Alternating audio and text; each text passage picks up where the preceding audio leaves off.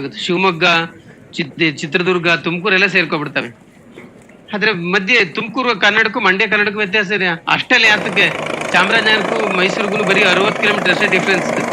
ಚಾಮರಾಜನಗರ ಕನ್ನಡ ಬೇರೆ, ಮೈಸೂರು ಕನ್ನಡ ಬೇರೆ, ಆತರ ಎಲ್ಲ ಇದೆ. ಆದ್ರೂ ಒಟ್ಟಾರೆ ಒಂದು ಸಾಮಾನ್ಯ ಲಕ್ಷಣಗಳನ್ನ ಗುರುತಿಸಿ ಮೈಸೂರು ಕನ್ನಡ ಅಂತ ಹೇಳಿ.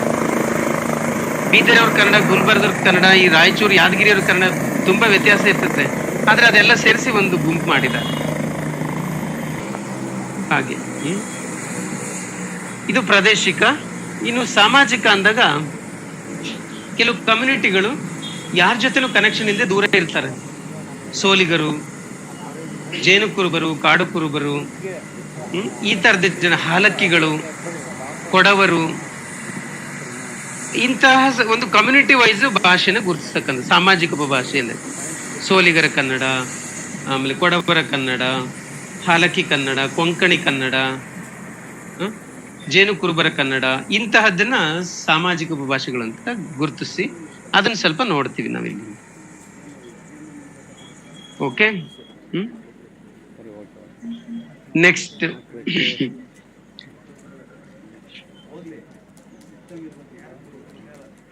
ಭಾಷಾ ಬೆಳವಣಿಗೆಯ ಬಗೆಗಳು. ಭಾಷಾ ಬೆಳವಣಿಗೆಯ ಬಗೆಗಳು ಅಥವಾ ರೀತಿಗಳು.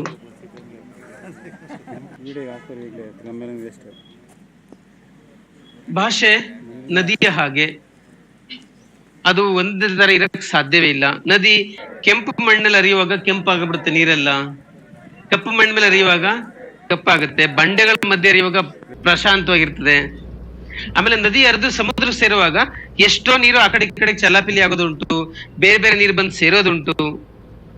ಭಾಷೆನೂ ಹಾಗೇನೆ. ಈಗ ಪಂಪನ ಕಾಲದಲ್ಲಿ ಇದ್ದ ಪದಗಳಲ್ಲಿ ಬಳಕೆನಲ್ಲಿ ಇದಾವ ತುಂಬಾ ಪದಗಳಿಲ್ಲ. ಎಷ್ಟೋ ಹೊರಟೋಗಿದ್ದಾವೆ, ಎಷ್ಟೋ ಬಂದು ಸೇರ್ಕೊಂಡಿದ್ದಾವೆ, ಎಷ್ಟೋ ರೂಪಾಂತರ ಆಗಿದ್ದಾವೆ. ಈ ತರ ತುಂಬಾ ಆಗಿದೆ ಭಾಷೆ ನದಿಯ ತರ ಅಂತ. ಹಂಗಾಗಿ ಹೆಂಗ್ ಬದಲಾವಣೆ ಆಗುತ್ತೆ, ಹೆಂಗ್ ಬೆಳವಣಿಗೆ ಆಗುತ್ತೆ ಅಂತ ನಾವಿಲ್ಲಿ ಓದ್ತೀವಿ. ಅದ್ರಲ್ಲಿ 2 ವಿಧದಲ್ಲಿ ಬೆಳವಣಿಗೆ ಆಗುತ್ತೆ. ಒಂದು ಧ್ವನಿ ವ್ಯತ್ಯಾಸದ ಮೂಲಕ,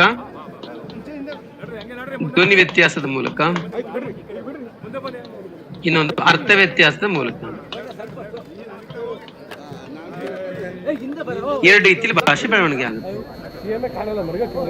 ಧ್ವನಿ, ಉಚ್ಚಾರದಲ್ಲಿ ವೇರಿಯೇಷನ್ ಮಾಡ್ಕೊಳ್ಳೋದು. ಶ್ರೀನಿವಾಸ ಅಂದ್ರೂ ಒಂದೇ ಅರ್ಥ, ಸೀನಾ ಅಂದ್ರೆ ಒಂದೇ ಅರ್ಥ. ನಿಜ ತಾನೇ ಅಂತ ಅಂದ್ರೆ ಅದೇ ಕೆಲಸ ಇದೇ ಮಾಡುತ್ತೆ. ಶ್ರೀನಿವಾಸ ಅಂದ್ರೂ ತಿರ್ಗಿ ನೋಡ್ತಾನೆ, ಸೀನಾ ಅಂದ್ರೂ ತಿರ್ಗಿ ನೋಡ್ತಾನೆ ಅಂತ. ಆದ್ರೆ ತುಂಬಾ ಪದಗಳು ಧ್ವನಿಲಿ ವ್ಯತ್ಯಾಸ ಆಗಿದಾವೆ. ಪಂಪನ ಕಾಲದಲ್ಲಿ ಬರ್ದುಂಕು ಅಂತ ಪದ ಇತ್ತು, ಬರ್ದುಂಕು. ಈಗ ಬದುಕು ಆಗಿದೆ ಅದು. ಹೊಸಂತಿಲ್ ಅಂತ ಇತ್ತು ಪಂಪನ ಕಾಲದಲ್ಲಿ, ಹೊಸಿಲು ಆಗಿದೆ ಈಗ. ಹೊಸಂತಿಲ್, ಹೊಸಿಲು.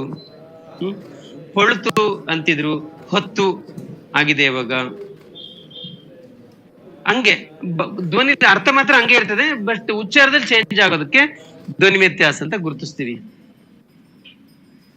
ಇನ್ ಕೆಲವು ಅರ್ಥ ಪದಗಳು ಹಂಗೆ ಇರ್ತವೆ, ಅರ್ಥ ಚೇಂಜ್ ಆಗಿರ್ತದೆ. ಹಂಗೆ ಸೀರೆ ಅನ್ನೋ ಪದಕ್ಕೆ ಪಂಪನ ಕಾಲದಲ್ಲಿ ವಸ್ತ್ರ ಅಂತ ಅರ್ಥ ಇತ್ತು. ಅಂದ್ರೆ ಗಂಡಸರು ಹೆಂಗಸರು ಯಾರೇ ಉಡುವಂತ ವಸ್ತ್ರ ಅಂತ ಅರ್ಥ ಇತ್ತು. ಬಟ್ ಈಗ ಮಹಿಳೆಯರು ಉಡುಪು ಆಗಿದೆ. ಅಮ್ಮ ಅನ್ನೋ ಶಬ್ದ ತಂದೆ ಅನ್ನೋ ಅರ್ಥದಲ್ಲಿ ಬಳಕೆ ನಿನಗ ಅಮ್ಮ ನರಹಪತಿ ಅಂತ ಪಂಪ ಹೇಳ್ತಾನೆ. ಅಮ್ಮ ಅನ್ನುವಾಗ ತಂದೆ ಅರ್ಥದಲ್ಲಿ ಬಳಕೆ ಆಗ್ತಿತ್ತು, ಈಗ ಅದು ತಾಯಿ ಅರ್ಥದಲ್ಲಿ ಬಳಕೆ ಆಗುತ್ತೆ. ಈಗ ಅರ್ಥವೂ ವ್ಯತ್ಯಾಸ ಆಗಿರ್ತವೆ.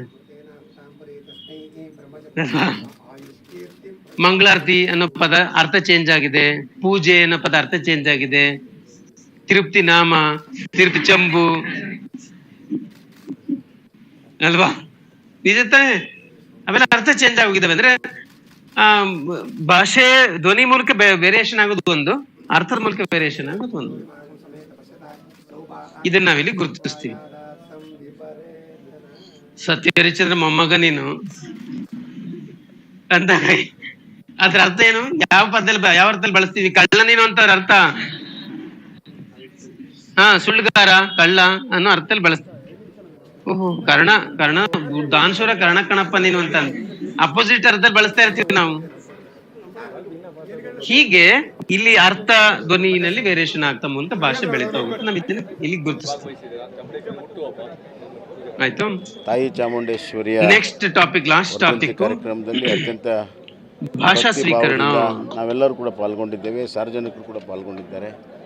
ತಾಯಿಯಲ್ಲಿ ಇಡೀ ಕನ್ನಡ ನಾಡಿಗೆ ಸುಭಿಕ್ಷೆ ಕೊಡಲಿ, ಅಭಿವೃದ್ಧಿ ಸಮೃದ್ಧಿ ಕೊಡಲಿ, ಎಲ್ಲರ ಬದುಕಿನಲ್ಲಿ ಸುಖ ಶಾಂತಿ ಅಭಿವೃದ್ಧಿ ನೆಮ್ಮದಿ. ಈಗ ಯಾವ ಭಾಷೆ ಆದ್ರೂ ಸರಿ ಒರಿಜಿನಲ್ ನಾನು ಪ್ರಾರ್ಥನೆಯನ್ನ ಮಾಡಿದ್ದೇನೆ. ಒರಿಜಿನ್ ತುಂಬಾ ಜನ ಎಲ್ಲವೂ ಕಲಬೆರಕೆ ಆಗಿಲ್ಲ ಅಂತ ಹೇಳಕ್ ಸಾಧ್ಯ ಇದೆ. ಯಾವ್ದಾರ ಭಾಷೆಗೆ ಎಲ್ಲರೂ ಉಂಟಾ?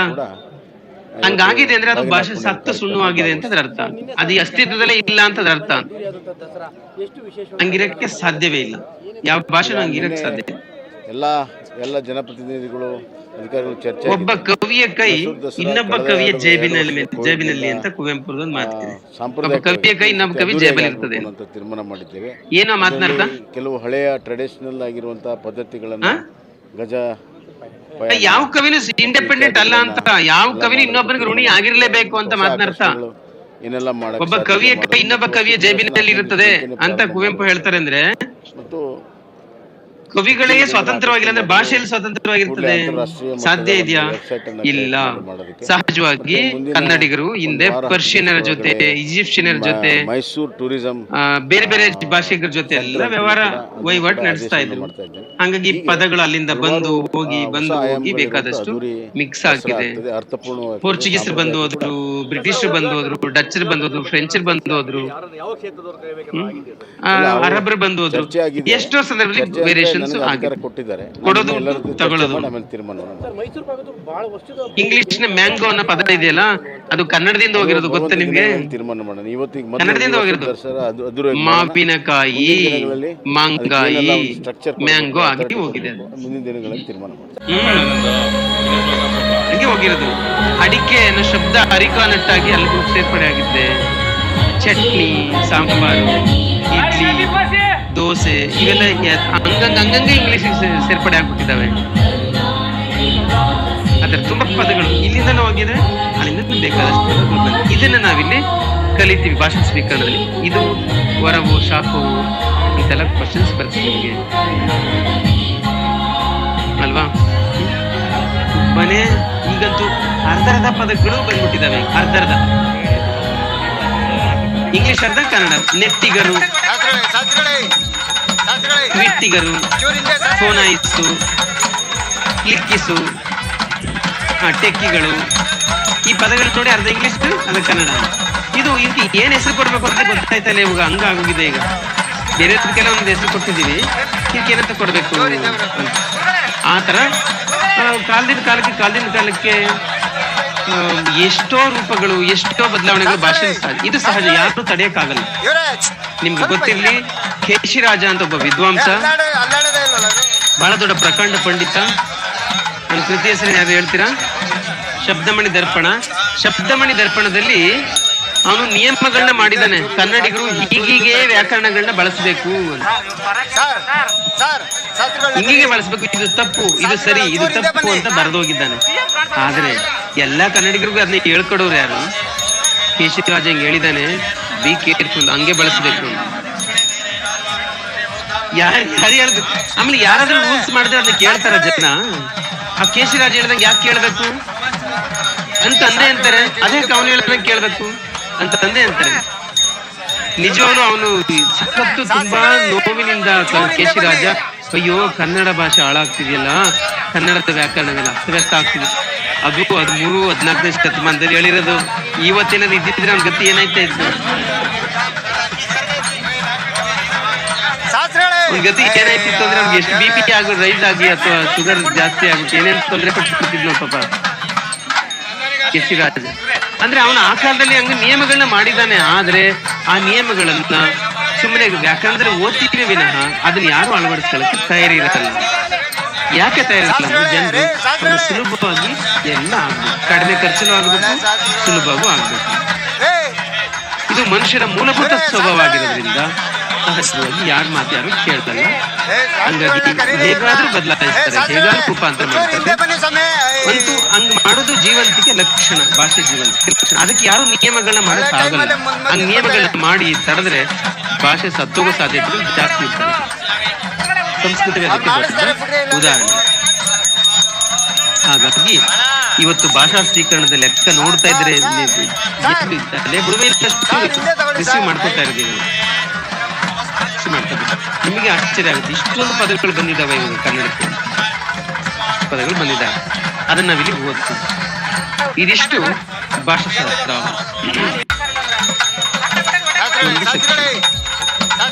ಸೆಕ್ಷನ್ ಏನಲ್ಲಿ ಎ ಇವಾಗ ಸೆಕ್ಷನ್ ಏನಲ್ಲಿ ಎ. ನೆಕ್ಸ್ಟ್ ಸೆಕ್ಷನ್ ಏನಲ್ಲಿ ಬಿ. ಸೆಕ್ಷನ್ ಏನಲ್ಲಿ ಬಿ.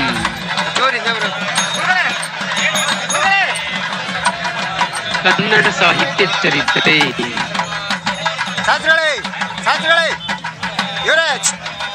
ಕನ್ನಡ ಸಾಹಿತ್ಯ ಚರಿತ್ರೆ.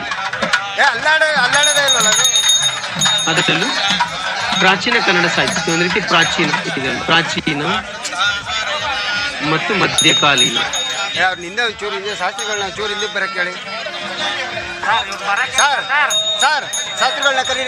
ಕನ್ನಡ ಸಾಹಿತ್ಯ ಚರಿತ್ರೆ ಇದರಲ್ಲಿ ಪ್ರಾಚೀನ ಮತ್ತು ಮಧ್ಯಕಾಲೀನ ಕನ್ನಡ ಸಾಹಿತ್ಯ ಚರಿತ್ರೆ ಬಿ ನಲ್ಲಿ ಇರ್ತದೆ. ಸಿ ಬಂದಾಗ ಆಧುನಿಕ ಕನ್ನಡ ಸಾಹಿತ್ಯ ಚರಿತ್ರೆ. ಓಕೆ ನೋಡಿ, ಇಲ್ಲಿ ಪ್ರಾಚೀನ ಕನ್ನಡ ಸಾಹಿತ್ಯ ಚರಿತ್ರೆ ಅಂದಾಗ ನಿಮಗೆ ಸಹಜವಾಗಿ ಪ್ರಾಚೀನ ಕನ್ನಡ ಸಾಹಿತ್ಯ ಚರಿತ್ರೆ ಪಂಪ,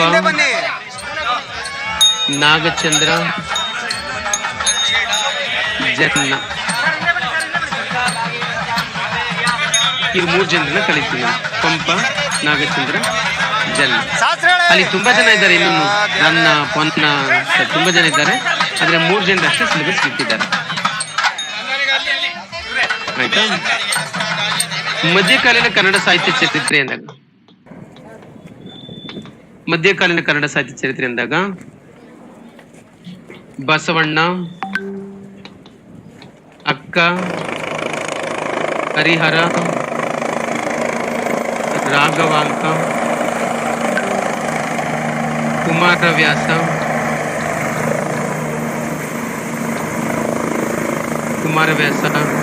ರತ್ನಾಕರವರ್ಣಿ,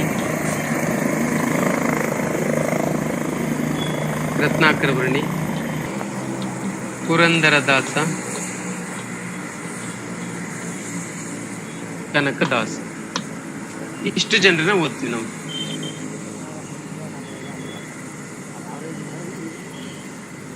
ನಿಮ್ಗೆ ಅಲ್ಲಿ ಇದೆ, ಡೀಟೇಲ್ ಆಗಿದೆ, ಅಲ್ಲಿ ಡೀಟೇಲ್ ಆಗಿ ಬರ್ದಿದ್ದೀವಿ ಟೈಪ್ ಮಾಡಿರುವಾಗ ಅಲ್ವಾ?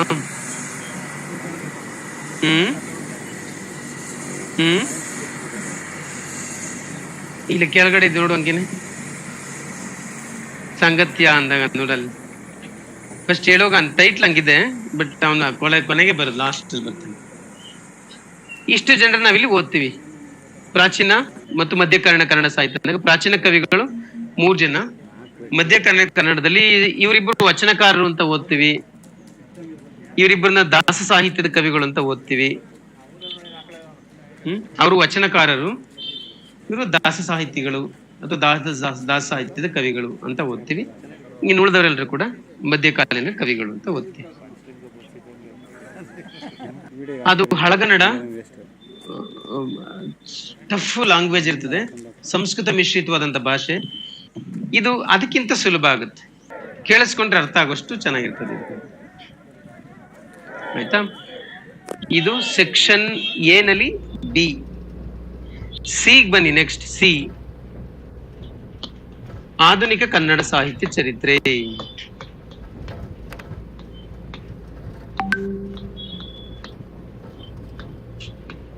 ಆಧುನಿಕ ಕನ್ನಡ ಸಾಹಿತ್ಯ ಚರಿತ್ರೆ ಇದರಲ್ಲಿ ನವೋದಯ, ಪ್ರಗತಿಶೀಲ, ನವ್ಯ ಮತ್ತು ದಲಿತ ಬಂಡಾಯ.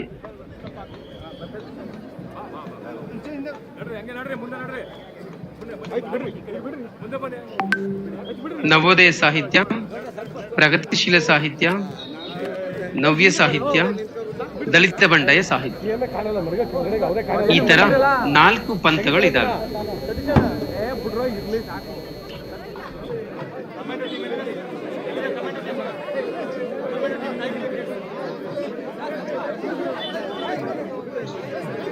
ಪಂಪನ ಕಾಲದಲ್ಲಿ ಸುಮಾರು 200 ವರ್ಷಗಳವರೆಗೆ ಒಂದೇ ತರ ಸಾಹಿತ್ಯ ಬರ್ತಾ ಇತ್ತು.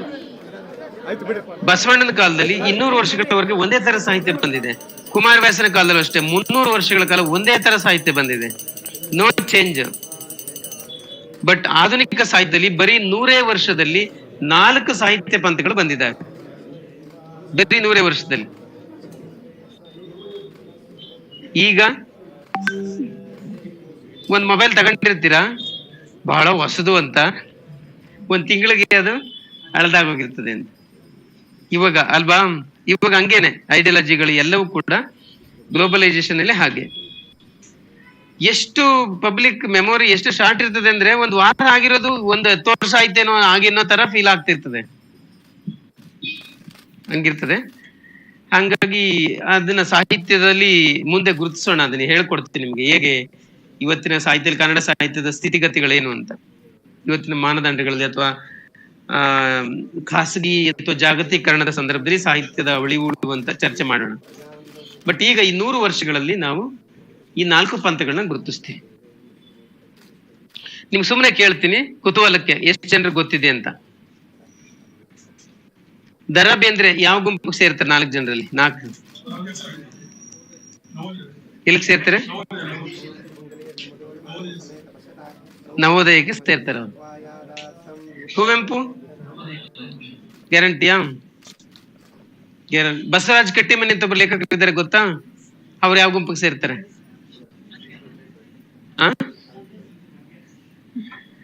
ಅವರು ಪ್ರಗತಿಶೀಲ ಸಾಹಿತ್ಯಕ್ಕೆ ಸೇರ್ತಾರೆ. ಬಸವರಾಜ್ ಕಟ್ಟಿಮನಿ ಅಂತ ಕೇಳಿದ್ರಿ. ಯುವರ್ ಅನಂತಮೂರ್ತಿ ಅಂತ ಕೇಳಿದೀರಾ? ಅವ್ರು ಯಾವ ಗುಂಪಿಗೆ ಸೇರ್ತಾರೆ? ನವ್ಯ ಅಂತ. ಚಂದ್ರಶೇಖರ್ ಕಂಬಾರ, ಗಿರೀಶ್ ಕಾರ್ನಾಡ್, ನವ್ಯ. ಹಿಂಗಂದ್ರೆ ಏನು ಅಂತ ನಿಮ್ಗೆ ಕುತೂಹಲ. ಅದೇನು ಅವ್ರಿಗೂ ಏನ್ ವ್ಯತ್ಯಾಸ ಅಂತ? ಅವ್ರನ್ನೇ ನವೋದಯ ಅನ್ಬೇಕು, ಇವ್ರನ್ನೇ ಪ್ರಗತಿಶೀಲ ಅನ್ಬೇಕು, ಇವ್ರನ್ನೇ ನವ್ಯ ಅನ್ಬೇಕು? ಅದು ಒಂದೊಂದು ಐಡಿಯಾಲಜಿ, ಅದೊಂದು ವೈಚಾರಿಕತೆಯ ಗುಂಪು.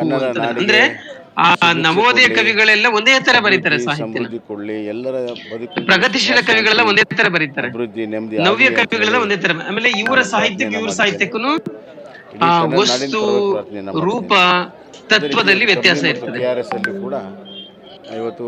ನವೋದಯರಿಗೂ ನವ್ಯರಿಗೂ ಐಡಿಯಾಲಜಿಯಲ್ಲಿ ವಸ್ತು ರೂಪ ತತ್ವದಲ್ಲಿ ವ್ಯತ್ಯಾಸ ಇರ್ತದೆ.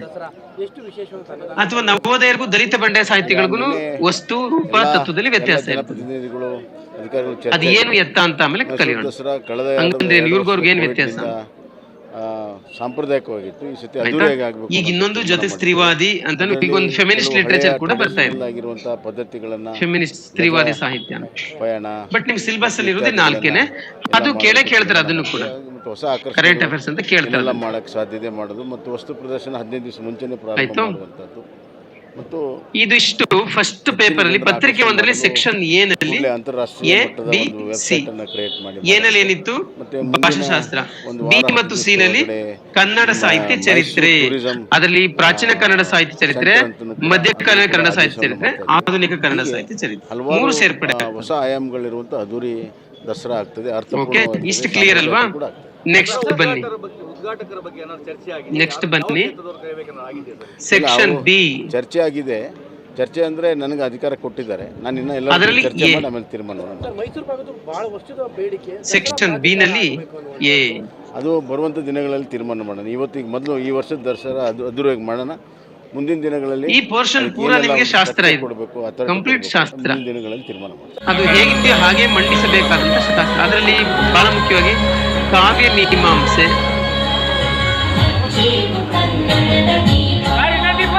ಮತ್ತು ಸಾಹಿತ್ಯ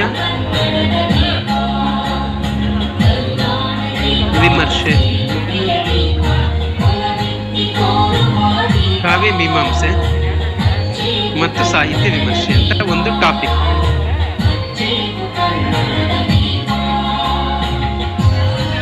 ಕಾವ್ಯ ಮೀಮಾಂಸೆ ಅಂದ್ರೆ ಏನು ಅನ್ನೋದೇ ನಿಮಗೆ ಈ ಟಾಪಿಕ್ಗೆ 10 ಮಾರ್ಕ್ಸ್ ಕ್ವಶನ್ ಇರ್ತದೆ, 10 ಮಾರ್ಕ್ಸ್ ಪ್ರಶ್ನೆ ಇರ್ತದೆ. ಜಾಸ್ತಿ ಡೀಟೇಲ್ ಆಗಿ ನಾನು ಹೇಳಕ್ಕಾಗಲ್ಲ, ಆದ್ರೆ ಒಂದು ಮಾತನ್ನ ಹೇಳ್ಬೋದು. ಅದೇನಂದ್ರೆ, ಈಗ ನೀವು ಯಾವುದೇ ಒಂದು ಟಾಪಿಕ್ಗೆ ಪಾಠಕ್ಕೆ ಹಿಸ್ಟ್ರಿಗೆ ಹೋದಾಗ ಇತಿಹಾಸ ಎಂದರೇನು ಅಂತ ಕ್ವಶನ್ ಇಟ್ಟಿರಲ್ಲ, ಅರ್ಥಶಾಸ್ತ್ರವೆಂದರೇನು, ಅದನ್ನ ಯಾತಕ್ಕೆ ಓದಬೇಕು, ವಾಟ್ ಇಸ್ ದಿ ಯೂಸ್ ಅಂತೆಲ್ಲ ಕ್ವಶನ್ ಇರ್ತದೆ. ಸೇಮ್ ಇಲ್ಲೂ ಅಷ್ಟೇನೆ. ಕಾವ್ಯ ಅಂದ್ರೆ ಸಾಹಿತ್ಯ, ಸಾಹಿತ್ಯ ಅಂತಾನೆ. ಕಾವ್ಯ ಅಂದ್ರೆ ಸಾಹಿತ್ಯ. ಸಾಹಿತ್ಯ ಅಂದ್ರೆ ಏನು, ಸಾಹಿತ್ಯದಲ್ಲಿ ಏನೇನು ಇರ್ತದೆ, ಸಾಹಿತ್ಯದಲ್ಲಿ ಗುಣ ಯಾವುದು, ದೋಷ ಯಾವುದು, ಮತ್ತು ಸಾಹಿತಿ ಅಥವಾ ಕವಿ ಅನ್ನಿಸ್ಕೊಳ್ಳಕ್ಕೆ ಅವ್ನಿಗೆ ಏನು ಯೋಗ್ಯತೆ ಇರಬೇಕು, ಆಮೇಲೆ ಸಾಹಿತ್ಯ ಓದೋದ್ರಿಂದ ಏನು ಪ್ರಯೋಜನ, ಇದೆಲ್ಲದರ ಚರ್ಚೆಯೇ ಕಾವ್ಯ ಮೀಮಾಂಸೆ. ಅರ್ಥ ಆಯ್ತಲ್ಲ? ಅಂದ್ರೆ ಸಾಹಿತ್ಯ ಅಂದ್ರೆ ಏನು, ಸಾಹಿತ್ಯ ಅಂದ್ರೆ ಯಾರು, ಅವರ ಈ ಗುಣಲಕ್ಷಣಗಳೇನು, ಸಾಹಿತ್ಯದಲ್ಲಿ ಯಾವುದು ಒಳ್ಳೆಯದು ಯಾವುದು ಕೆಟ್ಟದು, ಸಾಹಿತ್ಯ ಓದೋದ್ರಿಂದ ಏನ್ ಪ್ರಯೋಜನ ಆಗುತ್ತೆ, ಇಂತಹ ಟಾಪಿಕ್ಸ್ ಎಲ್ಲವೂ ಕೂಡ ಇಲ್ಲಿ ಬರ್ತವೆ. ಇದು ತುಂಬಾ ರಸವತ್ತಾದ ಭಾಗ ಮತ್ತು ತುಂಬಾ ಜನ ವಿದ್ಯಾರ್ಥಿಗಳು ಕಷ್ಟಕರ ಅಂತ ಭಾವಿಸುವಂತ ಭಾಗ. ವಾಸ್ತವವಾಗಿ ಅದು ಸಬ್ಜೆಕ್ಟ್ ಕಷ್ಟಕರವಾಗಿಲ್ಲ, ಆದ್ರೆ ವಿದ್ಯಾರ್ಥಿಗಳ ಹತ್ರ ಕಷ್ಟಕರ ಅಂತ ಭಾವಿಸುತ್ತಾರೆ. ಗಣಿತ ಕಷ್ಟವಾ, ಆದ್ರೆ ನಾವು ಕಷ್ಟ ಅಂತ ಭಾವಿಸಿದ್ವಿ SLC ನಲ್ಲಿ. ಅದು ಎಷ್ಟು ಜನರಿಗೆ ನೀರು ಕುಡಿದ್ರೆ ಸುಲಭ ಅಲ್ವಾ, ತುಂಬಾ ಜನರಿಗೆ ನೀರು ಕುಡಿದ್ರೆ ಸುಲಭ, ಬಟ್ ನನ್ಗೆ ಉಪ್ಪಿನ ಕಡಲೆ ಆಗಿತ್ತು ಅವಾಗ. ಹಂಗೆ ಕೆಲವರು ಸಂತೋಷ ಪಟ್ಟು ಕೇಳಿಸ್ಕೊಳ್ಳೋದು ಉಂಟು, ಈ ಟಾಪಿಕ್ ನ ಒಳ್ಳೆ ಸ್ಕೋರ್ ಮಾಡೋದುಂಟು, ಈ ಕೆಲವರು ಕಷ್ಟ ಅಂತ ಅಂದುಕೊಳ್ಳೋದು ಉಂಟು. ಬಟ್ ಈ ಸಬ್ಜೆಕ್ಟ್ ಶಾಸ್ತ್ರ ಹೆಚ್ಚು ಮಾರ್ಕ್ಸ್ ಸಿಗುತ್ತೆ ನಿಮಗೆ. ಆಮೇಲೆ ಇಲ್ಲಿ ಏನು ಚೇಂಜ್ ಮಾಡಕ್ಕೆ ಸಾಧ್ಯವೇ ಇಲ್ಲ, ಯಾವ ತರದಲ್ಲೂ ಕೂಡ ನಿಮ್ಗೆ ಟ್ವಿಸ್ಟ್ ಮಾಡಿ ಕ್ವಶನ್ ಕೇಳಕ್ ಆಗದಂತ ಟಾಪಿಕ್ ಇದು. ಸಾಂಪ್ರದಾಯಿಕವಾಗಿ ಭರತನ ಸಿದ್ಧಾಂತದ ಬಗ್ಗೆ ಕೇಳೋದು, ವಾಮನ ರೀತಿ ಸಿದ್ಧಾಂತದ ಬಗ್ಗೆ ಕೇಳೋದು, ಆನಂದವರ್ಧನ ಗುಣಿ ಸಿದ್ಧಾಂತ, ಔಚಿಕ ಸಿದ್ಧಾಂತ, ಈ ತರದ ಒಂದು ಸಿದ್ಧಾಂತ ಕಾಮನ್ ಆಗಿ ಬರ್ತದೆ. ಇಲ್ಲಿ ಸ್ವಲ್ಪ ಅಲಂಕಾರ ಗ್ರಾಮರ್ ಟಚ್ ಆಗುತ್ತೆ. ಅರ್ಥ ಆಯ್ತು? ಇದ್ರ ಕೆಳಗೆ ಒಂದಷ್ಟು ಟಾಪಿಕ್ಸ್ ಬರ್ತವೆ, ಬನ್ನಿ. ಕಾವ್ಯದ ಅರ್ಥ ಮತ್ತು ಪರಿಕಲ್ಪನೆ, ಕಾವ್ಯದ ಅರ್ಥ ಮತ್ತು ಪರಿಕಲ್ಪನೆ, ಶಬ್ದ ಮತ್ತು ಅರ್ಥ,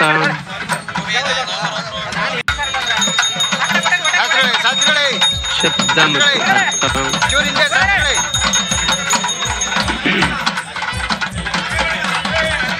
ಅಲಂಕಾರ, ಸಿದ್ಧಾಂತ,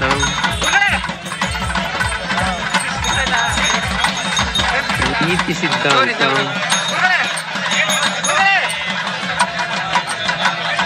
ಧ್ವನಿ ಸಿದ್ಧಾಂತ,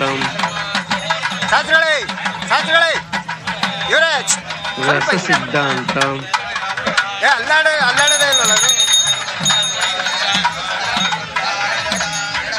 ಔಚಿತ್ಯ ತತ್ವ,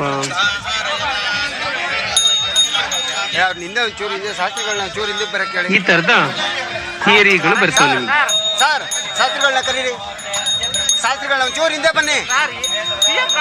ರಸ, ರೀತಿ, ಧ್ವನಿ, ಇಲ್ಲ ಅಲಂಕಾರ, ರೀತಿ, ಧ್ವನಿ, ರಸ, ಔಚಿತ್ಯ, 5 ಥಿಯರಿಗಳಿವೆ.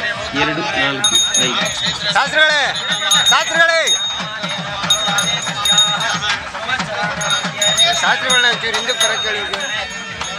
ನೀವು ಸಾಹಿತ್ಯದಲ್ಲಿ ಯಾವುದೇ ಅಲಂಕಾರಗಳನ್ನ ಬಳಸ್ದೇನೆ ಬರೆದ್ರೆ ಯಾರಾದ್ರೂ ಆಹಾ ಅಂತ ಆನಂದ ಪಡ್ತಾರ? ಒಂದು ಸಾಹಿತ್ಯ ಇಷ್ಟ ಆಗೋದು ನಮ್ಗೆ ಯಾವಾಗ? ಅಲ್ಲಿ ಅಲಂಕಾರಗಳಿದ್ದಾಗ. ಅಳುವ ಕಂದನ ತುಟಿಯು ಹವಳದ ಕುಟಿಯಂಗ, ಕುಡಿ ಹುಬ್ಬು ಬೇವಿನ ಹೆಸಳಂಗ, ಅದರ ಕಣ್ಣೋಟ ಶಿವನ ಕೈ ಹಲವು ಹೊಳದಂಗ ಅಂತ ಒಂದು ಜನಪದ ಗೀತೆ ಇದೆ ಅಲ್ವಾ? ನೋಡಿ, ಅಲ್ಲ ಅಲಂಕಾರ ಇದೆ. ಏನ್ ಅಲಂಕಾರ? ಅಳುವ ಕಂದನ ತುಟಿಯು ಹವಳದ ಕುಡಿಯಂಗ. ಹವಳ ಅನ್ನೋದು ಒಂದು ಸಮುದ್ರದಲ್ಲಿ ಸಿಗುವಂತ ಒಂದು ಮುತ್ತು ಅಲ್ವಾ? ಹವಳದ ಕುಡಿಯಂಗ ಅಂದ್ರೆ ಅಷ್ಟು ಸಾಫ್ಟ್ ಅಂತ, ಅಷ್ಟು ಚಂದ ಅಂತ. ಕುಡಿ ಹುಬ್ಬು ಬೇವಿನ ಹೆಸಳಂಗ ಅಂದ್ರೆ ಅದರ ಹುಬ್ಬು ಬೇವಿನ ಎಲೆ ಇರ್ತದಲ್ಲ, ಅಷ್ಟು ಸ್ಪಷ್ಟವಾಗಿ ಚೆನ್ನಾಗಿದೆ. ಯಾರೋ ಜನಪದ ಕವಿ ಎರಡಕ್ಕೂ ಹೋಲಿಕೆ ಮಾಡಿದ್ದಾನೆ. ಅದರ ಕಣ್ಣೋಟ ಅಂದ್ರೆ ಶಿವನ ಮಗುವಿನ ಕಣ್ಣೋಟ, ಶಿವನ ಕೈ ಅಲಗು ಅಂದ್ರೆ ಆ ತ್ರಿಶೂಲ ಬೆಳಕಿಗೆ ಫಳಾರ್ ಅಂತ ಹೊಳೆಯುತ್ತಲ್ಲ, ಅಷ್ಟು ಶಾರ್ಪ್ ಆಗಿದೆ ಅಂತ ಅಲ್ಲಿ ಕಲ್ಪನೆ. ನೋಡಿ, ವಿದ್ಯಾವಂತರ ಅಲ್ದೇರು ಯಾವುದೋ ಕಾಲದಲ್ಲಿ ಜನಪದ ಕವಿನೇ ಹಂಗೆ ಎರಡಕ್ಕಿರೋ ಸಾಮ್ಯತೆಯನ್ನ ಗುರುತಿಸಿದ್ದಾನೆ. ಇಂಥ ಎಷ್ಟು ಪದ್ಯಗಳಿಲ್ಲ ಅಲ್ವಾ? ಅತ್ತರೆ ನಮ್ಮಗೂ ಮುತ್ತು ಬಾಯಿ ಬಿಟ್ಟಂತೆ, ಅದರ ಸ್ವರ ಕೋಗಿಲೆಯ ಸ್ವರದಂತೆ ಅಂತ ಒಂದ್ ಪದ್ಯ ಇದೆ. ಅತ್ತರೆ ನಮ್ಮಗೂ ಮುತ್ತು ಬಾಯಿ ಬಿಟ್ಟಂತೆ, ಅದ್ರ ಚಂದುಟಿ ಗಿಳಿಯ ತುಟಿಯಂತೆ, ಅದರ ಸ್ವರ ಕೋಗಿಲೆಯಂತೆ ಅಂತ ಒಂದ್ ಬೇಕಾದಷ್ಟು ಪದ್ಯ ಇದೆ. ಹಣ್ಣು ಹಾಲಿಗಿಂತ ಬೆಣ್ಣೆ ತುಪ್ಪಕ್ಕಿಂತ ಚೆನ್ನಾಗಿ ಕಳಿತ ರಸಬಾಳೆ ಹಣ್ಣಿಗಿಂತ ಚೆನ್ನ ಕಣೆ ತಾಯಿ ನಿನ್ನ ಎದೆ ಹಾಲು ಅಂತ ಒಂದ್ ಪದ್ಯ ಇದೆ. ಹಿಂಗೆ ಅಂದ್ರೆ ಹೆಂಗಿದೆಯೋ ಹಂಗೆ ಹೇಳೋದಕ್ಕಿಂತ ಏನಾದ್ರೂ ಸೇರ್ಸಿ ಹೇಳೋದು ಇಷ್ಟ ಆಗತ್ತೆ ಎಲ್ಲರಿಗೂ. ಅದನ್ನ ಅಲಂಕಾರ ಸಿದ್ಧಾಂತ. ಅಲ್ಲಿ ಅಲಂಕಾರ ಅಂದ್ರೆ ನಾವ್ ಹೆಂಗೆ ಚೆನ್ನಾಗ್ ಕಾಣಿಸೋದಕ್ಕೆ ನಾವ್ ಹೆಂಗಿರ್ತೀವಿ ಹಂಗೆ ಬಂದ್ಬಿಡ್ತೀವ ಕ್ಲಾಸ್ಗೆ, ಹಂಗೆ ಬಂದ್ಬಿಡ್ತೀವ. ಈ ಕಡೆಗೆ ಬಾಚಿದ್ರ ಒಂಥರ ಚೆನ್ನಾಗ್ ಕಾಣಿಸುತ್ತೆ, ಈ ಕಡೆಗೆ ಬಾಚಿದ್ರ ಒಂಥರ, ಮಧ್ಯ ಕ್ರಾಪ್ ತೆಗೆದ್ರು ಒಂಥರ ಅಲ್ವಾ, ಪ್ಯಾಂಟ್ ಶರ್ಟ್ ಹಾಕೊಂಡ್ರೆ ಒಂಥರ, ಜುಬ್ಬ ಹಾಕೊಂಡ್ರೆ ಒಂಥರ. ನಿಜ ತಾನೇ? ಅಂದ್ರೆ ನಾವು ಹೆಚ್ಚು ಚಂದ ಕಾಣ್ಲಿಕ್ಕೆ ಹೇಗೆ ಬಗೆ ಬಗೆಯ ವಸ್ತ್ರಗಳನ್ನ ಧರಿಸುತ್ತೇವೋ, ಬಗೆ ಬಗೆಯ ಅಲಂಕಾರಗಳನ್ನ ಹೇಗೆ ಮಾಡಿಕೊಳ್ಳುತ್ತೇವೋ, ಹಾಗೆ ಕವಿಗಳು ಕೂಡ ತಮ್ಮ ಭಾಷೆಯನ್ನ ಚೆಲುವುಗೊಳಿಸಲು ಕೆಲವು ವಿಶೇಷವಾದ ಮಾತುಗಳನ್ನ ಬಳಸುತ್ತಾರೆ. ಆ ವಿಶೇಷವಾದ ಮಾತುಗಳೇ ಅಲಂಕಾರಗಳು ಎನಿಸಿಕೊಳ್ಳುತ್ತವೆ. ಅದರಿಂದಾಗಿ ಕಾವ್ಯಕ್ಕೆ ಒಂದು ಬೆಲೆ ಬರುತ್ತದೆ ಅಂತ ಅಲ್ವಾ? ಅದನ್ನ ನಾವಿಲ್ಲಿ ಕಲಿತೀವಿ. ಅಲಂಕಾರಗಳು ಯಾವುವು, ಏನು, ಎತ್ತ, ಉಪಮಾಲಂಕಾರ, ರೂಪಕಾಲಂಕಾರ, ದೀಪಕಾಲಂಕಾರ, ಉತ್ಪ್ರೇಕ್ಷ ಅಲಂಕಾರ, ಅರ್ಥಾಂತರ ನ್ಯಾಸ ಅಲಂಕಾರ, ಶ್ಲೇಷ ಅಲಂಕಾರ ಅಂತೆಲ್ಲ ಕಲಿತೀವಿ. ತುಂಬಾ ಚಂದಾದ ಭಾಗ ಇದು. ನೀವು ತುಂಬಾ ಆನಂದ ಪಡ್ತೀರ, ಅಷ್ಟು ಚಂದಾದಂತ ಭಾಗ ಇದು. ಆಯ್ತಾ? ಓಕೆ, ಜಸ್ಟ್ ಅದೊಂದು ಅದೊಂದು ಥಿಯರಿ. ಅದು ಹೆಚ್ಚು ಕಡಿಮೆ ನಿಮಗೆ 50 ಮಾರ್ಕ್ಸ್ಗೆ ಕೇಳ್ತಿದ್ರು ಹಿಂದೆ, 2010ಕ್ಕಿಂತ ಹಿಂದೆ. ಇವೆಲ್ಲ ಒಂದೊಂದು ಪ್ರಶ್ನೆಗಳು 50 ಮಾರ್ಕ್ಸ್ಗೆ 60 ಮಾರ್ಕ್ಸ್ಗೆ ಬರ್ತಿದಂತ ಪ್ರಶ್ನೆಗಳು. ಅಷ್ಟು ಹೆವಿ ಮೆಟೀರಿಯಲ್ ಇದೆ. ಈಗೆಲ್ಲ 15 ಮಾರ್ಕ್ಸ್ ಕೇಳ್ತಾರೆ. ಅಲ್ಲಿ ನಿಮ್ಮ ಕೆಪಾಸಿಟಿನ ತೋರಿಸ್ಬೇಕಾಗಿರೋದು. ಈಗ ಇಷ್ಟು ಮ್ಯಾಟ್ರಿ ವಿಷಯ ಇದೆ, ಆದ್ರೆ 150 ಪದಗಳಲ್ಲಿ 250 ಪದಗಳಲ್ಲಿ ಬರೀಬೇಕಲ್ಲ, ಅಲ್ಲಿ ಚಾಣಾಕ್ಷತೆನ ತೋರಿಸ್ಬೇಕಾಗಿರೋದು. ಆಯ್ತಾ? ಇನ್ನೊಂದು ರೀತಿ ಸಿದ್ಧಾಂತ, ಅಲಂಕಾರ ಸಿದ್ಧಾಂತ, ರೀತಿ ಸಿದ್ಧಾಂತ. ನೋಡಿ, ಪಂಪನು ಪದ್ಯ ಬರೆಯೋದೆ, ನಾಗಚಂದ್ರನು ಪದ್ಯನೇ ಬರೆದಿರೋದು, ರನ್ನನು ಪದ್ಯನೇ ಬರೆದಿರೋದು, ಯಶೋಧರ ಚರಿತ್ರೆಯಲ್ಲಿ ಜನ್ನನು ಅದೇ ಹೇಳಿರೋದು. ಆದ್ರೆ ಎಲ್ಲರದು ಒಂದೇ ತರ ಇರ್ತದ? ಈಗ ನಿಮಗೆ ಒಂದ್ ಪ್ರಶ್ನೆ ಕೊಡ್ತೀವಿ ನಾವು, ಉತ್ತರ ಬರೀರಿ ಅಂತ.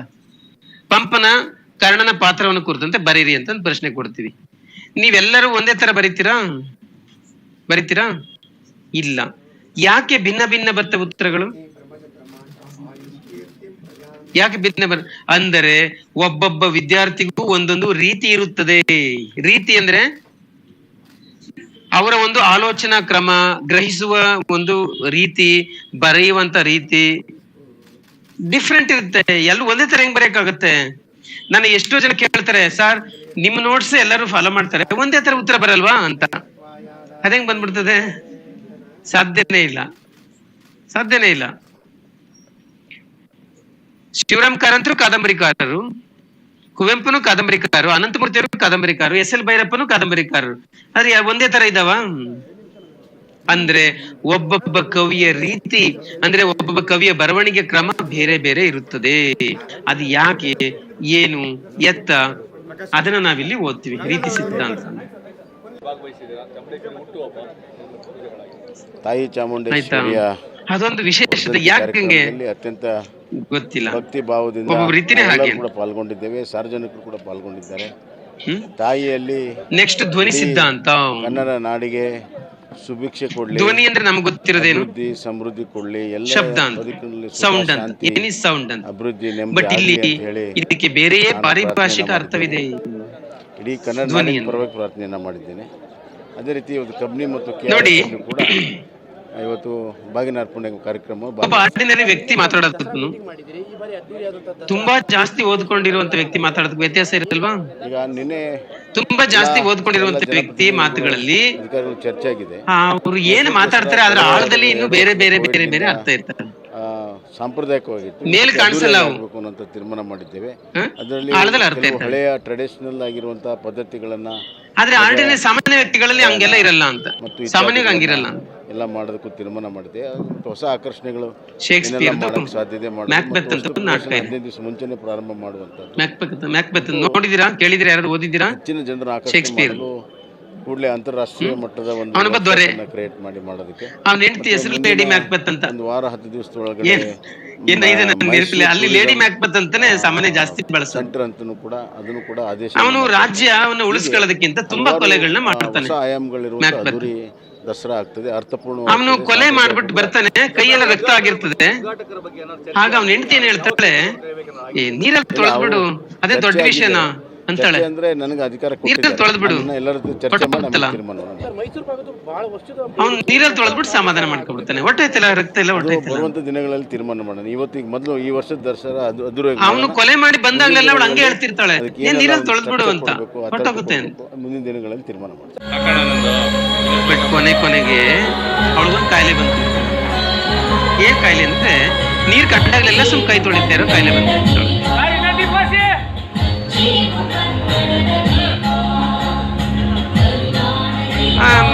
ಯಾರೋ ಬರ್ತಾರೆ ಲೇಡಿ ಮ್ಯಾಕ್ಬೆತ್ ನ ಮೀಟ್ ಮಾಡಕ್ಕೆ ಅಂತ. ದ್ವಾರಪಾಲಕರನ್ನ ಕೇಳ್ತಾರೆ, ಏನ್ ಮಾಡ್ತಿದ್ದಾರೆ? ಅವರು ನೀರಲ್ಲಿ ಕೈ ತೊಳಿತಾ ಇದ್ದಾರೆ ಅಂತ ಹೇಳ್ತಾರೆ ಉತ್ತರ. ಅಷ್ಟೇ ಮಾತು. ಎಷ್ಟು ಮಾರ್ಮಿಕವಾದ ಮಾತು, ಎಷ್ಟು ಅರ್ಥಪೂರ್ಣವಾದ ಮಾತಂದ್ರೆ ಅಸಾಮಾನ್ಯ. ಅವಳಿಗೆ ಯಾಕೆ ನೀರಲ್ಲಿ ಕೈ ತೊಳಿತಾ ಹೋಗ್ತಾಳೆ ಅವಳು? ಯಾಕೆ ಅಂದ್ರೆ ಒಂದು ಕೊಲೆಯನ್ನ ಅರಗಿಸ್ಕೊಳ್ಳೋದು ಕೈಯಲ್ಲಿ ನೀರು ತೊಳೆದಷ್ಟು ಸುಲಭ ಅಲ್ಲ ಅಂತ ಅರ್ಥ. ನೀರಿನಲ್ಲಿ ಕೈ ತೊಳೆದಷ್ಟು ಸುಲಭನಾ ಹೇಳಿಕೊಡೋಣ. ಒಂದು ಕೊಲೆಯನ್ನ ಡೈಜೆಸ್ಟ್ ಮಾಡ್ಕೊಳ್ಳೋದಿದೆಯಲ್ಲ, ಅದು ನೀರಿನಲ್ಲಿ ತೊಳೆದಷ್ಟು ಸುಲಭ ಅಲ್ಲ ಅಂತ ಹೇಳಕ್ಕೆ ಶೇಕ್ಸ್ಪಿಯರ್ ಆ ತರ ಕತೆ ತರ್ತಾನೆ. ಅಂದ್ರೆ ಅವಳಿಗೆ ಕೈ ತೊಳೆಯೋದು ರೋಗ ಬಂತು ಕೊನೆಗೆ. ಅಂದ್ರೆ ಗಿಲ್ಟ್ ಇತ್ತಲ್ಲ ಕೊನೆಯಲ್ಲಿ, ಇಷ್ಟು ಅವ್ನು ಸಾಯಿಸಿದ್ರು, ಇವ್ನು ಸಾಯಿಸಿದ್ರು, ಅವ್ನು ಕೊಂದಿದ್ರು, ಎಲ್ಲ ಗಿಲ್ಟ್ಗಳು ಏನಾಗ್ತವೆ ಕೊನೆಗೆ ಅವಳಿಗೆ ಒಂದು ಕಾಯಿಲೆ ರೂಪಿಸ್ತಾರೆ. ನೀರು ಕಂಡಾಗಲೆಲ್ಲ ಕೈ ತೊಳೆಯೋದು. ರಕ್ತದ ಕಲೆ ಎಲ್ಲೂ ಕಾಣ್ತಾ ಇಲ್ಲ, ಬಟ್ ಮನಸ್ಸಲ್ಲಿದೆಯಲ್ಲ.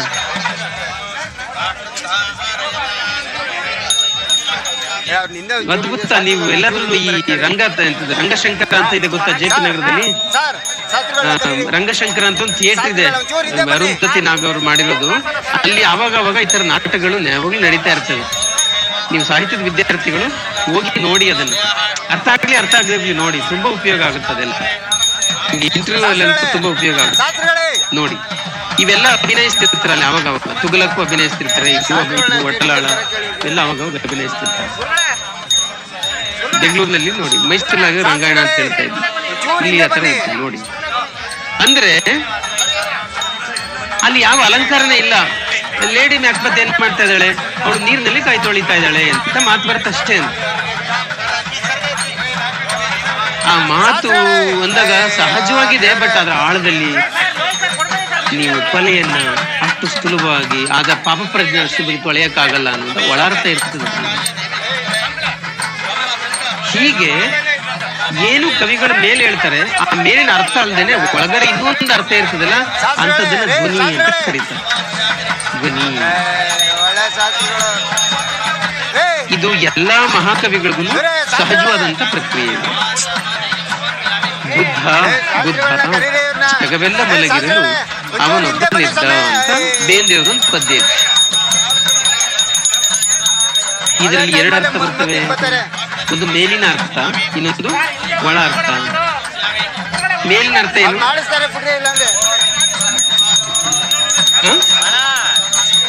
ಜಗವೆಲ್ಲ ಮಲಗಿರಲು ಅವನೊಬ್ಬನಿದ್ದ. ಇಲ್ಲ, ಅದಕ್ಕೆ ಜಗವೆಲ್ಲ ಮಲಗಿರಲು ಅಂದ್ರೆ ಏನರ್ಥ ಆಗುತ್ತೆ?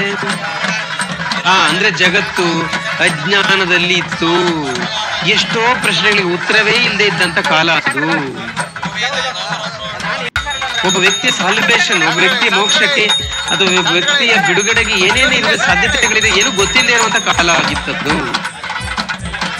ಜಗವೆಲ್ಲ ಮಲಗಿರಲು ಅನ್ನೋ ಪದಕ್ಕೆ ಒಳಾರ್ಥಗಳಂಗೆಲ್ಲ ಅವನೊಬ್ಬನೆದ್ದ ಅನ್ನುವಾಗ್ಲೂ ಇನ್ನು ಬೇರೆ ಅವನೊಬ್ಬ ಎನ್ಲೈಟನ್ ಅಂತ ಅವನೊಬ್ಬ ಜ್ಞಾನವನ್ನ ಪಡೆದ ಅಂತೆಲ್ಲ.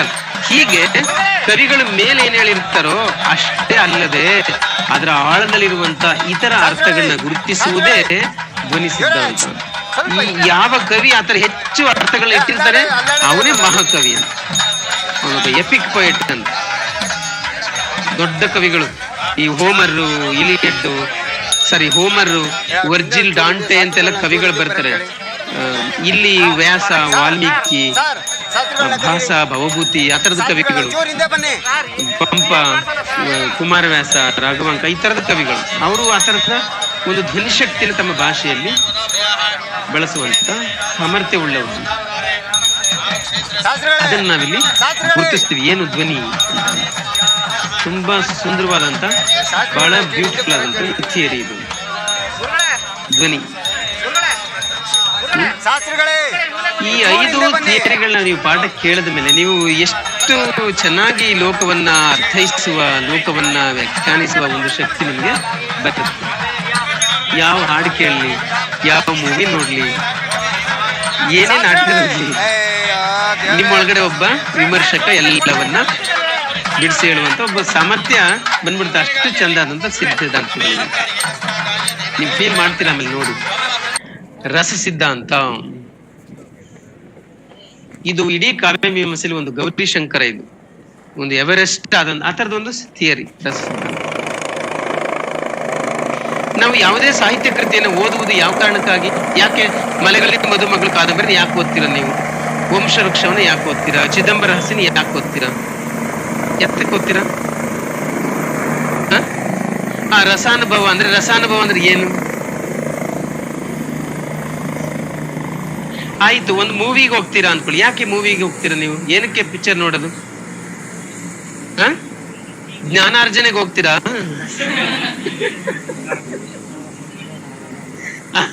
ಯಾಕೆ ಹೋಗೋದು ನೀವು? ಏನಕ್ಕೆ? ಮನರಂಜನೆ ಅಂದ್ರೆ ಒಂದು ಆನಂದ ಸಿಗುತ್ತೆ ಅಂತ ಹೋಗ್ತೀರ. ಆನಂದ ಲೌಕಿಕ ವ್ಯವಹಾರಗಳಿಂದ ತಾತ್ಕಾಲಿಕದೊಂದು ಬಿಡುಗಡೆ ಬೇಕು ನಿಮ್ಗೆ, ಗೊತ್ತಾನೆ? ಒಂದು ರಿಜುವನೇಟ್ ಬೇಕು ಅಂತ, ಒಂದು ಪುನಶ್ಚೇತನ ಬೇಕು ಅಂತ. ಅದಕ್ಕೆ ತಾನೇ ನೋಡಿ ಕಾವ್ಯ ಕೃತಿಗಳು, ಸಾಹಿತ್ಯ ಕೃತಿಗಳು ಹಾಗೇನೆ. ಅವುಗಳು ಜನಗಳಿಗೆ ಒಂದು ಆನಂದವನ್ನು ಕೊಡುತ್ತವೆ. ಆ ಆನಂದಕ್ಕೆ ರಸ ಅಂತ ಕರೆದಿದ್ದಾರೆ. ರಸಾನುಭವ, ಆನಂದಾನುಭವ ಎರಡು ಒಂದೇನೆ. ಇದು ಒಂದು ವಿಶೇಷವಾದದ್ದು ರಸ. ಈಗ ನಾವು ಏನೋ ಒಂದು ಊಟವನ್ನ ನಾಲಿಗೆಗೆ ಇಟ್ಟಾಗ ಆಹಾ ಅಂತೀವಲ್ಲ, ಅದು ನಮಗೆ ನಾಲಿಗೆ ಮೂಲಕ ಒಂದು ಆನಂದ ಆಯ್ತು ಅಂತ, ಒಂದು ಆನಂದ ಆಯ್ತು. ಹಾಗೆ ಸಾಹಿತ್ಯ ಓದುವಾಗ ಅದು ಕೂಡ ನಿಮ್ಗೆ ಆನಂದ. ಇದು ಭೌತಿಕ, ಅದು ಆಂತರಂಗಿಕ ಅಂತ. ಭೌತಿಕವಾಗಿ ಏನೋ ನಾಲಿಗೆ ಇಟ್ರಿ ಆನಂದ ಆಯ್ತು ಅಂತ, ಏನೊಂದು ಸುಗಂಧ ಸಂಪಿಗೆ ಮೂಗು ಬಂತು ನಿಮ್ಗೆ, ಮಲ್ಲಿಗೆ ಬಂತು ಆಹಾ ಅಂತ ಖುಷಿ ಆಯ್ತು.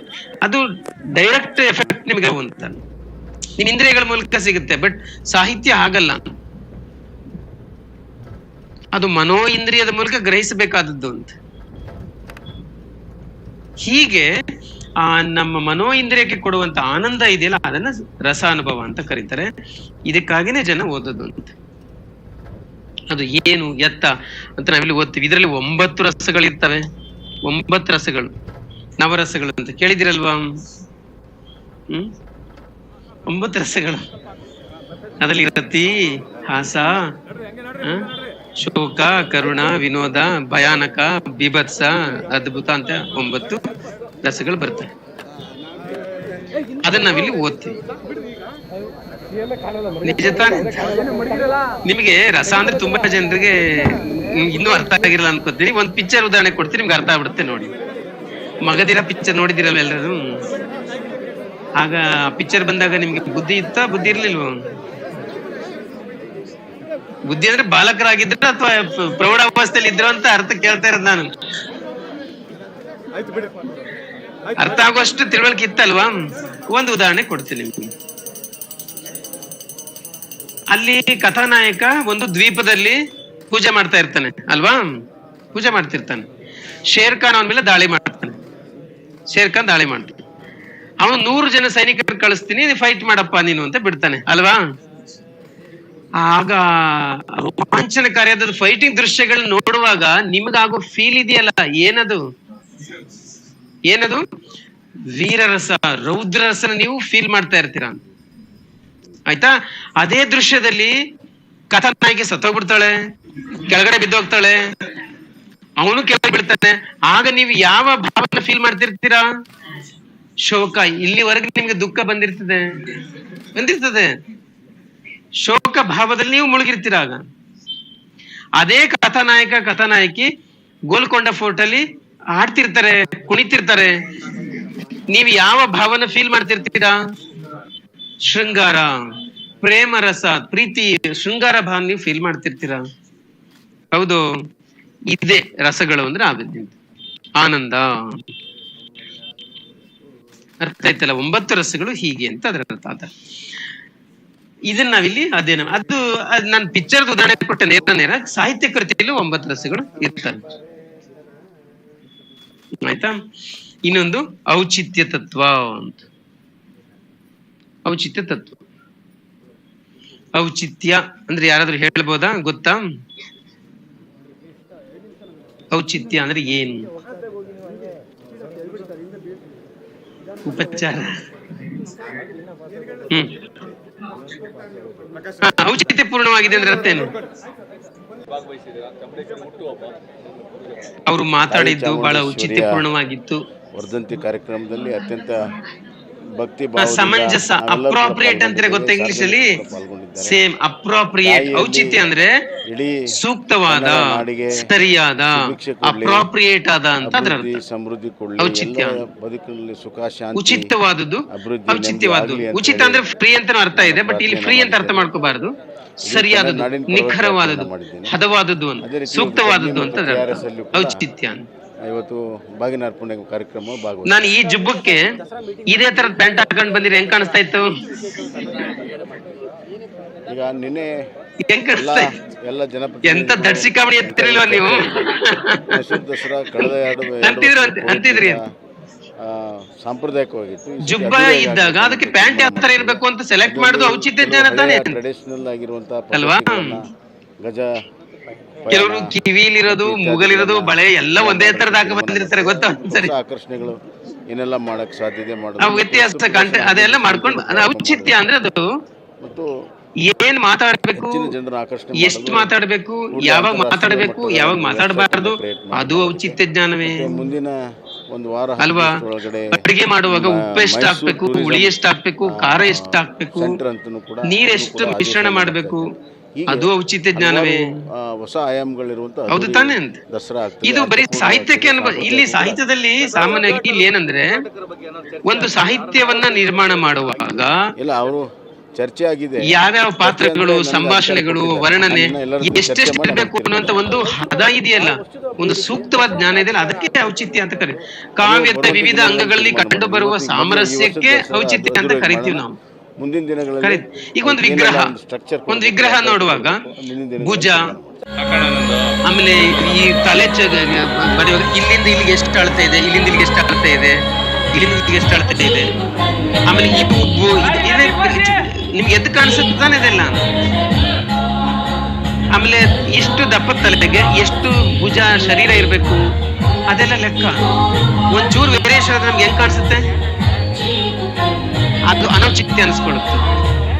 ಅದು ಒಂದು ವಿಗ್ರಹ ಕೆತ್ತೋದಿರ್ಲಿ, ಒಂದು ಅಡುಗೆ ಮಾಡೋದಿರ್ಲಿ, ಒಂದು ಉಡುಪನ್ನು ಧರಿಸೋದಿರ್ಲಿ, ಒಂದು ಮಾತಾಡೋದಿರ್ಲಿ, ಒಂದು ಮ್ಯೂಸಿಕ್ ಹಾಕ್ತಾರೆ, ಹಾಡು ಹಾಡುವಾಗ ತಬಲೆ ಎಷ್ಟಿರ್ಬೇಕು, ಕೀಬೋರ್ಡ್ ಎಷ್ಟಿರ್ಬೇಕು, ಫ್ಲೂಟ್ ಯಾವಾಗ ಬರ್ಬೇಕು, ಗಿಟಾರ್ ಯಾವಾಗ ಬಳಸಬೇಕು, ಶಹನಾಯಿ ಯಾವಾಗ ಕೊಡ್ಬೇಕು, ಒಂದು ಲೆಕ್ಕ ಅಲ್ವಾ? ಅದು ಲೆಕ್ಕ ತಾನೇ ಅಂತ. ಮ್ಯೂಸಿಕ್ ಮಾಡೋರ್ಗು ಕೊಡ್ತಾರೆ. ಹಾಡುವಾಗ ಯಾವ ಇನ್ಸ್ಟ್ರೂಮೆಂಟ್ ಬಳಸ್ತಾರೆ ಸಾಮಾನ್ಯವಾಗಿ? ನೀವು ವಯಲಿನ್ ಬಳಸ್ತಾರೆ, ಶಹನಾಯಿ ಬಳಸ್ತಾರೆ, ನಿಮ್ಗೆ ಕರಳಕ್ಕೆ ಬಂದು ಟಚ್ ಆಗ್ತಿರ್ತವೆ ಮ್ಯೂಸಿಕ್. ಅದೇ ನೀವು ಒಂದು ಪಾರ್ಟಿ ನಡೆಯುವಾಗ ಯಾವ ಇನ್ಸ್ಟ್ರೂಮೆಂಟ್ ಬಳಸ್ತಾರೆ? ಡ್ರಮ್ಸ್, ಗಿಟಾರ್ಸ್ ಜಾಸ್ತಿ ಬಳಸ್ತಾರೆ. ಅವೇನ ಆಪೋಸಿಟ್ ಆದ್ರೆ ಏನ್ ಗತಿ ಆಗ್ಬೋದು?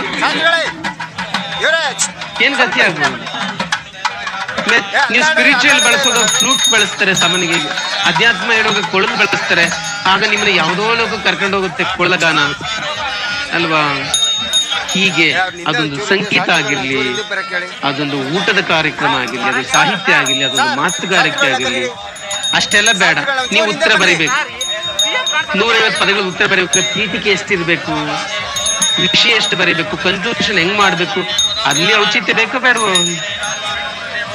ಏನಾದ್ರು ವೇರಿಯೇಷನ್ ಆದ್ರೆ ಹೆಂಗಾಗುತ್ತೆ ಉತ್ತರ. ಹೀಗೆ ಪ್ರತಿ ಕ್ಷೇತ್ರದಲ್ಲೂ ಕೂಡ ಇರಬೇಕಾದಂತ ಕಾಮನ್ ಸೆನ್ಸ್ಗೆ, ಒಂದು ಸರಿಯಾದ ಪ್ರಜ್ಞೆಗೆ ಔಚಿತ್ಯ ಜ್ಞಾನ ಅಂತ ಕರೆಯುತ್ತಾರೆ. ಬಟ್ ನಾವಿಲ್ಲಿ ಅದನ್ನ ಸಾಹಿತ್ಯಕ್ಕೆ ಸಂಬಂಧಪಟ್ಟಂತೆ ಮಾತ್ರ ಓದ್ತೀವಿ, ಆ ತರ ಓದ್ತೀವಿ. ಎಷ್ಟೋ ಪಿಕ್ಚರ್ಗಳಲ್ಲಿ ನಿಮ್ಗೆ ಹಂಗ ಆಗುತ್ತೆ, ತಲೆ ಕೆಟ್ಟಬಿಡ್ತದೆ, ಏನ್ ತಂದಿದ್ದಾರೆ ಅಲ್ವಾ. ಸುಮಾರು ಸಂದರ್ಭದಲ್ಲಿ ಹಂಗಾಗುತ್ತೆ, ಬೇಕಾಗಿರ್ಲಿಲ್ಲ ಅಂತ ನಮಗೆ ಅಷ್ಟೇ ಸರಿ ಅನ್ಸುತ್ತೆ. ಆತರ ಅನೌಚಿತ್ಯ ಹಂಗ. ಓಕೆ, ಇದು ಕಾವ್ಯ ಮೀಮಾಂಸೆನಲ್ಲಿ ಒಂಥರ ಪಿಲ್ಲರ್ಸ್ ಇವಂತಾರೆ. ಇದನ್ನ ಕಾವ್ಯ ಗಾಯತ್ರಿ ಅಂತ, ಗಾಯತ್ರಿ ಮಂತ್ರ ಹೇಗೆ ಬಹಳ ಮುಖ್ಯವೋ ಹಾಗೆ ಸಾಹಿತ್ಯದಲ್ಲಿ ಕಾವ್ಯ ಮೀಮಾಂಸೆಯಲ್ಲಿ ಈ ರಸ ಧ್ವನಿ ಔಚಿತ್ಯ ಕಾವ್ಯ ಗಾಯತ್ರಿ ಅಂತೆಲ್ಲ ಕರೀತಾರೆ. ಇದು ಕಾವ್ಯ ಮೀಮಾಂಸೆ ಅಂದರೆ ಸಾಹಿತ್ಯ ಅಂದ್ರೆ ಏನು, ಅಲ್ಲಿ ಏನಿರ್ಬೇಕು ಅಂದಾಗ ಇವೆಲ್ಲ ಇರ್ಬೇಕು, ಎಷ್ಟಿರ್ಬೇಕು, ಏನು ಅಂತ ನಾವು ಅಧ್ಯಯನ. ನನ್ನ ಪ್ರಕಾರ ನಿಮ್ಗೆ ಏನು ಇದು ಮೋಸ್ಟ್ ಬ್ಯೂಟಿಫುಲ್ ಆದಂತ ಭಾಗ ಮತ್ತು ನಮಗೆ ತುಂಬಾ ನಮ್ಮ ಜೀವನಕ್ಕೆ ಬಳಕೆ ಆಗುವಂತ ಭಾಗ ಇದು. ನಾನು ಗ್ಯಾರಂಟಿ ಕೊಡ್ತೀನಿ, ನೀವು ಇದನ್ನ ಚೆನ್ನಾಗಿ ಕೇಳಿಸ್ಕೊಳ್ಳೋದಾದ್ರೆ ಪಾಠವನ್ನ, ನಿಮ್ಮ ಇಂದ್ರಿಯಗಳನ್ನ ನೀವು ತುಂಬಾ ಶಾರ್ಪ್ ಮಾಡ್ಕೋಬಹುದು. ಶಾರ್ಪ್ ಅಂದ್ರೆ ಗೊತ್ತಲ್ಲ, ಒಂಥರ ಮೊನಚು ಅಂದ್ರೆ ಆ ತರದೊಂದು ಗ್ರಹಿಸುವ ಸಾಮರ್ಥ್ಯ ಶಕ್ತಿ ನಿಮಗೆ ಬರ್ತದೆ. ಅಷ್ಟು ಚಂದಾದಂತ ಇರ್ತೀವಿ, ನೀವು ಫೀಲ್ ಮಾಡ್ತೀರಾ ನೋಡಿ ಮುಂದೆ. ಓಕೆ, ನೆಕ್ಸ್ಟ್ ಇಲ್ಲಿ ಏನ್ ಟಾಪಿಕ್ ಬಂತು, ಸೆಕ್ಷನ್ ಬಿ ನಲ್ಲಿ ಕಾವ್ಯ ಮೀಮಾಂಸೆ ಮತ್ತು ಸಾಹಿತ್ಯ ವಿಮರ್ಶೆ. ಈ ಕಾವ್ಯ ಮೀಮಾಂಸೆ ನಮ್ಮಲ್ಲೇ ಬೆಳೆದದ್ದು, ಅಂದ್ರೆ ಇಂಡಿಯನ್ ಕಾಂಟೆಕ್ಸ್ಟ್ ಅಲ್ಲಿ. ಸಾಹಿತ್ಯ ವಿಮರ್ಶೆ ಪಾಶ್ಚಾತ್ಯರದು. ಹಂಗಾಗಿ ಇಲ್ಲೂ ಕೂಡ ಒಂದಷ್ಟು ಸಾಹಿತ್ಯ ವಿಮರ್ಶೆಯ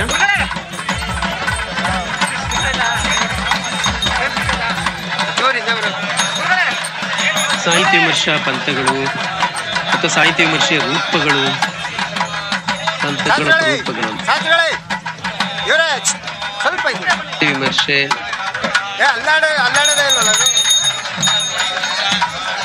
ಮಾರ್ಕ್ಸ್ವಾದಿ ವಿಮರ್ಶೆ, ಸ್ತ್ರೀವಾದಿ ವಿಮರ್ಶೆ,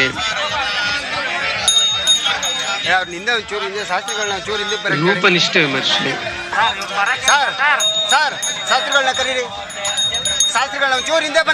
ವಸಾಹತೋತ್ತರ ಚಿಂತನೆ.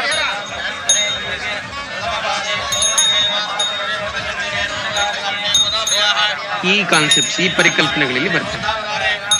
ಇದು ಪಾಶ್ಚಾತ್ಯ ಥಿಯರಿಗಳು.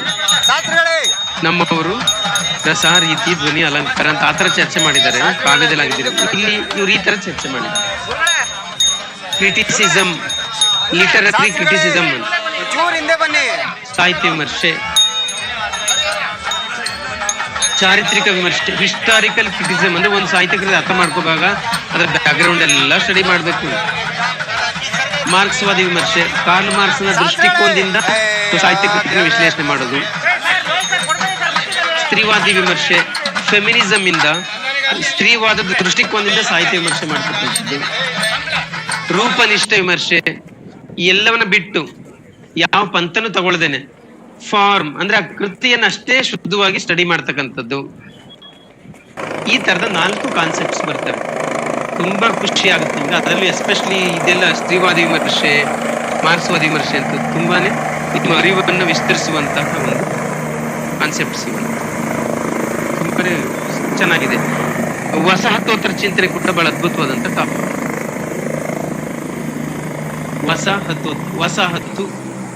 ವಸಾಹತು ಅಂದ್ರೆ ಏನು? ನನಗೂ ಗೊತ್ತು ಇಂಗ್ಲಿಷ್ ಪದ ಏನಂತ, ಕನ್ನಡದಲ್ಲಿ ಹೇಳಿ ನೋಡೋಣ.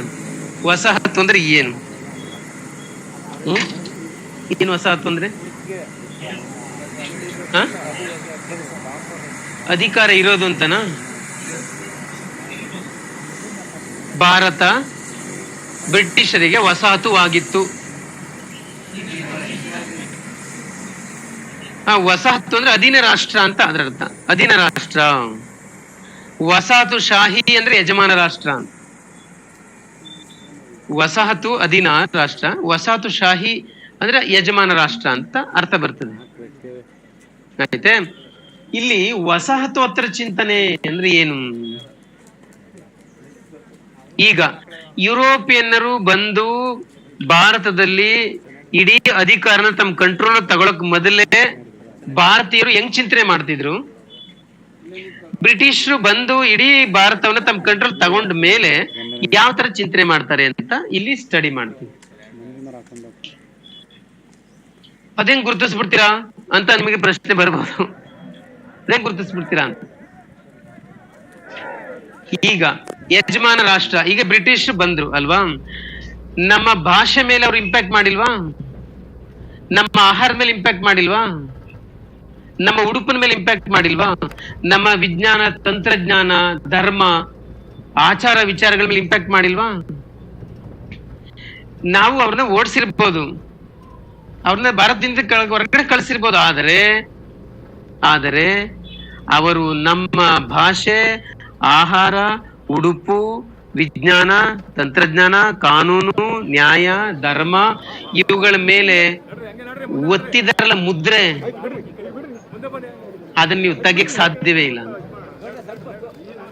ಆದ್ರಿಂದ ಮುದ್ರೆ ಒತ್ತಿ ಹೋಗಿದಾರಲ್ಲ, ಹಂಗಾಗಿ ನಮ್ಮ ಆಲೋಚನೆ ಕ್ರಮ ಬೇರೆ ಆಗುತ್ತೆ. ಅದಕ್ಕೆ ವಸಾಹತೋತ್ತರ ಚಿಂತನೆ ಅಂತ ಕರೀತಾರೆ. ಅಂದ್ರೆ ವಸಾಹತುವಾದ ನಂತರ ಭಾರತೀಯರ ಆಲೋಚನಾ ಕ್ರಮವೇನು ಅಂತ ಇದ್ರ ಅರ್ಥ. ಇದೊಂದು ಸುಂದರವಾದಂತ ಟಾಪಿಕ್. ತುಂಬಾ ಚೆನ್ನಾಗಿದೆ. ನೀವು ಖುಷಿ ಪಡ್ತೀರಾ ಅಂದ್ರೆ ಅಷ್ಟಿಷ್ಟು ಖುಷಿ ಪಡೋದು. ತುಂಬಾ ಚೆನ್ನಾಗಿದೆ. ಪೋಸ್ಟ್ ಕಾಲೋನಿಯಲ್ ಥಾಟ್ ಅಂತ. ಮತ್ತೆ ಇಲ್ಲಿ ಮಿಶೆಲ್ ಫುಕೋ ಅಂತ ಒಬ್ಬ ಥಿಂಕರ್ ಬರ್ತಾನೆ, ಫ್ರಾನ್ಸ್ ಫ್ಯಾನನ್ ಅಂತ ಒಬ್ಬ ಬರ್ತಾನೆ, ಎಡ್ವರ್ಡ್ ಸೈಡ್ ಅಂತ ಒಬ್ಬ ಬರ್ತಾನೆ, ಆಮೇಲೆ ಆಶೀಶ್ ನಂದಿ ಅಂತ ನಮ್ಮ ಇಂಡಿಯನ್ ಥಿಂಕರ್ ಒಬ್ಬರು ಬರ್ತಾರೆ. ಅವ್ರದ್ದೆಲ್ಲ ಸ್ವಲ್ಪ ಥಿಯರಿಗಳನ್ನ ಕಲಿತೀವಿ ನಾವು. ಪೋಸ್ಟ್ ಕಾಲೋನಿಯಲ್ ಥಾಟ್ ಅಂತ. ಆಯ್ತಾ? ಇದಿಷ್ಟು ಸೆಕ್ಷನ್ ಬಿ ನಲ್ಲಿ ಎ. ಈಗ ಸೆಕ್ಷನ್ ಬಿ ನಲ್ಲಿ ಬಿ. ಸೆಕ್ಷನ್ ಬಿ ನಲ್ಲಿ ಬಿ, ಕರ್ನಾಟಕದ ಸಾಂಸ್ಕೃತಿಕ ಇತಿಹಾಸ, ಕಲ್ಚರಲ್ ಹಿಸ್ಟ್ರಿ ಆಫ್ ಕರ್ನಾಟಕ. ಅದೇ ರಸ ಸಿದ್ಧಾಂತದಲ್ಲಿ ಅದೇ ಬರ್ತದೆ. ಅದೇ ಈಗ ಅಲಂಕಾರ, ರೀತಿ, ಧ್ವನಿ, ರಸ ಸಿದ್ಧಾಂತ ಅಂದಾಗ ಭರತನ ರಸಸೂತ್ರ ಹೇಳೇ ಮುಂದಕ್ಕೆ ಬರ್ತೀವಿ ನಾವು. ಹಂಗಾಗಿ ಅದನ್ನ ಸ್ವಲ್ಪ ಮಾತ್ರ ಹೇಳಲಿಲ್ಲ ಅಷ್ಟೇ. ಅಲ್ಲಿ ಸಿಲೆಬಸ್ ಅಲ್ಲಿ ಇದೆ, ಬರ್ದಿರೋದ್ರಲ್ಲಿ ಇದೆ ಅಲ್ವಾ, ಇನ್ಕ್ಲೂಡೆಡ್ ಅದು. ಸೆಕ್ಷನ್ ಬಿ ನಲ್ಲಿ ಬಿ, ಇದು ಕಲ್ಚರಲ್ ಹಿಸ್ಟ್ರಿ ಆಫ್ ಕರ್ನಾಟಕ. ಇಲ್ಲಿ ಕರ್ನಾಟಕದ ಸಾಹಿತ್ಯ ಮತ್ತು ಸಂಸ್ಕೃತಿಯ ಬೆಳವಣಿಗೆಗೆ, ಕರ್ನಾಟಕ ಸಾಹಿತ್ಯ ಮತ್ತು ಸಂಸ್ಕೃತಿ ಬೆಳವಣಿಗೆಗೆ ರಾಜ ಮನೆತನಗಳ ಕೊಡುಗೆ.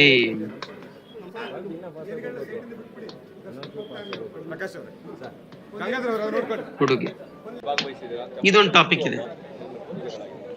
ಕರ್ನಾಟಕದ ಸಾಹಿತ್ಯ ಮತ್ತು ಸಾಂಸ್ಕೃತಿಕ ಬೆಳವಣಿಗೆಗೆ ರಾಜಮನೆತನಗಳ ಕೊಡುಗೆ. ಅದರಲ್ಲಿ ಯಾರ್ಯಾರು ಬಹಳ ಮುಖ್ಯವಾಗಿ ಬಾದಾಮಿ ಚಾಲುಕ್ಯರು, ಇಡೀ ಕನ್ನಡ ನಾಡಿಗೆ ಬಾದಾಮಿ ಚಾಲುಕ್ಯರು, ಅಭಿವೃದ್ಧಿ, ಕಲ್ಯಾಣಿ ಚಾಲುಕ್ಯರು, ಬದುಕಿನಲ್ಲಿ ಸುಖ, ಶಾಂತಿ, ಅಭಿವೃದ್ಧಿ, ನೆಮ್ಮದಿ ಆಗಲಿ ಅಂತ ಹೇಳಿ ರಾಷ್ಟ್ರಕೂಟರು, ಇಡೀ ಕನ್ನಡ ನಾಡಿನ ಪರವಾಗಿ ಪ್ರಾರ್ಥನೆಯನ್ನ ಮಾಡಿದ್ದೇನೆ. ಅದೇ ರೀತಿ ರಾಷ್ಟ್ರಕೂಟರು ಕೂಡ ಹೊಯ್ಸಳರು ಬಾಗಿನ ಅರ್ಪಣೆ ಕಾರ್ಯಕ್ರಮ ಭಾಗವಹಿಸ್ತಾರೆ. ವಿಜಯನಗರ ಅರಸರು.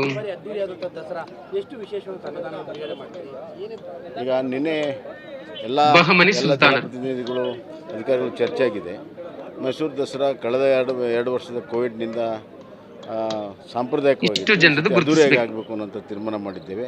ಅದರಲ್ಲಿ ಕೆಲವು ಹಳೆಯ ಕರ್ನಾಟಕ ಸಾಹಿತ್ಯ ಮತ್ತು ಸಂಸ್ಕೃತಿಯ ಬೆಳವಣಿಗೆಗೆ ಗಜ ರಾಜಮನೆತನಗಳ ಕೊಡುಗೆ ಮತ್ತು ಇತ್ಯಾದಿಗಳನ್ನ ಎಲ್ಲ ಮಾಡೋದಕ್ಕೂ ತೀರ್ಮಾನ ಮಾಡಿದೆ. ಇಲ್ಲೆಲ್ಲ ಒಂದು ಸಾಹಿತ್ಯ ಅಂದಾಗ ಅವರ ಆಸ್ಥಾನದಲ್ಲಿ ಯಾವ್ಯಾವ ಕವಿಗಳಿದ್ರು, ಏನೇನು ಕೃಷಿ ಮಾಡಿದ್ರು.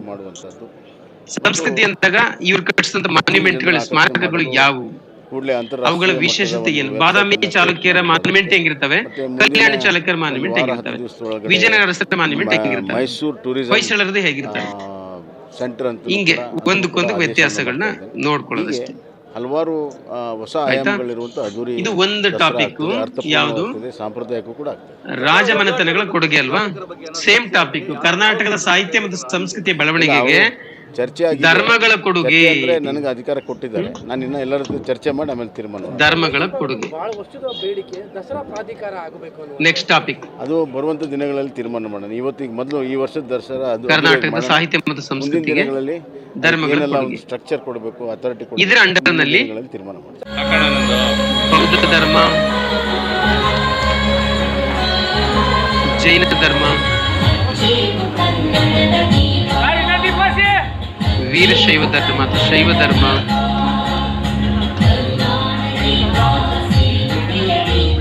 ಬ್ರಾಹ್ಮಣ ಧರ್ಮ,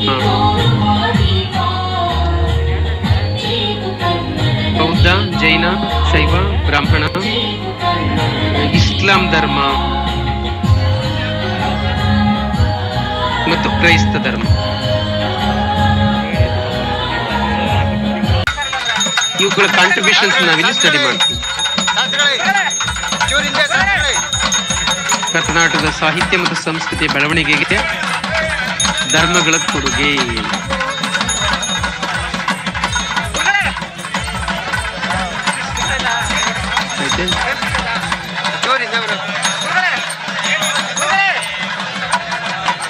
ಬೌದ್ಧರದು ಹೆಸರಿದೆ, ಬಟ್ ಯಾವುದೇ ಕೃತಿಗಳು ಸಿಕ್ಕಿಲ್ಲ.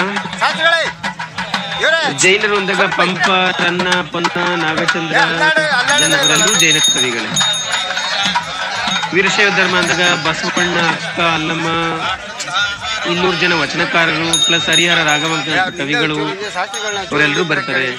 ಬ್ರಾಹ್ಮಣ ಧರ್ಮ ಅಂದಾಗ ಕುಮಾರವ್ಯಾಸ ಮತ್ತು ಅವನ ಸಮಕಾಲೀನರೆಲ್ಲರೂ ಕೂಡ ಪುರಂದರದಾಸ, ಕನಕದಾಸ, ಗೋಪಾಲದಾಸ, ವಿಜಯದಾಸ, ನರಹರಿ ತೀರ್ಥ, ಕುಮಾರ ವಾಲ್ಮೀಕಿ, ಲಕ್ಷ್ಮೀಶ, ಇವರೆಲ್ಲರೂ ಈ ಗುಂಪುತ್ತಾರೆ.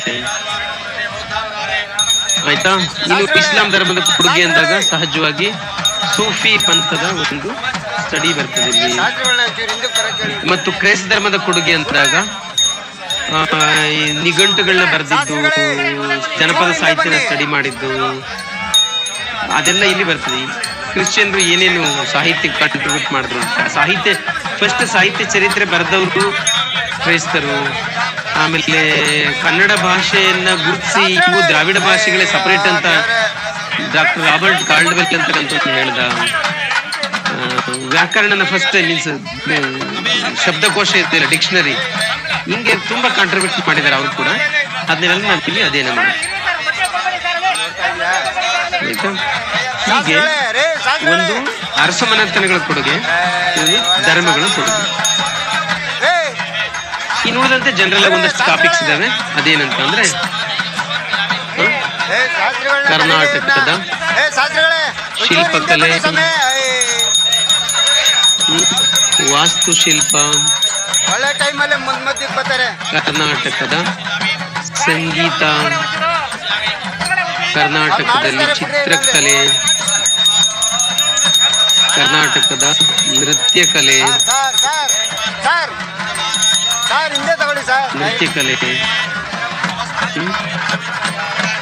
ಆಮೇಲೆ ಲಾಸ್ಟ್ ಟಾಪಿಕ್ ಕನ್ನಡ, ಕರ್ನಾಟಕದ ಏಕೀಕರಣ, ಕರ್ನಾಟಕದ ಏಕೀಕರಣ ಚಳವಳಿ, ಏಕೀಕರಣ ಚಳವಳಿ, ಕನ್ನಡ ಸಾಹಿತ್ಯದ ಮೇಲೆ ಅದರ ಪ್ರಭಾವ, ಕನ್ನಡ ಸಾಹಿತ್ಯದ ಮೇಲೆ ಅದರ ಪ್ರಭಾವ.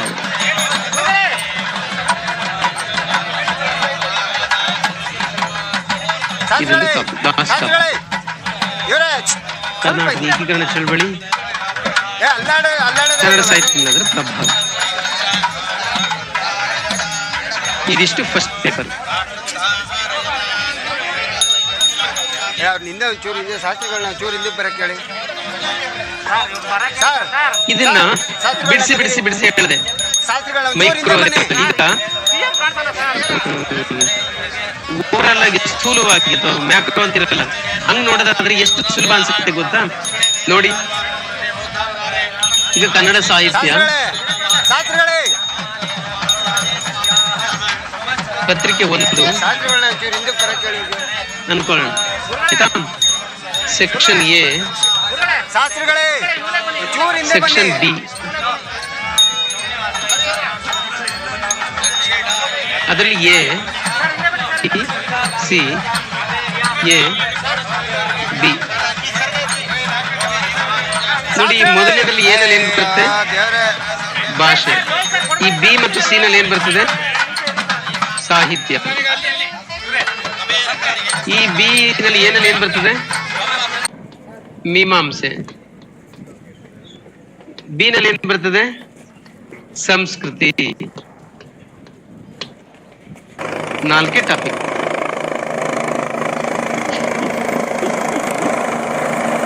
ಭಾಷೆ, ಸಾಹಿತ್ಯ, ಮೀಮಾಂಸೆ, ಸಂಸ್ಕೃತಿ.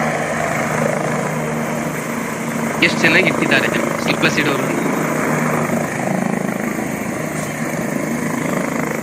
ಈ ತರ ಇದೆ: ಭಾಷೆ, ಸಾಹಿತ್ಯ, ಮೀಮಾಂಸೆ, ಸಂಸ್ಕೃತಿ. 2ನೇ ಪೇಪರ್ ಏನಿರ್ತದೆ ಗೊತ್ತಾ? ಇಲ್ಲಿ ಏನಿದೆ ಬಿ ಮತ್ತು ಸಿ ನಲ್ಲಿ ಏನಿದೆಯಲ್ಲ, ಇದೇ 2ನೇ ಪೇಪರ್ ನಲ್ಲಿ ಕಂಪ್ಲೀಟ್ ಆಗಿರೋದು, ಇನ್ನೇನು ಇಲ್ಲ. ಅದು ಎಕ್ಸ್ಟ್ರಾ ಒಂದ್ ಸ್ವಲ್ಪ ಅಡಿಷನ್ ಆಗಿದೆ.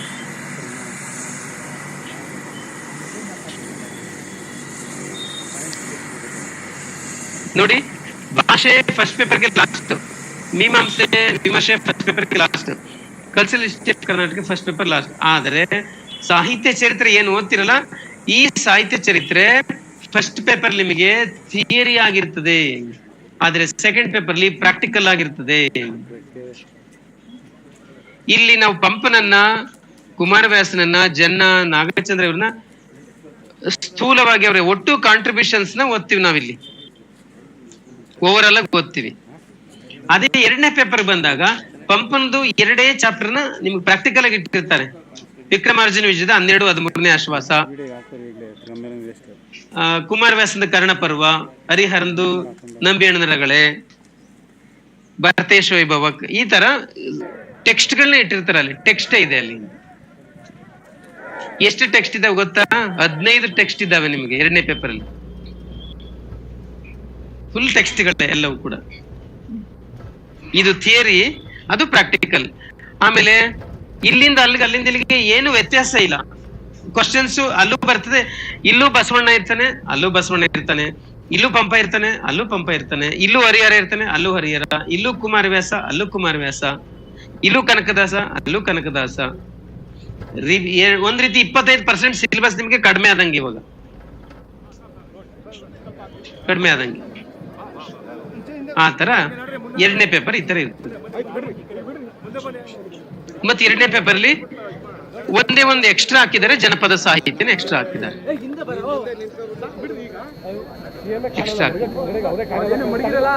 ಆಯ್ತಾ?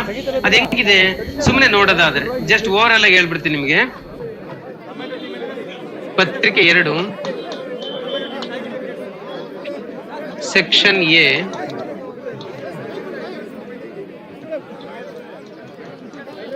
ಸೆಕ್ಷನ್ ಬಿ ಅಲ್ಲೇ ಇರೋದ್ರಿಂದ ನಿಮ್ಗೆ ಆಲ್ರೆಡಿ ಕೈಗೆ ನೋಟ್ಸ್ ಕೊಟ್ಟಿರೋದು ಅದ್ರಲ್ಲಿ ಇರೋದ್ರಿಂದ ಜಸ್ಟ್ ವಿಶ್ಲೇಷಣೆ ಮಾಡ್ಬಿಡ್ತೀನಿ ನೋಡ್ಕೊಳ್ಳೋದನ್ನ. ಸೆಕ್ಷನ್ ಎ ನಲ್ಲಿ ಎ ಬಿ, ಸೆಕ್ಷನ್ ಬಿ ನಲ್ಲಿ ಎ ಬಿ. ಇಲ್ಲಿ ಏನಿದೆ? ಪ್ರಾಚೀನ ಕನ್ನಡ, ಪ್ರಾಚೀನ ಮತ್ತು ಮಧ್ಯಕಾಲೀನ ಕನ್ನಡ ಸಾಹಿತ್ಯ.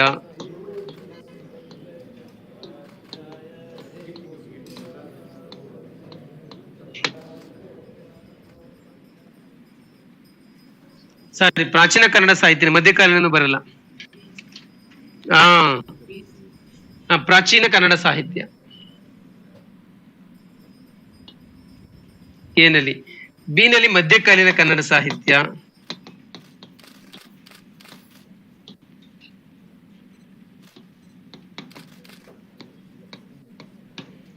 ಬಿ ನಲ್ಲಿ.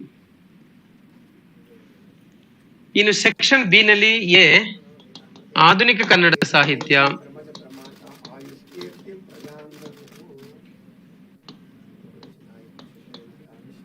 ಸೆಕ್ಷನ್ ಬಿ ನಲ್ಲಿ ಬಿ ಜನಪದ ಸಾಹಿತ್ಯ.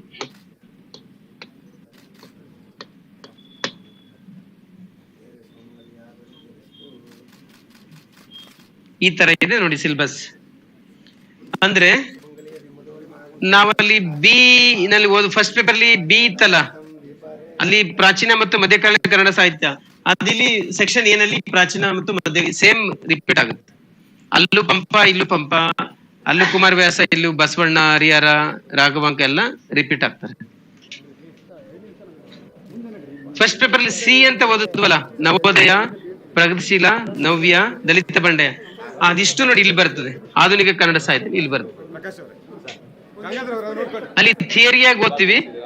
ಇಲ್ಲಿ ಬೆಟ್ಟದ ಜೀವ, ಮಾಧವಿ, ಒಡಲಾಳ, ಸಣ್ಣ ಕಥೆಗಳು, ನಾಟಕ, ಹೊಸಗನ್ನಡ ಕವಿತೆ, ಅದು ಪ್ರಾಕ್ಟಿಕಲ್ ಆಗಿ ಪೇಪರ್ ಇಟ್ಟಿದ್ದಾರೆ.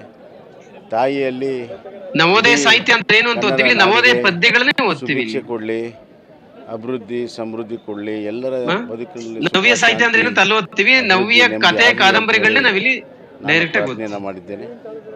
ಇಡೀ ಕನ್ನಡ ನಾಡಿನ ದಲಿತ ಬಂಡೆಯ ಸಾಹಿತ್ಯ ಅಂದ್ರೆ ಏನು ಅಂತ ಥಿಯರಿಯಾಗಿ ಅಲ್ಲಿ ಓದ್ತೀವಿ. ಇಲ್ಲಿ ಒಡಲಾಳ ಮತ್ತು ಅಮಾಸ ಅಂತ ಕಥೆಗಳು ಡೈರೆಕ್ಟ್ ಆಗಿ ಓದ್ತೀವಿ. ಕಾರ್ಯಕ್ರಮ ಭಾಗವಹಿಸ್ತಾರೆ. ಅದು ಪ್ರಾಕ್ಟಿಕಲ್, ಇದು ಥಿಯರಿ.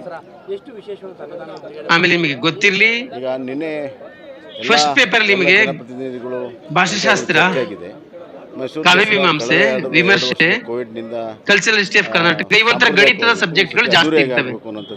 ಜಾಸ್ತಿ ಅದರಲ್ಲಿ ಕೆಲವು ಹಳೆಯ, ಆದ್ರೆ ಸೆಕೆಂಡ್ ಪೇಪರ್ ಅಲ್ಲಿ ಮಾತ್ರ ಕಂಪ್ಲೀಟ್ ಒಂದ್ ರೀತಿ ಅತ್ಯಂತ ರಸವತ್ತಾದಂತ ಟಾಪಿಕ್ಸ್ ಅಂತ, ಮತ್ತು ಇತ್ಯಾದಿ ಒಂದು ದಿನನೂ ನಿಮಗೆ ಒಂದು ಕ್ಷಣದ ಬೋರ್ ಆಗಕ್ಕೆ ಸಾಧ್ಯವೇ ಇಲ್ಲದಿರುವಂತ ಟಾಪಿಕ್ಸ್ ಏನೆಲ್ಲ ಮಾಡಕ್ ಸಾಧ್ಯತೆ ಮಾಡೋದು, ಮತ್ತು ವಸ್ತು ಪ್ರದರ್ಶನ 15 ದಿವಸ ಮುಂಚೆ ಹೆಂಗ್ ಹೋಯ್ತು ಅಂತಲೇ ಗೊತ್ತಾಗಲ್ಲ ಕ್ಲಾಸ್, ಅಷ್ಟು ಚೆನ್ನಾಗಿ ಹೆಚ್ಚಿನ ಮಾಡಲು ಕೂಡಲೇ ಆತರ ಅಂತಾರಾಷ್ಟ್ರೀಯ ಇದೆ. ಇದೊಂದು ಮಾತ್ರ ಎಕ್ಸ್ಟ್ರಾ ಹಾಕಿದ್ರೆ ಜನಪದ ಸಾಹಿತ್ಯ, ಫೋಕ್ ಲಿಟರೇಚರ್ ಅಂತ. ಒಂದು ವಾರ 10 ದಿವಸದೊಳಗಡೆ ಇದರಲ್ಲಿ ಜನಪದ ಗೀತೆಗಳಿದ್ದಾವೆ, ಜನಪದ ಕಥೆಗಳಿದ್ದಾವೆ, ಕೂಡ ಆದೇಶವನ್ನು ಮಾಡ್ತಾ ಇದ್ದೇನೆ. ಗಾದೆಗಳಿದ್ದಾವೆ, ಹಲವಾರು ಹೊಸ ಆಯಾಮಗಳಿರುವಂತ ಅದ್ದೂರಿ ದಸರಾ ಆಗ್ತದೆ. ಅದು ಇನ್ನೂ ಚೆನ್ನಾಗಿದೆ. ಸಾಂಪ್ರದಾಯಕ್ಕೂ ಕೂಡ ಆಗ್ತದೆ. ಜನಪದ ಗೀತೆಗಳು, ಜನಪದ ಗೀತಾಂಜಲಿ ಅಂತ ನೋಡಿ ಅಲ್ಲಿ ಚರ್ಚೆ ಆಗಿದೆ. ಚರ್ಚೆ ಅಂದ್ರೆ ನನಗೆ ಜನಪದ ಸ್ವರೂಪ ಅಂತ ಒಂದು ಫಸ್ಟ್ ಟೆಕ್ಸ್ಟ್ ಇದೆ ರಾಮನಾಯಕರದು. ಅದರಲ್ಲಿ ಜನಪದ ಅಂದ್ರೆ ಏನು ಅಂತ ಓದ್ತೀವಿ. ಆಮೇಲೆ ಜನಪದ ಗೀತಾಂಜಲಿ ಅಂತ ಪದ್ಯಗಳಿದ್ದಾವೆ. ಹಾಲುಂಡ ತವರಿಗೆ ಏನೆಂದು ಹಾಡಲೆ, ಹೊಳೆದಂಡಲಿರುವ ಕರಕಿಯ, ಹೊಳೆದಂಡಲಿರುವ ಕರಕಿಯ ಕುಡಿಯಂಗ ಹಬ್ಬಲೆ ಅವರ ರಸಗಳನ್ನು, ಅಣ್ಣನ ಹೆಂಡತಿ ಕಣ್ಣಿಗೆ ಒಳ್ಳೆಯವಳು, ಅಣ್ಣನ ಹೆಂಡತಿ ಕಣ್ಣಿಗೆ ಒಳ್ಳೆಯವಳು, ಸುಣ್ಣದ ನೀರ ಒಲೆ ಮುಂದೆ ಇಟ್ಟುಕೊಂಡು ಎಮ್ಮೆ ಹಾಲೆಂದು ಬಡಿಸಿ ಆಳ.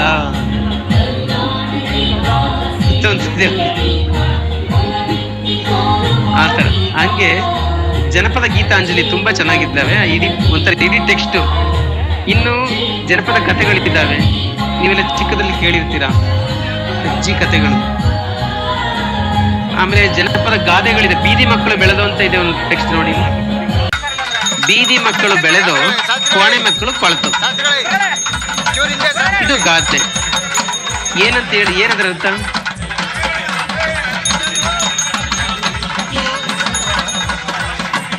ಬೀದಿ ಮಕ್ಕಳು ಅಂದ್ರೆ ಬೀದಿಲಿ ಬಿಸಿಲಿಗೆ, ಮಳೆ, ಗಾಳಿಗೆ ಓಪನ್ ಆಗಿರೋದು, ಮೈಯೊಡ್ತಿಕೊಂಡಿರ್ತಕ್ಕಂಥ ಜನಗಳು ಅಂದ್ರೆ ಜನಪದರು, ಫೋಕ್ ಪೀಪಲ್ ಅಂತ ಅಲ್ವಾ. ಕೋಣೆ ಮಕ್ಕಳು ಅಂದಾಗ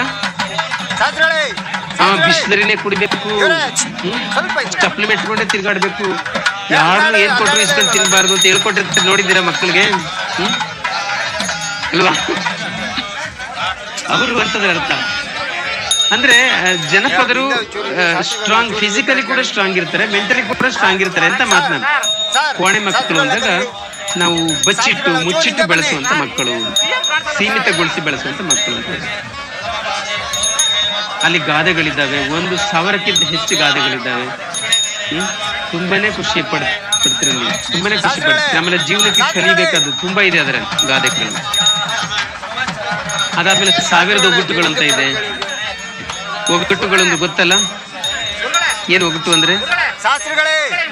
ಚೂರ್ ಹಿಂದೆ ಬನ್ನಿ. ನಾ ತಂದೀನಿ ನಿನ್ನ, ನೀ ಯಾಕ ನೋಡ್ತಿ ನನ್ನ? ಏನು? ನಾ ತಂದೀನಿ ನಿನ್ನ, ನೀ ಯಾಕ ನೋಡ್ತಿ ನನ್ನ? ಕನ್ನಡಿ ಕರೆಕ್ಟ್.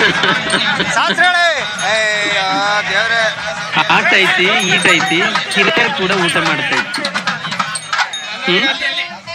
ಎಸ್, ಆಟ ಐತಿ, ಈಟ ಐತಿ, ಹಿರಿಯರ ಕೂಡ ಊಟ ಮಾಡ್ತಾ ಐತಿ. ನೋಣ ನೋಣ, ಅದು ಇನ್ನೂ ಒಂದಿದೆ, ಆಟ ಐತಿ, ಈಟ ಐತಿ, ಸರ್ಕಾರದ ಲೆವೆಲ್ ಹೋಗಿ ಸಹಿ ಮಾಡ್ತಾ ಐತಿ ಅಂತ. ಹಂಗೂ ಇದೆ. ಇಲ್ಲಿ ತುಂಬಾ ಒಟ್ಟು 1,000 ಅಷ್ಟು ಒಗಟುಗಳಿದಾವೆ. ಅವು ನಿಮಗೆ ತುಂಬಾ ಖುಷಿ ಕೊಡ್ತವೆ. ಕೆರೆಯಾಗ 7 ಎಮ್ಮಿ, ಏರಿಯಾಗ 10 ಎಮ್ಮಿ, ಮನೆಯಾಗ ಹಿಂಡೆಮ್ಮಿ, ಒಟ್ಟು ಎಷ್ಟೆಮ್ಮಿ? ಕೆರೆಯಾಗ 7 ಎಮ್ಮಿ, ಏರಿಯಾಗ 10 ಎಮ್ಮಿ, ಮನೆಯಾಗ ಹಿಂಡೆಮ್ಮಿ, ಒಟ್ಟು ಎಷ್ಟು? ಒಂದೇ ಆಗಲ್ಲ, 1 ಆಗ್ಬೋದು, 17 ಆಗ್ಬೋದು. ಹಂಗೆ ಶ್ಲೇಷೆ ಅಂತ ಕರೀತಾರೆ. ಆ ಥರದ್ದೆಲ್ಲವೂ ನಿಮ್ಗೆ ಒಗಟುಗಳಲ್ಲಿದೆ.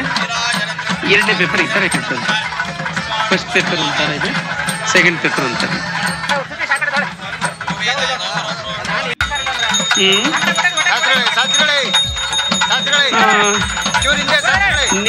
ನಿಮ್ಗೆ ಇಟ್ಟಿರುವಂತ ಒಗಟ್ಟಿನಲ್ಲಿ ಸಾಹಿತ್ಯಿಕ ಮತ್ತು ಸಾಂಸ್ಕೃತಿಕ ಮೌಲ್ಯಗಳನ್ನ ಗುರುತಿಸಿರಿ ಅಂತ ಕೇಳ್ತಾರೆ. ಸಾಹಿತ್ಯಿಕ ಮತ್ತು ಸಾಂಸ್ಕೃತಿಕ ಮೌಲ್ಯಗಳು. ಸಾಂಸ್ಕೃತಿಕ ಮೌಲ್ಯ ಅಂದ್ರೆ ಏನಿದೆ ಒಟ್ಟಿನಲ್ಲಿ?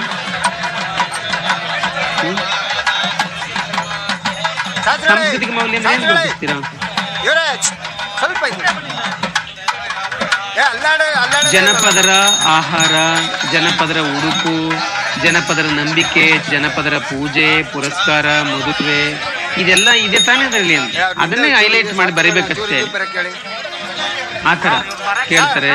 ಮತ್ತು ಜನಪದರ ಜೀವನ ಮೌಲ್ಯ ಹೆಂಗಿದೆ ಒಗಟಿನಲ್ಲಿ ಗುರುತಿಸ್ತಾರೆ. ಗಾದೆಗಳಲ್ಲಿ ಜನಪದರ ಜೀವನಾನುಭವ ಹೆಂಗಿದೆ, ಅಥವಾ ಒಗಟುಗಳಲ್ಲಿ ಸ್ತ್ರೀ ಅಭಿವ್ಯಕ್ತಿ ಹೆಂಗಿದೆ, ಗಾದೆಗಳಲ್ಲಿ ಸ್ತ್ರೀಯರ ಅಭಿವ್ಯಕ್ತಿ ಹೆಂಗಿದೆ ಅಂತ ಕೇಳ್ತಾರೆ. ಸಮಾಜ ವಿಮರ್ಶೆ ಹೆಂಗಿದೆ ಅಂತ ಕೇಳ್ತಾರೆ. ಊಟ ಕೌರವ್ರ ಕಡೆ, ಊಟ ಪಾಂಡವರ ಕಡೆ. ಏನಿಗಂದ್ರೆ ಅಲ್ಲಿ ಉಂಡ್ಬಿಡೋದು, ಎಲ್ಲಿ ದುರ್ಯೋಧನ ಮೇಲೆ ಉಂಡ್ಬಿಟ್ಟು ಇಲ್ಲಿ ಪಾಂಡವರ ಪರ ಬ್ಯಾಟಿಂಗ್ ಆಡ್ತಿರ್ತಾರೆ, ಗೊತ್ತಾ? ಇದೊಂಥರ ಮೋಸ ಅಲ್ವಾ? ಇದು ಸಮಾಜ ವಿಮರ್ಶೆ ತುಂಬಾ ಚೆನ್ನಾಗಿ ಮಾಡಲ್ವಾ? ಮಾಡ್ತಿರ್ತಾನೆ. ನನ್ನವ್ರು ಬಂದ್ರೆ ಮುಳುಗುವ ಸಟ್ಕ, ಕಣ್ಣುಗಳು ಬಂದ್ರೆ ತೇಲ್ಬಾ ಸಟ್ಕ. ನನ್ನವ್ರು ಬಂದ್ರೆ ಮುಳುಗುವ ಸಟ್ಕ. ಸಟ್ಕ ಅಂದ್ರೆ ಏನು? ಏನೇ ಪ್ರೀತಮ್, ಸಟ್ಕ ಅಂದ್ರೆ ಏನು? ಇದೇ ಸಿ ಆಫ್ ಮಾಡಿದ್ರಿ? ಇಲ್ಲ, ಯಾರೋ ದಡ್ಜಿ ಕಾಮೆಂಟ್ಗಳು ಆಫ್ ಮಾಡಿದ್ದಾರೆ. ನನ್ನವ್ರು ಬಂದ್ರೆ ಮುಳುಗುವ ಸಟ್ಟುಗ. ಸಟ್ಟುಗ ಅಂದ್ರೆ ಸೌಟ್ ಅಂತ, ಸೌಟು. ಅನ್ನುಗಳು ಬಂದ್ರೆ ತೇಲ್ಬಾ ಸಟ್ಗ. ಏನಿಗದ್ರ ಅರ್ಥ ಏನು?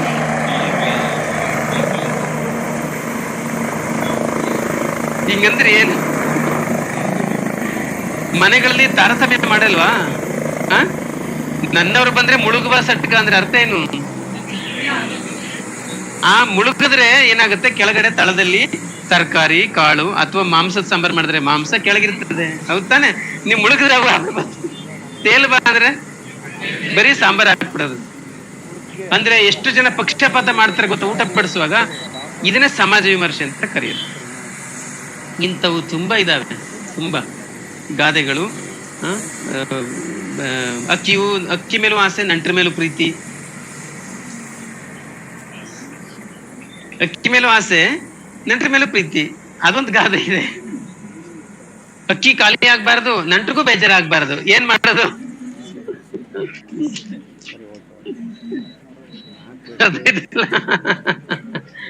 ಇದನ್ನೇ ಈ ತರ ಪ್ರಶ್ನೆಗಳು ಬರ್ತವೆ.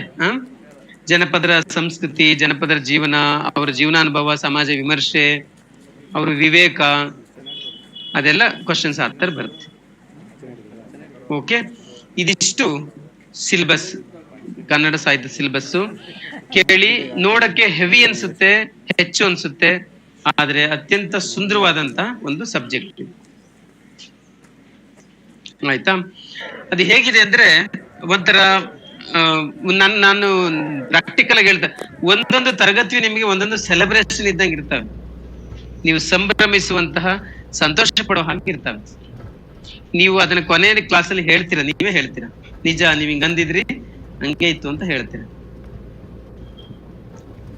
ಓಕೆ, ಇಷ್ಟಿದೆ. ಆಮೇಲೆ ಕೊನೆಯಲ್ಲಿ ಒಂದು ಮಾತನ್ನ ಹೇಳ್ತೀನಿ. ತುಂಬಾ ಜನ ನಾನು ಜಿಯೋಗ್ರಫಿ ತಗೊಂಡೆ, ಪೊಲಿಟಿಕಲ್ ಸೈನ್ಸ್ ತಗೊಂಡೆ, ಎಕನಾಮಿಕ್ಸ್ ತಗೊಂಡೆ, ಸೋಷಿಯಾಲಜಿ ತಗೊಂಡೆ, ನನಗೆ ಮಾಡಕ್ ಆಗ್ಲಿಲ್ಲ, ತುಂಬಾ ಅನ್ಯಾಯ ಮಾಡ್ಬಿಟ್ಟು ನನಗೆ ಅಂತ ಕಂಪ್ಲೇಂಟ್ ಹೇಳೋರ್ನ ಕೇಳ್ತೀರ ನೀವು ತುಂಬಾ ಜನ. ಆದ್ರೆ ಕನ್ನಡ ಸಾಹಿತ್ಯ ತಗೊಂಡು ನಾನು ಹಾಳಾದೆ ಅಂತ ಹೇಳೋರು ಬಹಳ ಇನ್ನ ಬಹುಶಃ ಇಲ್ಲ, ತುಂಬಾ ಇಲ್ಲ.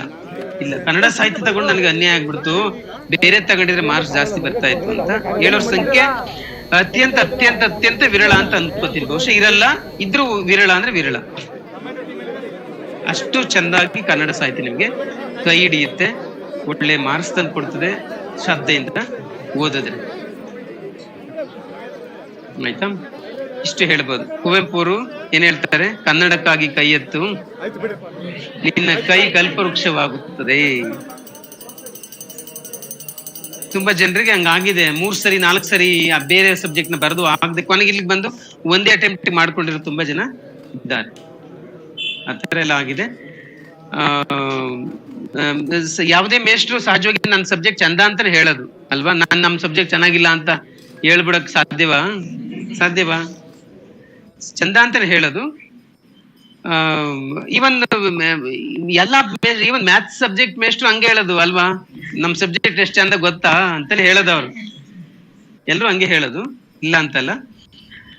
ಅದನ್ನೆಲ್ಲ ಕನ್ಸಿಡರ್ ಮಾಡಿ ನೋಡಿ ಆಮೇಲೆ ನೀವು ತೀರ್ಮಾನ ತಗೊಳ್ಳಿ. ಆದ್ರೆ ಕನ್ನಡ ಮಾತ್ರ ನಿಮ್ಗೆ ಆಪತ್ಕಾಲದಲ್ಲಿ ಸಹಾಯ ಮಾಡುತ್ತೆ. ಆಮೇಲೆ ಕೆಲವ್ರಿಗೆ ಪೂರ್ವಾಗ್ರಹ ಇರುತ್ತೆ, ಬೇರೆ ತಗೊಂಡ್ರೆ GS ಗೆಲ್ಲ ಅನುಭವ ಆಗುತ್ತೆ ಅಂತ, ಅನುಕೂಲ ಆಗುತ್ತೆ ಅಂತ.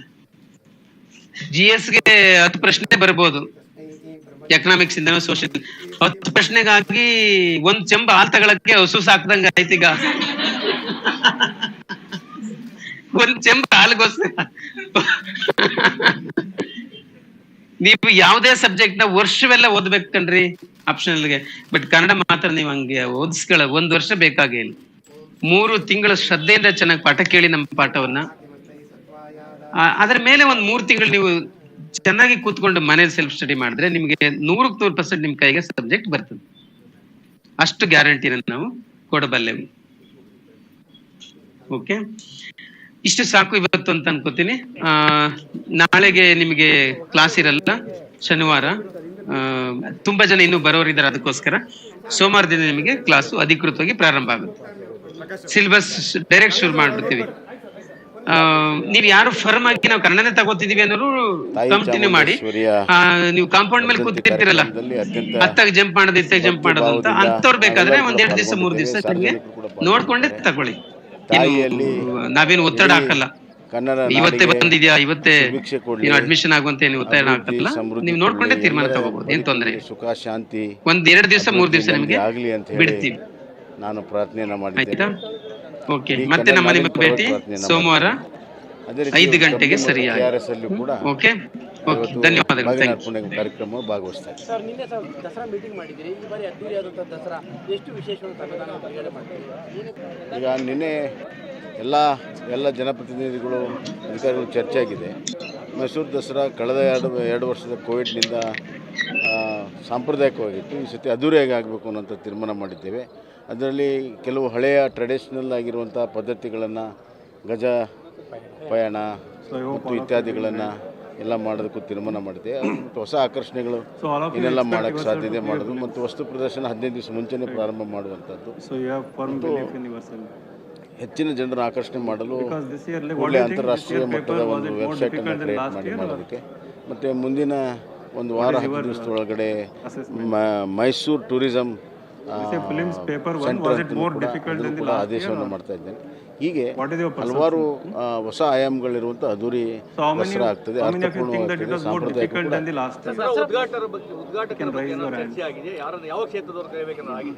ಇಲ್ಲ, ಅವರು ಚರ್ಚೆ ಆಗಿದೆ.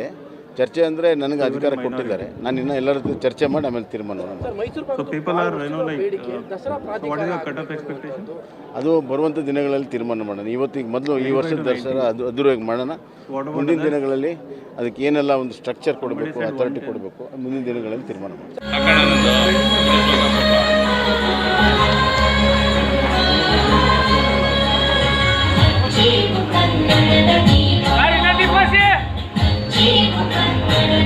Anyway, welcome to this yes session. So my concern is to yes session. So in this session I am going to talk about important that I have learned over last 2 to 3 years by interacting with students both in Bangalore. But what is the demand of the examination? How is it changing from year after year? And how aspirants must adapt to the changing demand of UPSC examination. So first I will talk about the optional subject. Irrespective of which optional you are studying, so there are certain demands to be met.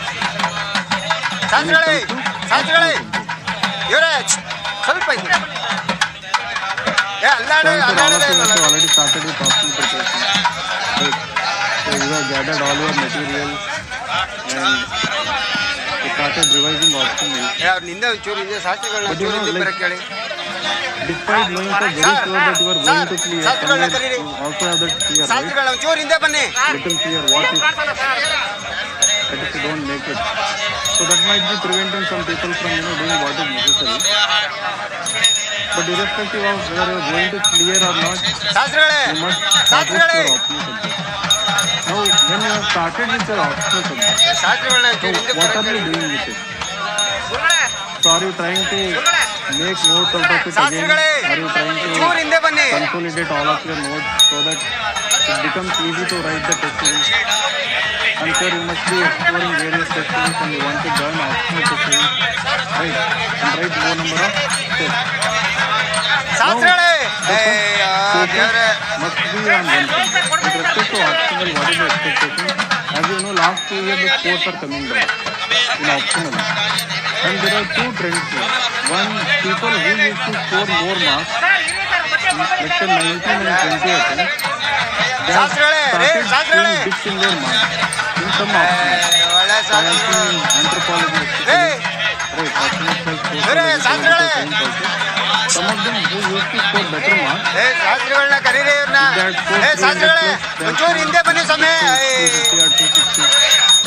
if they are scoring 280, 290, they are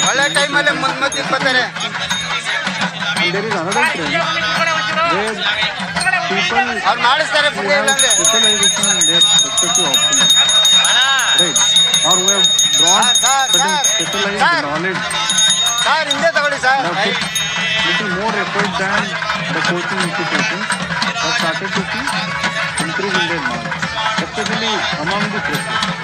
If somebody is writing their first name, if somebody has done post-graduation in that particular option, so we are seeing that some of them have started to get very good marks. Now, on a whole, we are seeing the dip in the marks and the competition is narrowing down with respect to optional. So like earlier times, we don't have the advantage of scoring 30-40 extra marks. Like earlier people used to target at least 330, 340 and spend so much of time on the optional subject. Immediately after 3 at the cost of GSM. Now, number 1, you need to spend enough time to score 260 to 270 marks.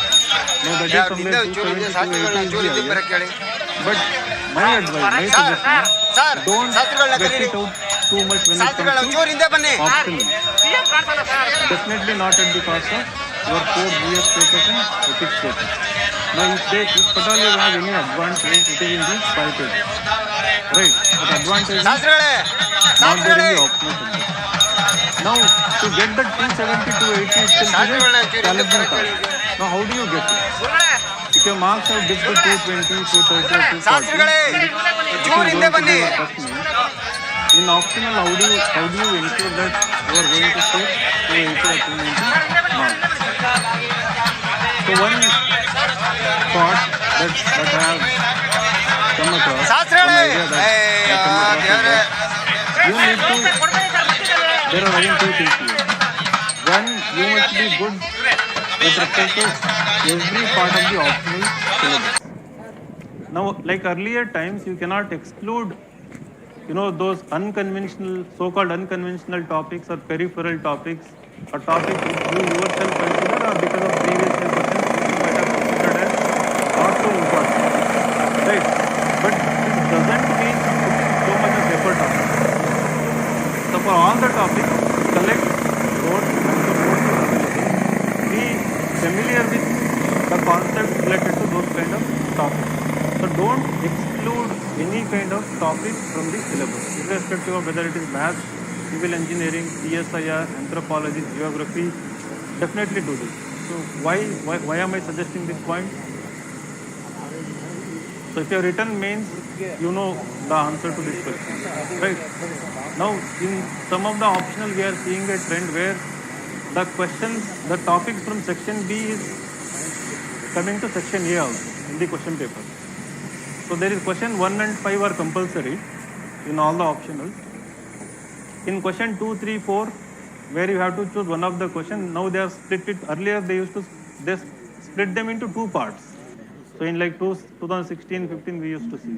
Now they are splitting them into 3 subparts or 4 subparts where the topics are mixed.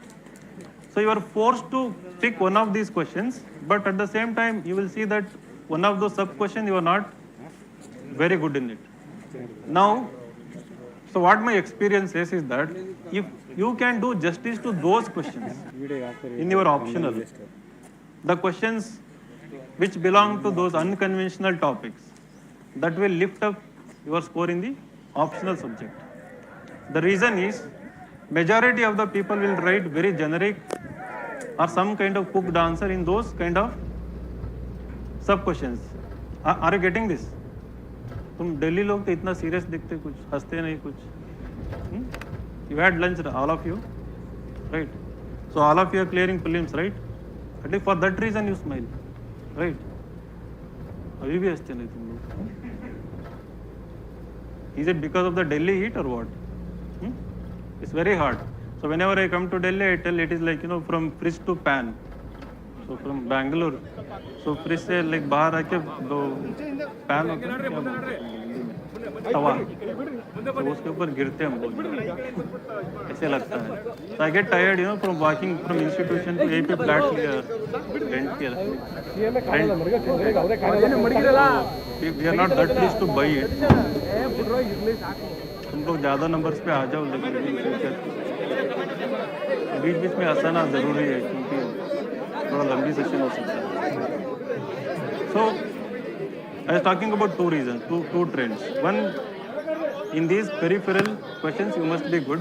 In these unconventional topics you must be good, because if you do justice to those kind of sub questions in your answer paper, 100% sure, because that will lift up your marks. Because when others are doing injustice to those questions, when they are cooking up answers, writing nonsense, if somebody writes exact answer, exact concept, it actually translates into better marks across the paper.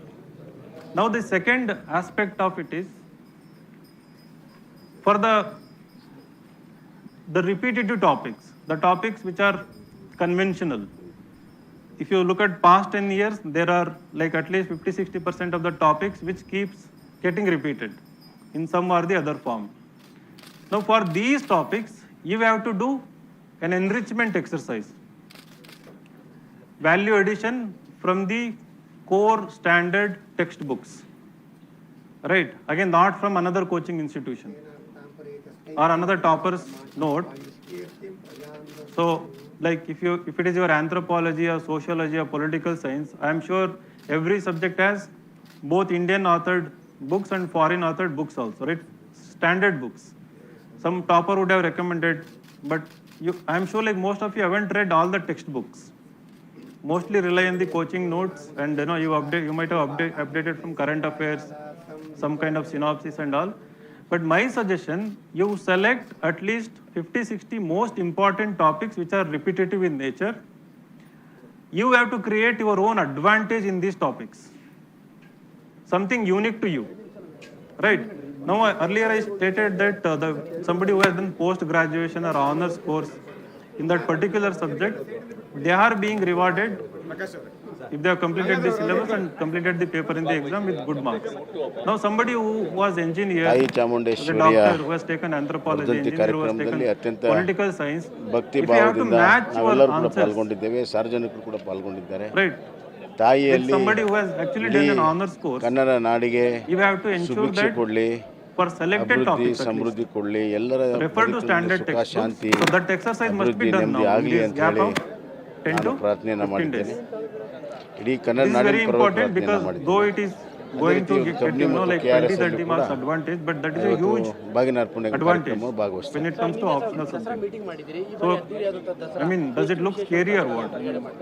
This is very important. ನಿನ್ನೆ ಎಲ್ಲ What I'm telling you may not be, ಜನಪ್ರತಿನಿಧಿಗಳು some people may be ಚರ್ಚೆ ಆಗಿದೆ. discouraging. You know, you read Mysuru coaching Dasara notes. ಕಳೆದ ಎರಡು ವರ್ಷದ ಕೋವಿಡ್ನಿಂದ But when it comes to optional subjects, what is happening is that in the market, ಕೆಲವು ಹಳೆಯ there are certain notes ಆಗಿರುವಂತಹ which ಪದ್ಧತಿಗಳನ್ನ get circulated ಪಯಣ predominantly. ಮತ್ತು ಇತ್ಯಾದಿಗಳನ್ನ Whether it is in Delhi or whether it is in Bangalore, ಹೊಸ ಆಕರ್ಷಣೆ everybody has a habit of reading ಮಾಡಕ್ಕೆ one ಸಾಧ್ಯತೆ ಮಾಡೋದು ಮತ್ತು particular ವಸ್ತು ಪ್ರದರ್ಶನ 15 ದಿವಸ ಮುಂಚೆ notes ಪ್ರಾರಂಭ ಮಾಡುವಂತದ್ದು topper has recommended or which might have worked in the previous ಹೆಚ್ಚಿನ year. ಜನರ ಆಕರ್ಷಣೆ Now, ಮಾಡಲು most of them repeat ಕೂಡಲೇ content ಅಂತಾರಾಷ್ಟ್ರೀಯ from ಮಟ್ಟದ ಒಂದು ವೆಬ್ಸೈಟ್ ಅನ್ನ ಕ್ರಿಯೇಟ್ ಮಾಡಿ those notes in their answers. ಮುಂದಿನ Right. ಒಂದು ವಾರ 10 For a ದಿವಸ evaluator, it Mysuru is tourism again kind of word mentality that centre no, you are ಕೂಡ ಅದನ್ನು ಕೂಡ haven't put ಆದೇಶವನ್ನು any ಮಾಡ್ತಾರೆ. extra effort, you are just ಹೀಗೆ repeating from your ಹಲವಾರು coaching institution. ಹೊಸ ಆಯಾಮಗಳಿರುವಂತ they are not seeing Dasara the ಆಗ್ತದೆ, required ಅರ್ಥಪೂರ್ಣವಾಗ್ತದೆ, amount of ಸಾಂಪ್ರದಾಯಿಕ ಕೂಡ ಆಗ್ತದೆ. in terms of knowledge or example, conceptual clarity, interlinking, ಇಲ್ಲ ಅವರು application ಚರ್ಚೆ of ಆಗಿದೆ. theory in paper to ಚರ್ಚೆ or ಅಂದ್ರೆ whatever it ನನಗೆ is, ಅಧಿಕಾರ ಕೊಟ್ಟಿದ್ದಾರೆ, ನಾನು which ಇನ್ನು actually ಎಲ್ಲರಿಗೂ exists ಚರ್ಚೆ in ಮಾಡಿ the ಆಮೇಲೆ ತೀರ್ಮಾನ ಮಾಡ್ತೀನಿ. standard sources. Is there anyone aware like who actually evaluates your optional ಅದು papers? ಬರುವಂತ ದಿನಗಳಲ್ಲಿ ತೀರ್ಮಾನ ಮಾಡೋಣ. ಇವತ್ತಿಗೆ ಮೊದಲು ಈ ವರ್ಷದ From which ದಸರಾ university ಅದ್ದೂರಿಯಾಗಿ they ಮಾಡೋಣ. might come? ಮುಂದಿನ ದಿನಗಳಲ್ಲಿ ಅದಕ್ಕೆ ಏನೆಲ್ಲ ಒಂದು structure They come from across India, of course. ಮುಂದಿನ ದಿನಗಳಲ್ಲಿ Right. ತೀರ್ಮಾನ ಮಾಡ್ತೀವಿ. They come from central universities. Right. So if somebody is going to evaluate political science, they are senior professors from across India. When it comes to optional, there is no compromise. I have seen it in Kannada literature also.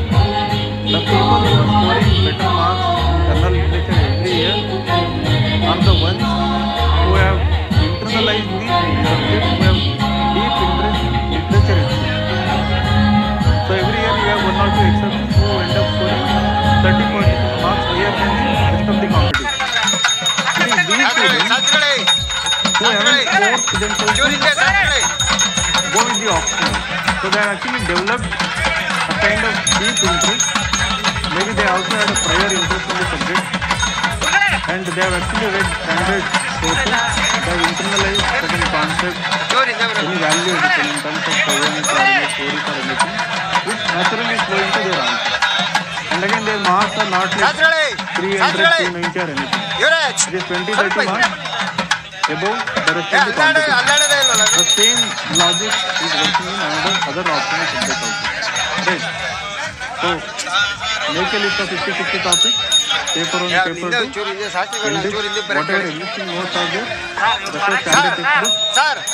And my suggestion is don't do it in a group study. Right. So, be selfish here. Your own notes, your own sources, update them, and it will 100% work. And start applying that in the test series. And when it comes to test series, if you are writing mains this year, my suggestion is less sectional test, more full-length test. Right. Now usually test series are framed in such a way that they focus more on sectional test, 6 or 8 sectional tests, and then in the end, 2 full-length tests. But in the real examination, what you are writing is the full-length test. But for that, are you getting adequate practice? Just writing 2 in the end in a simulated way and directly going there might not actually help you. It will not actually help you. So instead, what you can do, maybe you can write just 4 sectional tests and take full-length question paper. ಶಾಸ್ತ್ರಿಗಳೇ ರೇ ಶಾಸ್ತ್ರಿಗಳೇ Visit any center. You are welcome to use our center. ಒಳ್ಳೆ You ಶಾಸ್ತ್ರಿಗಳು want to write your own optional test. ರೇ We will keep it open. Come Hey, to classroom ಶಾಸ್ತ್ರಿಗಳೇ. and write the full-length examination in the classroom. ಏ ಶಾಸ್ತ್ರಿಗಳನ್ನ ಕರೀರಿ ಇವ್ರನ್ನ ಏ ಶಾಸ್ತ್ರಿಗಳೇ ಒಂಚೂರು ಹಿಂದೆ ಬನ್ನಿ ಸಮಯ Come to the classroom, take the question paper, full-length paper and write it in the ಒಳ್ಳೆ ಟೈಮಲ್ಲಿ ಮುಂದೆ ಬರ್ತಾರೆ So, and come to GS also, why this exception is important. ಅವ್ರು The ಮಾಡಿಸ್ತಾರೆ classroom ಬಿಡಿ ಇಲ್ಲಾಂದ್ರೆ dynamics. The real exam or dynamics are totally different compared to sir when you write from the sir comfort of your home. Sir ಹಿಂದೆ ತಗೊಳ್ಳಿ sir That mistake people do.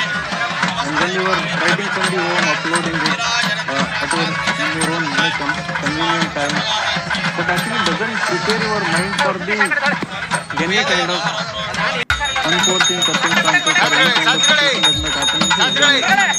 ಚೂರು ಹಿಂದೆ So looking at all 20, how many questions are there in an optional? 19. Okay. So looking at all the 19 questions, thinking differently for each and every question, right? Coming up with sensible answers in those 3 hours under the pressure situation, you have to go through that again and again. So my suggestion, at least 8 full-length papers. ಶಾಸ್ತ್ರಿಗಳೇ ಶಾಸ್ತ್ರಿಗಳೇ ಇವರೇ 4 paper 1 and 4. ಏ Paper 2. ಅಲ್ಲಾಡೆ You ಅಲ್ಲಾಡೆ can write more than that. That will be very good. So now, so what is the highest marks in your respective optional? Yeah, You ನಿನ್ನೆ can ಒಂಚೂರು ask. ಇದೆ ಶಾಸ್ತ್ರಿಗಳನ್ನ Political ಒಂಚೂರು ಹಿಂದೆ science, what is ಬರಕ್ಕೆ the ಹೇಳಿ highest book? Sir sir 305. ಶಾಸ್ತ್ರಿಗಳನ್ನ ಕರೀರಿ ಶಾಸ್ತ್ರಿಗಳನ್ನ ಒಂಚೂರು ಹಿಂದೆ ಬನ್ನಿ 306. Rank 1. Geography I had 300 something. 306. Anthropology ಶಾಸ್ತ್ರಿಗಳೇ 306. Any ಶಾಸ್ತ್ರಿಗಳೇ optional where somebody has scored 310 plus? ಶಾಸ್ತ್ರಿಗಳನ್ನ ಒಂಚೂರು ಹಿಂದೆ ಬರಕ್ಕೆ ಹೇಳಿ 312. Oh, this year. ಶಾಸ್ತ್ರಿಗಳೇ ಒಂಚೂರು ಹಿಂದೆ ಬನ್ನಿ I'm asking about 22. So you see that I think only one option somebody has put 310. Right? 306. 316. That is the highest list. ಶಾಸ್ತ್ರಿಗಳೇ ಅಯ್ಯೋ ದೇವ್ರೆ Rank 5. Okay. I took his mock interview actually. And we requested him, can we put your photo? He said yes. So we have put. So now an interesting thing happened today. Like of course, two people also become toppers. Right?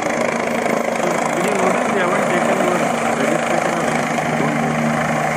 So our father came actually here, like he was happy and angry, saying that my daughter is get upset. She has got rank 25. You haven't put her name in the list. No, actually, like we were like pleasantly shocked or surprised. What do I say? अंदर बहुत कुछ हो रहा था लेकिन so we haven't put anywhere ad like claiming big toppers and all. And then if we verified if somebody had attended interview, we just put interview. And because we showed this much of honesty, they themselves are coming and saying ki, we had used your test series or main test series or something. So that I think good ethics preparation and good ethics teaching also. So nice. So now we have added and we are inviting her to Bangalore for felicitation. बहुत लोग आएंगे यहाँ पे तो next year. Will you come? You will come as a? तो जोर से बोलो ना वो भी like. Okay, good. So is optional clear? Did you know all these things already? Right. Now this is important to reinforce these ideas, talk about them publicly because you might be knowing. I don't know what, because I don't teach any optional subject. So I go by the logic, I go by the data, I go by the marks, I go by the interacting with the students. And because I have this chance of doing so many mock interviews with so many of these toppers, right? So when you talk to them, you know that they are good in something, right? In some area, so they have certain core interests. So they might be good in optional, they might be good in certain hobbies and interest, they have cultivated over the years. So one trait I have seen that, so there is a correlation between their academic record, their all extracurricular activities, the extra readings that they have done, right? And in the quality of the answers, the depth will naturally come. There is an amount of extracurricular activities or kind of interest, reading non-fiction books or even fiction books, and the hobby and interest of writing, quizzing, these things. So they actually become visible in the answers, and they have the same trait when it comes to the optional also. There is an element of ambition when it comes to treating each of the subjects. Now with respect to optional, now the ambition in your case should not be like, have the target of 300 plus or anything. The ambition when you are writing the test series to give the absolute best, treating every question, writing every answer to the best of your ability based on the extra effort that you are putting, right? And sometimes what might happen is some coaching institutions may not recognize your efforts. So they might discourage also, saying that, they may not be aware also. So it's very rarely that teachers themselves correct your papers, right? A student who may be correcting your paper may not be aware about the examples that you are putting. So based on the extra effort that you are doing. So in that case, so don't get discouraged or don't leave the test series in between, but go to the teacher and ask. Or if you have the privilege of meeting any professors or anyone, right, go and seek their guidance, right? So this thing I do with respect to essay. So in Bangalore also I was doing, and again I'm coming here and I'm meeting the students. I'm doing that here also. So what I mean by this is, like, we got second highest marks in essay this year. Rank 31, he got 147. Somebody said highest is 150 marks. 150, right? 150, 206. So this also story. So I claimed 147. मुझे पता नहीं था 150. Somebody had scored. So on Twitter I put our student very proudly has scored 147, and it is the highest. Somebody commented, sorry to disappoint you. So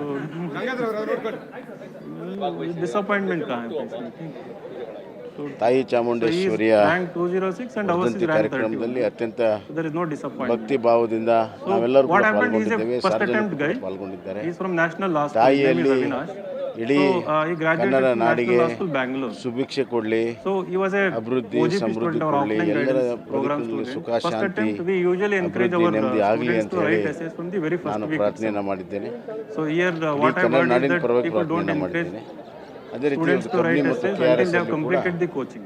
ಇವತ್ತು Because they don't have the content. ಕಾರ್ಯಕ್ರಮ ಭಾಗವಹಿಸ್ತಾ ಇದ್ದಾರೆ. Right, but they have the brain, right? So people think that they cannot write. We encourage them to write.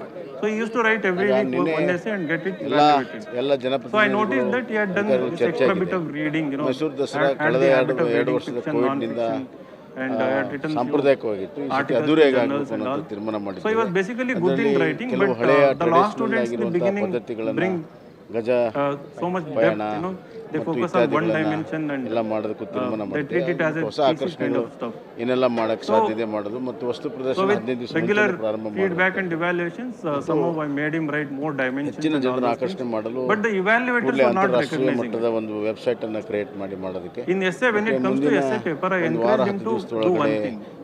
Number one, Mysuru tourism maintain the originality, the whatever centre experiences, whatever readings you ಆದೇಶವನ್ನು have ಮಾಡ್ತಾ done, ಹೀಗೆ bring them in your ಹಲವಾರು essay. ಹೊಸ But while ಆಯಾಮಗಳಿರುವಂಥ bringing ಅದ್ದೂರಿ them, Dasara don't ಆಗ್ತದೆ, pollute it ಅರ್ಥಪೂರ್ಣವಾಗ್ತದೆ, ಸಾಂಪ್ರದಾಯಿಕ ಕೂಡ ಆಗ್ತದೆ. by the advices given by the toppers and coaching ಇಲ್ಲ, ಅವರು institutions. ಚರ್ಚೆ People ಆಗಿದೆ. do, right? Like, you ಚರ್ಚೆ divide ಅಂದ್ರೆ your ನನಗೆ essay ಅಧಿಕಾರ into ಕೊಟ್ಟಿದ್ದಾರೆ. ನಾನು some ಇನ್ನ ಎಲ್ಲರೂ very ಚರ್ಚೆ basic ಮಾಡಿ ಆಮೇಲೆ pestle ತೀರ್ಮಾನ approach. ಮಾಡ್ತೀನಿ. The pestle approach, political, economic, social, ಅದು ಬರುವಂಥ ದಿನಗಳಲ್ಲಿ ತೀರ್ಮಾನ legal, ಮಾಡೋಣ. ಇವತ್ತಿಗೆ ಮೊದಲು ಈ environmental. That is ವರ್ಷದ one ದಸರಾ approach. ಅದ್ದೂರಿಯಾಗಿ ಮಾಡೋಣ. There is another approach ಮುಂದಿನ ದಿನಗಳಲ್ಲಿ which is ಅದಕ್ಕೆ ಏನೆಲ್ಲ ಒಂದು ಸ್ಟ್ರಕ್ಚರ್ in ಕೊಡಬೇಕು, most of the authority essays ಕೊಡಬೇಕು, that ಮುಂದಿನ ದಿನಗಳಲ್ಲಿ your ತೀರ್ಮಾನ essay is divided into two parts. You have the topic, you have introduction, and you write co-article about the topic.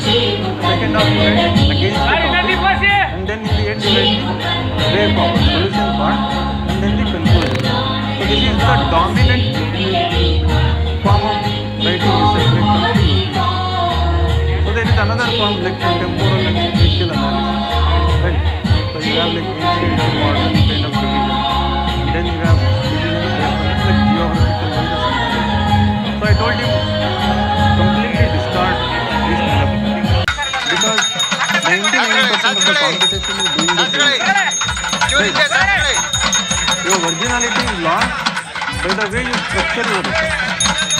Right? Because somebody is recommending right introduction, with two stories. Start your introduction with two stories. Because somebody is told, everybody started doing that. Scene 1, scene 2, scenario 1, scenario 2, story 1, story 2, case 1, case 2. Some people in order to make original, they change the word scene to case. The introduction. Right? The story remains the same. The first story is pro, second story contrasting. Again. Right?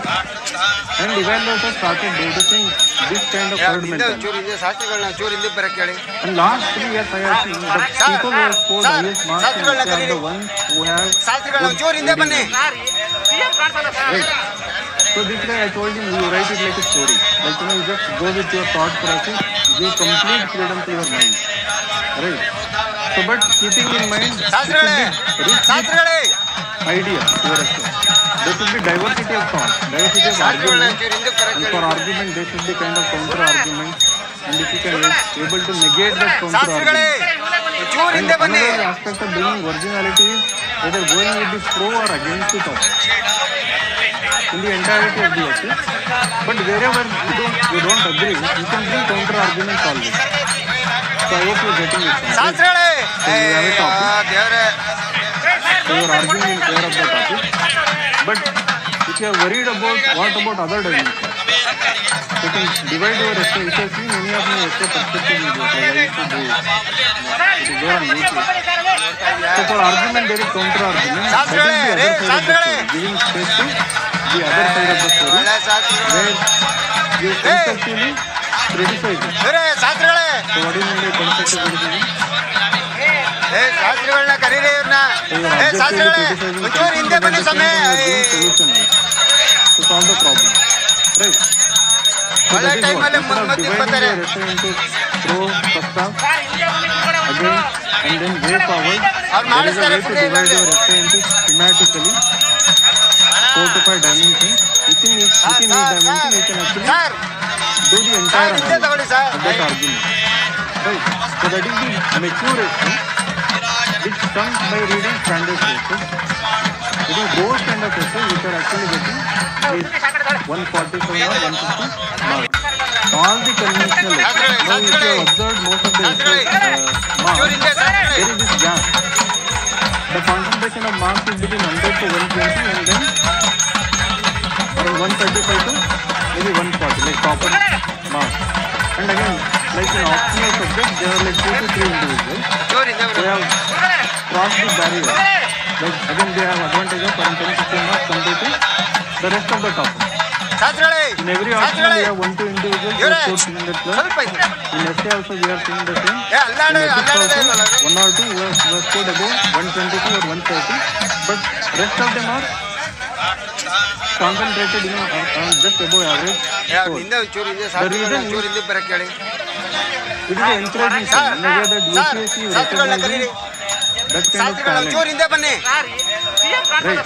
And I believe everyone sitting here, if you can put little extra effort, right, somewhat moving away from the competition, the herd mentality, if you can bring your individual experiences, your individual strength into your answers, you can be those exceptions in your particular subject. It can be optional, right? So if you have already come with that kind of experience, effectively use it. Now don't go by the coaching institution if they say that you're not structuring well, this example is not suitable. Do your own job, and I believe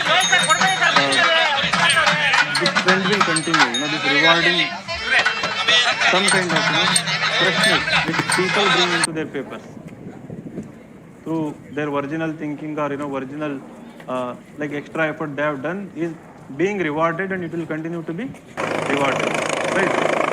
So for essay and ethics, order to, because you don't have much time to do all these various books. So one quick suggestion I can make is there is one app called Blinkist. You know Blinkist? There is this app called Blinkist.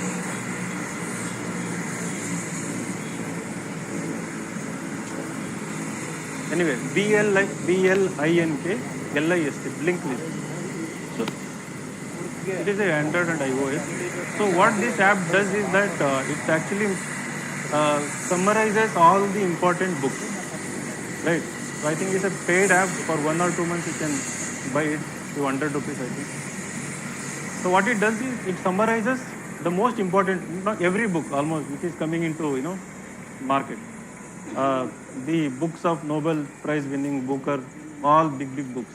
So they have categorized them thematically. There are books on spirituality, there are books on development economics, there are books on geopolitics, there are books on climate change, environmentalism, there are books on individualism, there are books on knowledge, like whatever keywords that you come across for all the essay topics. So you can make, you can go through the blinks. It is called as blinks. It is like 2 to 3 minutes read of entire book. So they would just give the crux of the core ideas presented in the book are presented in a very easy format. So you can remember the author name, you can remember the book name, you can get the ideas, right? In the right context, without artificially inserting them, right? In your essays, you have to practice them. You practice in such a way that, so you have a, collection of books or quotes for every topic, and they are used in the right context in your essays. So that is the quick way for you to do it, because you cannot sit and read so many books. From our side, we are going to do around like 6 to 8 essay sessions and ethics sessions, where we will focus on this enrichment exercise, right? So to give you certain dimensions, certain value additions, which you can use in your essays. But again, it will have the dangers of people using the things we give. So, but we want this exercise to be more of like stimulating kind of exercise. We will give you ideas how to do that, but you have to implement it. Otherwise, what will happen? You will be losing out 10 to 15 marks in the essay paper. Now that's the gap I told about. The people have scored in the range of 100 to 120, and then there is 135 plus. So those 15 marks you will be losing out. So to gain those at least 15 to 20, even in the worst case, there should be some kind of originality and freshness in your essay, right? And how many essays you will write before the mains? How many you have target, like in your mind? How many you want to write? 10 essays. Kitna likhoge? So yeah, like we have in our I-Will, we have full-length, 7 full-length essay tests, right? So that means 14 essays. If you choose to join that, there are 14 essays which you can write. But when it comes to the extra practice, my suggestion is, if you can write around 20 essays, like as part of test series, you will write around 14. So if you can write few more extra essays, every month I'm coming here. Of course, there are 3 more months, but I'll be coming and staying here 3 to 4 days. If you want any kind of feedback on your essays, you are welcome to, whether you join or don't join the test series, you are welcome to come and show your essay, right? Again, I will not take your name and note down your face and everything. So if you have any gratitude, if your score improves, later you can, send your father and so tell us that you are also a student or something. So not to boast or anything, so since 2014 I am doing this exercise. Anybody who has come for feedback with respect to essay and ethics, people have improved this score. So ours is like, people who fail in previous attempt and then they come. That kind of category come in more numbers, and majority of them have improved their score. It is just like identification of small problems here and there. ಭಕ್ತಿ ಭಾವದಿಂದ ನಾವೆಲ್ಲರೂ ಕೂಡ ಪಾಲ್ಗೊಂಡಿದ್ದೇವೆ, ಸಾರ್ವಜನಿಕರು ಕೂಡ bring value and do some extra ತಾಯಿಯಲ್ಲಿ value addition. ಇಡೀ ಕನ್ನಡ ನಾಡಿಗೆ ಸುಭಿಕ್ಷೆ ಕೊಡಲಿ, fact of ಅಭಿವೃದ್ಧಿ ಸಮೃದ್ಧಿ breaking from ಕೊಡಲಿ, the ಎಲ್ಲರ herd mentality ಬದುಕಿನಲ್ಲಿ ಸುಖ ಶಾಂತಿ can just result ಅಭಿವೃದ್ಧಿ in ನೆಮ್ಮದಿ getting ಆಗಲಿ ಅಂತ ಹೇಳಿ extra marks. ನಾನು But you should ಪ್ರಾರ್ಥನೆಯನ್ನು be ಮಾಡಿದ್ದೇನೆ. aware that ಇಡೀ ಕನ್ನಡ ನಾಡಿನ you are ಪರವಾಗಿ actually following the herd ಪ್ರಾರ್ಥನೆ mentality. ಅದೇ ರೀತಿ ಒಂದು ಕಬ್ನಿ ಮತ್ತು KRS ಅಲ್ಲೂ ಕೂಡ So what is the fundamental problem ಕಾರ್ಯಕ್ರಮ when ಭಾಗವಹಿಸಿದೆ. it comes to mains? Why the marks are coming down? And what is happening across the competition when it comes to all GS papers, including essay ಎಲ್ಲ ಜನಪ್ರತಿನಿಧಿಗಳು optional? ಅಧಿಕಾರಿಗಳು ಚರ್ಚೆ ಆಗಿದೆ. So last 3-4 years, Dasara ಕಳೆದ ಎರಡು ವರ್ಷ we started seeing many toppers, many institutions ಸಾಂಪ್ರದಾಯಿಕವಾಗಿ saying, ಅದ್ದೂರಿಯಾಗಿ so present your answer in this way, write your answer ಅದರಲ್ಲಿ in this way, ಕೆಲವು structure ಹಳೆಯ your answer ಟ್ರೆಡಿಷನಲ್ in ಆಗಿರುವಂತಹ this way, right? ಪದ್ಧತಿಗಳನ್ನ But in this race to write so many tests, ಮತ್ತು ಇತ್ಯಾದಿಗಳನ್ನ enrolled to so many test series, ಮತ್ತು ಹೊಸ ಆಕರ್ಷಣೆಗಳು so ಇದನ್ನೆಲ್ಲ ಮಾಡಕ್ಕೆ one ಸಾಧ್ಯತೆ important ಮಾಡೋದು. demand of the exam was 15 ದಿವಸ ಮುಂಚೆ ಪ್ರಾರಂಭ ಮಾಡೋದು. right? So I have seen like literally thousands of answers of ಜನರನ್ನು hundreds of ಆಕರ್ಷಣೆ ಮಾಡಲು candidates. ಕೂಡಲೇ ಅಂತಾರಾಷ್ಟ್ರೀಯ every year I ಮಟ್ಟದ keep ಒಂದು seeing ವೆಬ್ಸೈಟ್ that. ಅನ್ನು ಕ್ರಿಯೇಟ್ ಮಾಡೋದಕ್ಕೆ So what is missing in ಮುಂದಿನ your answers? ಒಂದು ವಾರ Most of the answers is Mysuru tourism centre ಅಂತಲೂ ಕೂಡ ಅದನ್ನು ಕೂಡ ಆದೇಶವನ್ನು ಮಾಡ್ತಾ ಇದ್ದೇನೆ. overall intellectual trait ಹಲವಾರು ಹೊಸ ಆಯಾಮಗಳಿರುವಂಥ ಅದ್ದೂರಿ and depth of ದಸರಾ ಆಗ್ತದೆ, understanding of the ಅರ್ಥಪೂರ್ಣವಾಗ್ತದೆ, candidate. ಸಾಂಪ್ರದಾಯಿಕ ಕೂಡ ಆಗ್ತದೆ. The depth, the so-called depth, especially the analytical depth, ಇಲ್ಲ ಅವರು ಚರ್ಚೆ ಆಗಿದೆ. is missing in the ಚರ್ಚೆ most of ಅಂದ್ರೆ the ನನಗೆ answer. ಅಧಿಕಾರ What is ಕೊಟ್ಟಿದ್ದಾರೆ. most ನಾನು evident ಎಲ್ಲರ is ಜೊತೆ ಚರ್ಚೆ ಮಾಡಿ ಆಮೇಲೆ ತೀರ್ಮಾನ the range of their information and memory. ಪ್ರಾಧಿಕಾರ ಆಗಬೇಕು ಅನ್ನುವಂಥದ್ದು ಅದು ಬರುವಂಥ ದಿನಗಳಲ್ಲಿ ತೀರ್ಮಾನ ಮಾಡೋಣ. ಇವತ್ತಿಗೆ ಮೊದಲು ಈ ವರ್ಷದ ದಸರಾ ಅದ್ದೂರಿಯಾಗಿ ಮಾಡೋಣ. ಮುಂದಿನ ದಿನಗಳಲ್ಲಿ Range of information ಅದಕ್ಕೆ ಏನೆಲ್ಲ and ಒಂದು memory ಸ್ಟ್ರಕ್ಚರ್ has ಕೊಡಬೇಕು, taken ಅಥಾರಿಟಿ ಕೊಡಬೇಕು, ಮುಂದಿನ ದಿನಗಳಲ್ಲಿ predominance in your answer. When somebody wants to write a test series, somebody wants to answer all the first focus is complete the paper. So you want to write answers to all the 20 questions. You want to race to complete the paper. So while doing so, you are compromising with the depth, the very expectation of the depth of understanding of the question. But you are getting carried away. In order to complete the paper, you are literally your answer or you are done your answer with so many facts and examples. ಶಾಸ್ತ್ರಿಗಳೇ Right. Or you are just writing too many generic points, skipping the example part, and then moving to another question. Now evaluator is not interested in how many points you have written. It's not about the number of the points, it is about the quality of the points. So my suggestion for 150 words, so how many points you write for 150 word answer? ಶಾಸ್ತ್ರಿಗಳೇ Yuvraj If there are two parts, ಅಲ್ಲಾಡೋದೇ ಇಲ್ಲ 6 points, how many? 8 to 10 points. So what I feel is 6 to 8 points people write. Right? So if there are two parts to the question, if there is only one part, you might write in a linear way. ಶಾಸ್ತ್ರಿಗಳನ್ನ ಕರೀರಿ. You can enumerate around 6 to ಶಾಸ್ತ್ರಿಗಳ ಒಂಚೂರು ಹಿಂದೆ ಬನ್ನಿ. 8 points. So if I am sure like all of you have written some answers till now. Right? So everybody has written answers. All of you must have written some tests also. ಶಾಸ್ತ್ರಿಗಳೇ So in your answer, if you objectively ಶಾಸ್ತ್ರಿಗಳನ್ನ ಒಂಚೂರು ಹಿಂದೆ ಬರಕ್ಕೆ ಹೇಳಿ. or honestly look back to your answer, so you see that ಶಾಸ್ತ್ರಿಗಳೇ the depth is ಒಂಚೂರು ಹಿಂದೆ ಬನ್ನಿ. lacking in the way that most of the points will be either generic, or even if you think that you are writing very good points, the focus is always on the quantity. Now if you want to write 6 to 8 points, my suggestion is go to 3 to 4 ಶಾಸ್ತ್ರಿಗಳೇ points ಅಯ್ಯೋ ದೇವರೇ bring depth in those points. So instead of writing a generic point, you have to validate, substantiate that point with not like one word example or no 2 word fact or example, but so can somebody give any question? ಶಾಸ್ತ್ರಿಗಳೇ ರೇ ಶಾಸ್ತ್ರಿಗಳೇ ಒಳ್ಳೆ ಶಾಸ್ತ್ರಿಗಳು ರೇ ಇವರೇ ಶಾಸ್ತ್ರಿಗಳೇ Paper I had predicted like marks will come ಏ ಶಾಸ್ತ್ರಿಗಳನ್ನ ಕರೀರಿ ಇವ್ರನ್ನ. ಏ ಶಾಸ್ತ್ರಿಗಳೇ ಒಂಚೂರು ಹಿಂದೆ ಬನ್ನಿ ಸಮಯ. ಒಳ್ಳೆ ಟೈಮಲ್ಲಿ ಮಧ್ಯಕ್ಕೆ ಬರ್ತಾರೆ. So trace the rise and growth of ಅವ್ರು ಮಾಡಿಸ್ತಾರೆ ಬಿಡ್ರಿ ಇಲ್ಲಾಂದ್ರೆ. question difference in Bengal and Brahmo Samaj. So that was the first question for 150 sir words. So what is the sir demand ಹಿಂದೆ of the ತಗೊಳ್ಳಿ question? Sir.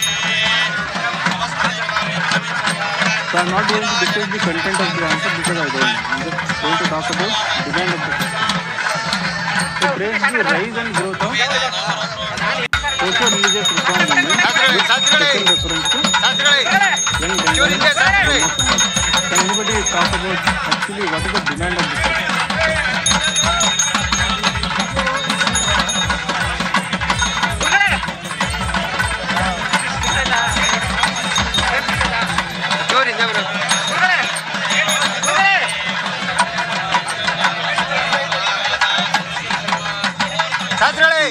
ಶಾಸ್ತ್ರಿಗಳೇ ಇವರೇ ಸ್ವಲ್ಪ ಅಲ್ಲಾಡೋದೇ ಇಲ್ಲಲ್ಲ ಅದು. See, the demand of the question is twofold. One, I'll talk about another mistake. The weightage allocation to the parts is creating the answer. So whenever you look at the question, now how many parts are there in this?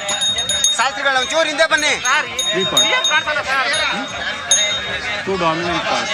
Which are those 2 dominant parts? So yeah, reasons for the rise and growth of social religious and its special focus on young Bengal and Brahmo Samaj. Now, to which part you will give more allocation? ಶಾಸ್ತ್ರಿಗಳೇ ಒಂಚೂರು ಹಿಂದೆ ಬನ್ನಿ. The first part or second part? So can you give reason why do you want to give more weightage to first part? So it should be equal division. ಶಾಸ್ತ್ರಿಗಳೇ Particular answer is equal division. Now let us start with the introduction part. Now this depth of your understanding, when you give your answer, starts with by reading your introduction. Right? Now what people are doing in their introduction nowadays is start with the definition. So for this answer, what is the definition that what is the introduction that writes to us?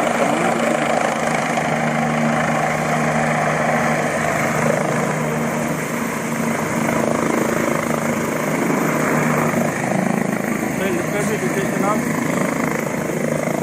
okay.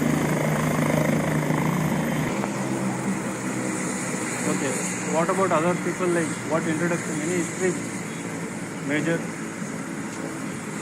Like this is the optional question. So what would be your introduction?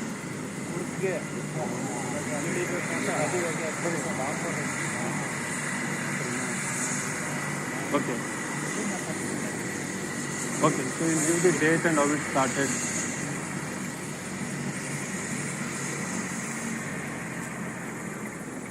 So feel free to just open up, like I'm just asking you, I just want to have a conversation. I want to prove a point here.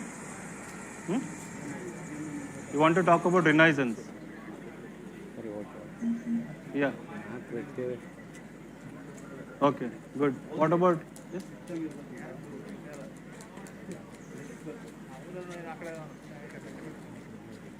So you'll highlight the fact that Bengal was the epicenter of such kind of social religious, but Maharashtra at the same time, even that was also there, right? At the later part. Okay. Right. Now, how will you bring depth in your introduction here? So, for any introduction, don't directly go with the 2 things. Here, you might start with the date. You might start with, the region, when it started, where it started, right? You might also talk about some kind of background information. You can define social religious reform movements also. Now, your analytical ability will be evident in the introduction itself, whether it is in the essay or whether it is in the GS introduction. So once you have identified that there are more than 1 part or 2 parts to the question, so all the parts of the question must be addressed in the introduction with a broader idea. So even last session I told the 1 line you write in the introduction should be like an essay topic, right? Like if you write a line in the introduction, it should have so much broad meaning and depth that I should be able to write an essay on that particular line. Sorry, I am not able to think what line for that particular question, right? I am just giving you the idea about it. So the line should be such that you should give hint to what to expect from your answer, right? Are you able to understand the context of the question? So why this question is important? In what context this particular question is important, right? And what is the significance of the topic in the question? If we can combine context, significance, everything in 1 or 2 lines, that becomes a better introduction. So after that introduction, you write little background and then you create the part, what are the reasons that gave rise to socio-religious reforms in general. Now instead of writing like 4 to 5 points linearly, so if you can write 2 to 3 points, bringing better validations in terms of examples, right? You can sit here.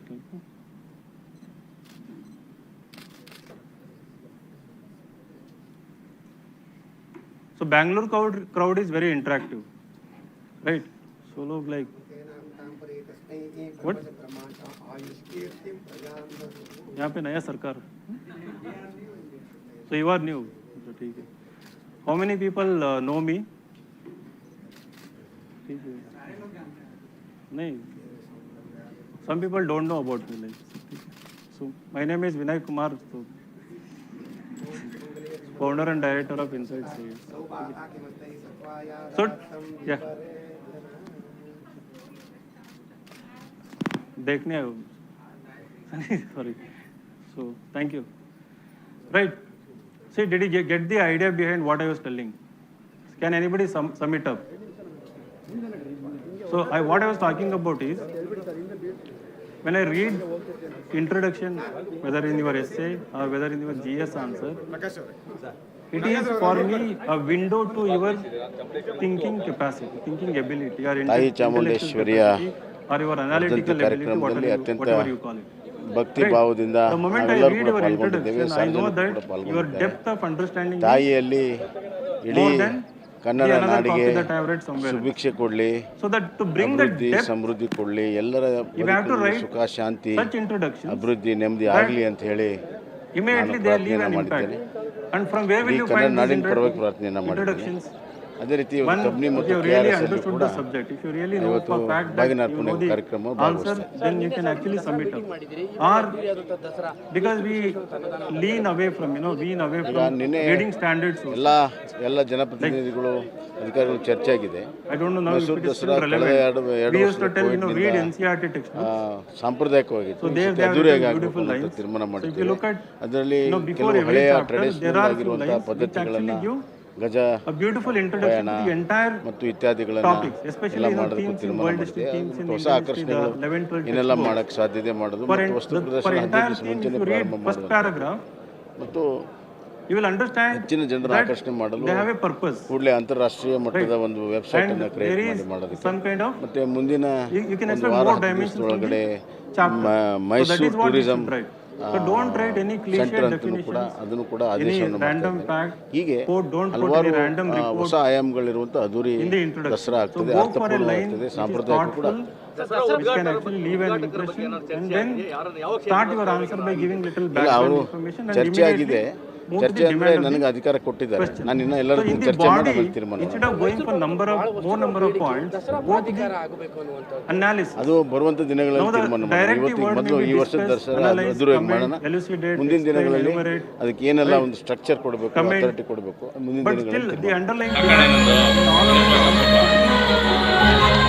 the analysis. Now, how will you bring your text? One point for this answer. What was the factor that gave rise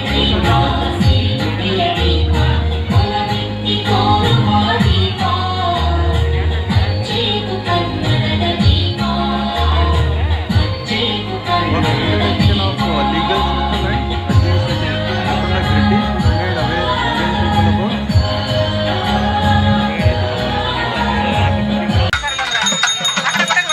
ಶಾಸ್ತ್ರಿಗಳೇ so that is one point. ಶಾಸ್ತ್ರಿಗಳೇ ಚೂರು ಹಿಂದೆ ಶಾಸ್ತ್ರಿಗಳೇ. But how did that reaction result? I mean, what created that reaction? So each point, right? You think the reaction to this degenerating state Sorry, of sir. Indian society.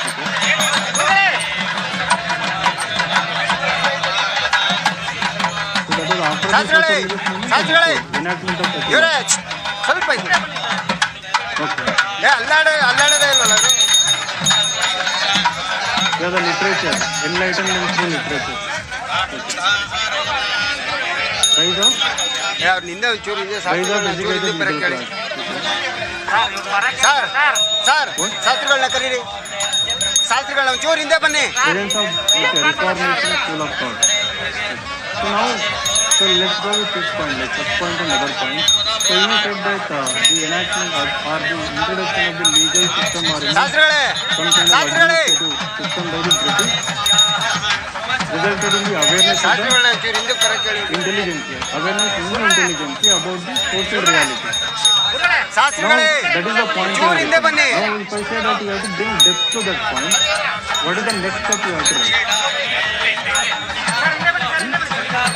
Right. So, what is analysis? First, analysis is breaking things into parts.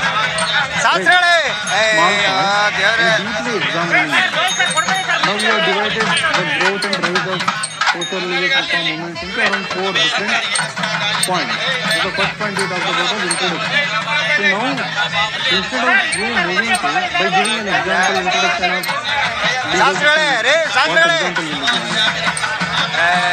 ಒಳ್ಳೆ ಶಾಸ್ತ್ರಿಗಳು British concept of rule of law. ಬೇರೆ ಶಾಸ್ತ್ರಿಗಳೇ So maybe you can give one example and we'll move to another point. ಶಾಸ್ತ್ರಿಗಳನ್ನ ಕರೀರಿ ಇವ್ರನ್ನ. ಶಾಸ್ತ್ರಿಗಳೇ ಒಂಚೂರು ಹಿಂದೆ ಬನ್ನಿ ಸ್ವಾಮಿ. Literary movement. Influence in English literature that created the awareness. ಒಳ್ಳೆ ಟೈಮಲ್ಲಿ ಮಧ್ಯಕ್ಕೆ ಬರ್ತಾರೆ. So for that you might give a name of one book or two books and we'll move to another. Right.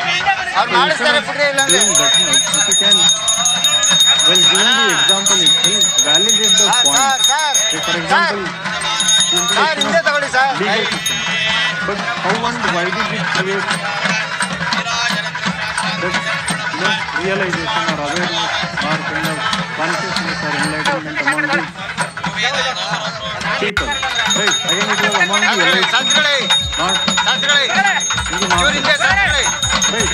So can you bring little finer details within that point? Right. I'm not asking like not so specialized like in optimism, but little bit lower than that, but Sure, with a depth in that point, so that your reasoning there, instead of just saying what you said and moving to another part of the question, ಇವರೇ your reasoning ಸ್ವಲ್ಪ ಹಿಂದೆ. and trying to justify that point with ಅಲ್ಲಾಡದೇ ಇಲ್ವಲ್ಲ ಅದು? a valid argument. Did you get this? So again, I'm not asking you to do it for every point. So if you know like 4 points, at least do it to 2 points. ಅವ್ರು ನಿಂದೆ ಒಂಚೂರು ಹಿಂದೆ ಶಾಸ್ತ್ರಿಗಳನ್ನ ಒಂಚೂರು ಹಿಂದೆ ಬರಕ್ಕೆ ಹೇಳಿ. That is one thing. So that if you do it for some important questions, like in ಶಾಸ್ತ್ರಿಗಳನ್ನ ಒಂಚೂರು ಹಿಂದೆ ಬನ್ನಿ. marks. Second thing in GS you need to avoid is that if you don't know anything to any question, it is always better to leave it blank. ಶಾಸ್ತ್ರಿಗಳೇ ಶಾಸ್ತ್ರಿಗಳೇ So I had the privilege of speaking to previous UPSC chairman. ಶಾಸ್ತ್ರಿಗಳನ್ನ One of ಒಂಚೂರು them ಹಿಂದೆ said ಬರಕ್ಕೆ that ಹೇಳಿ. any kind of dishonesty in these papers is actually punished. ಶಾಸ್ತ್ರಿಗಳೇ Right. So like you ಒಂಚೂರು don't ಹಿಂದೆ know the ಬನ್ನಿ. answer to S400 or any how GDP was computed differently compared to 2015 method. So you tend to create an answer, put up an answer. You know the concept, but you don't know exactly ಶಾಸ್ತ್ರಿಗಳೇ the answer. The ದೇವರೇ exact demand of the question you don't know. So in those times, what people do is that they tend to write what they know rather than what is the demand of the question. Now, with respect to S400, the demand of the question was this S400, how this air defense system is superior to other systems in the world. Superior to other air defense systems in the world. Right? That was the question.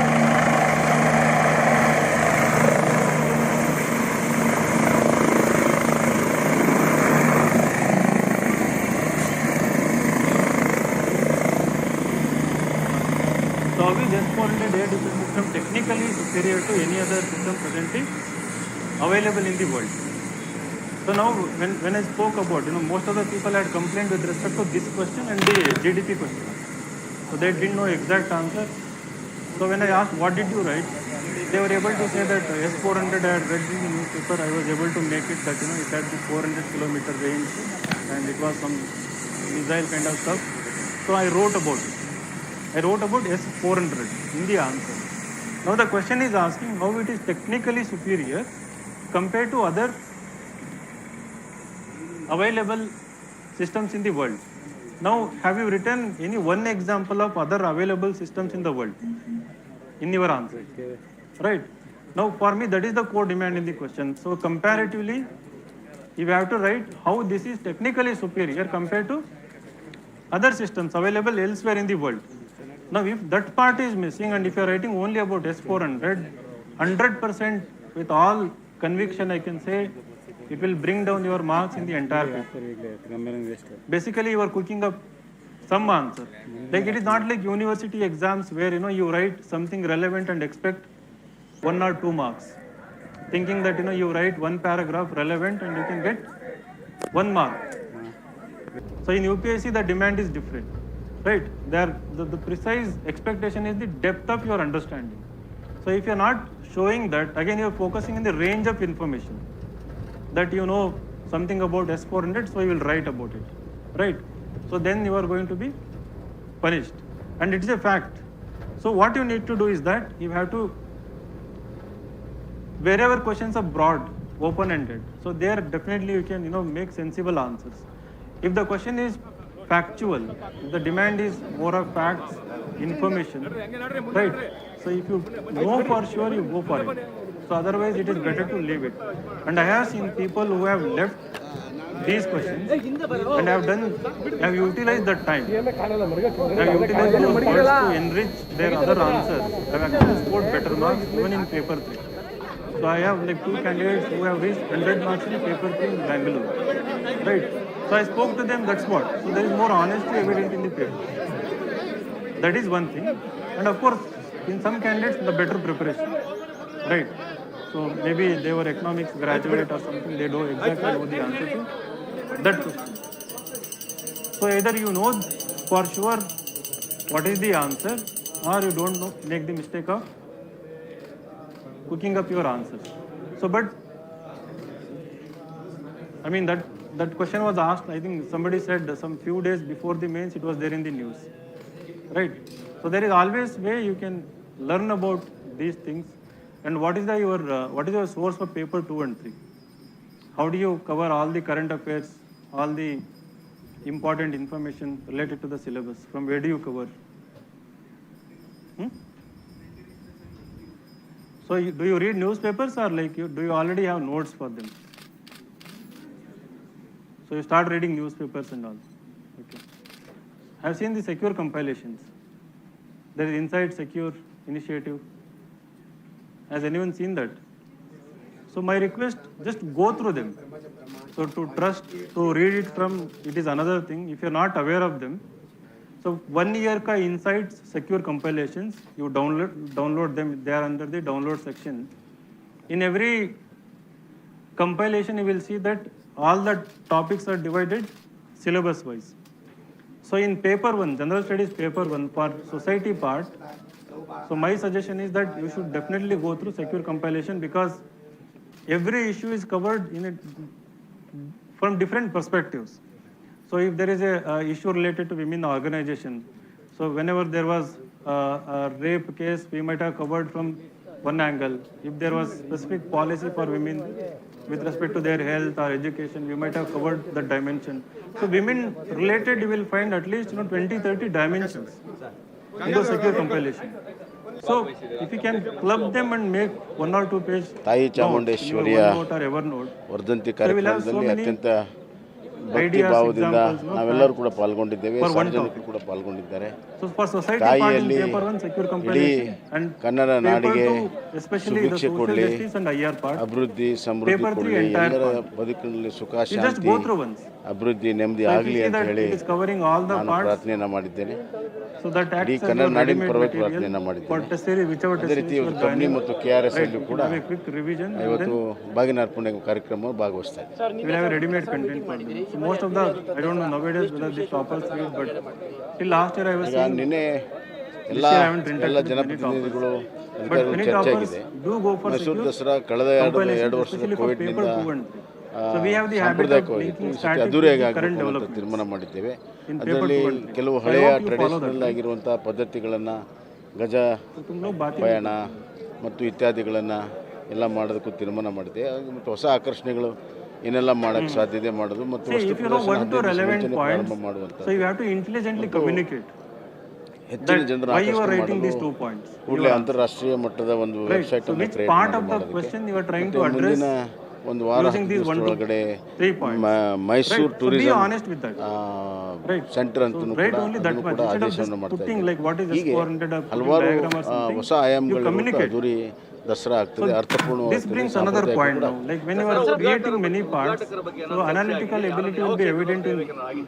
ಇಲ್ಲ, ಅವರು ಚರ್ಚೆ ಆಗಿದೆ. ಚರ್ಚೆ ಅಂದರೆ ನನಗೆ ಅಧಿಕಾರ ಕೊಟ್ಟಿದ್ದಾರೆ, ನಾನು ಇನ್ನೂ ಎಲ್ಲರಿಗೂ ಚರ್ಚೆ ಮಾಡಿ ಆಮೇಲೆ ತೀರ್ಮಾನ. ಅದು ಬರುವಂಥ ದಿನಗಳಲ್ಲಿ ತೀರ್ಮಾನ ಮಾಡೋಣ. ಇವತ್ತಿಗೆ ಮೊದಲು ಈ ವರ್ಷದ ದಸರಾ ಅದ್ದೂರಿಯಾಗಿ ಮಾಡೋಣ. ಮುಂದಿನ ದಿನಗಳಲ್ಲಿ ಅದಕ್ಕೆ ಏನೆಲ್ಲ ಒಂದು ಸ್ಟ್ರಕ್ಚರ್ ಕೊಡಬೇಕು, ಅಥಾರಿಟಿ ಕೊಡಬೇಕು, ಮುಂದಿನ ದಿನಗಳಲ್ಲಿ ತೀರ್ಮಾನ ಮಾಡೋಣ.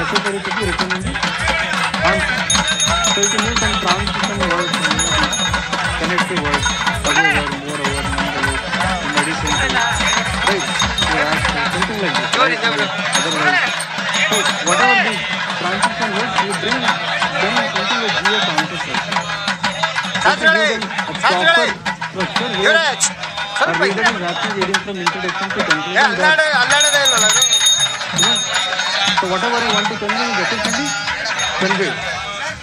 So don't go for this diagrammatic representation. Upon geography, but you can convey your argument through words by writing in sentences. Prioritize that over randomly putting a diagram or something. Right. And that is also being discouraged. So if it has worked in one or two parts, doesn't mean that it will work in everyone's case. So that has become the problem. If somebody uploads a proper copy, everybody starts limiting it. So then your work is gone. What you need to do, if proper copy is available, see if you can better it. Can you present your answer better than what author has done? Can you write better content than what the author has done? So instead of following it as a benchmark, find a way to create your own benchmark. Try to set your own standard. So that's what I meant by it was ambition. In the beginning I used the word ambition. Right? So that is what I meant by ambition in your answer, question. GS1 and GS3 people are scoring low marks because the nature of the paper looks like information end up dumping so much of content, facts and examples, losing out on the analysis part. Right. The second reason is dishonest. So if you don't know, you leave it, but you are actually forcing yourself to answer them. Yes. There is negative marks for both irrelevant answers and illegible answers. And more than illegibility, the irrelevant answers are being punished. So this I have seen like this one minus 25 marks right? And then there is a minus and they are clueless. Their handwriting is beautiful. Right? I have seen their handwriting is very nice. But what could be the reason that you are penalizing? So there is explicit penalizing and there is implicit, in terms of while evaluating they are reducing marks everywhere. So paper 1 and 2, because of the nature of the question, they look all factual. So don't get carried away and write only the factual stuff. Right, analyze, reason. paper to this year we have seen the scores are better, right? Everybody has ಹಿಂದೆ scored ಒಂಚೂರು good ಇದೆ marks in ಶಾಸ್ತ್ರಿಗಳನ್ನ paper. ಚೂರು ಹಿಂದೆ ಬರಕ್ಕೆ ಹೇಳಿ And especially people with again the trend has changed. If you notice that I think ಶಾಸ್ತ್ರಿಗಳನ್ನ till ಚೂರು ಹಿಂದೆ ಬನ್ನಿ 2019, if somebody had political science, public administration as their optional, they were actually scoring low in paper. Right, Kannada scored lowest in the paper too. ಶಾಸ್ತ್ರಿಗಳೇ ಶಾಸ್ತ್ರಿಗಳೇ And for most of the, I don't want to generalize, but most of the ಶಾಸ್ತ್ರಿಗಳನ್ನ marks ಚೂರು ಹಿಂದೆ I ಬರಕ್ಕೆ ಹೇಳಿ think, if they were bringing their specialized knowledge in GS paper. ಶಾಸ್ತ್ರಿಗಳೇ ಚೂರು ಹಿಂದೆ ಬನ್ನಿ GS paper. Right, have you noticed anyone?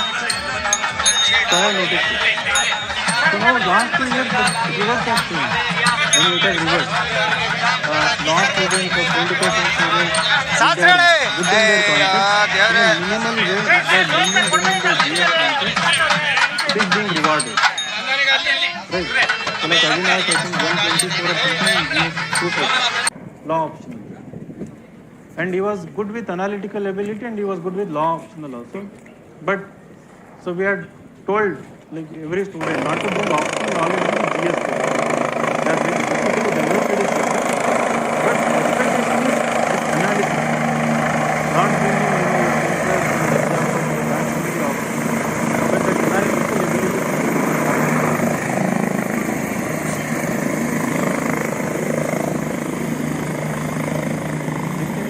capital budget and revenue budget, explain the components of both the budget. So what analysis we can bring? So you tell me what analysis you can bring here. No, we will have a discussion and I cannot speak directly.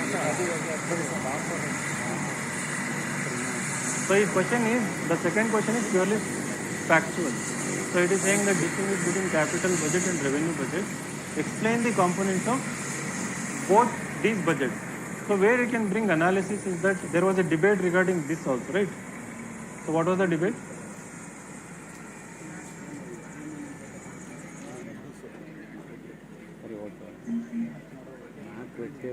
Mm-hmm.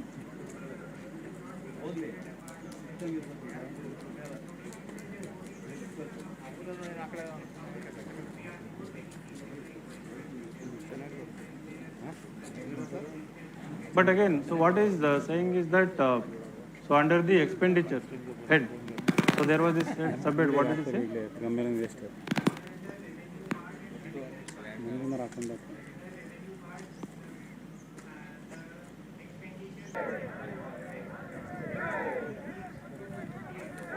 That was not to be considered as deficit. Okay.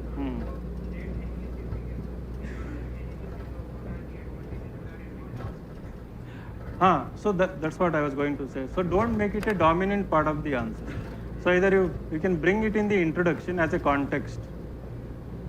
Like, this question, the context you can give it in the introduction, that part. In the body part, even I don't see any scope for analysis, right?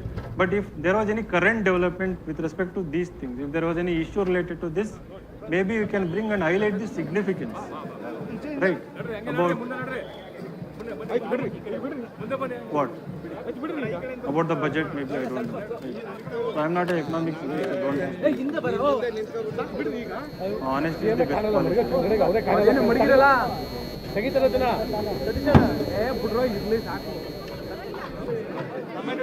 So you can bring, in this answer, definitely you can.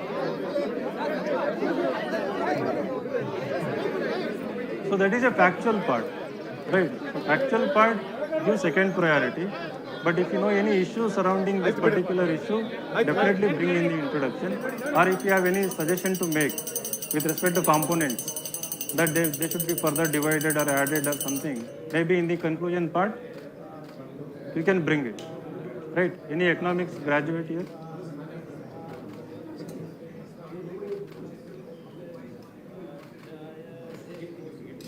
Maybe yes, that is even better, bringing the policy making angle, right? So someone is saying something there.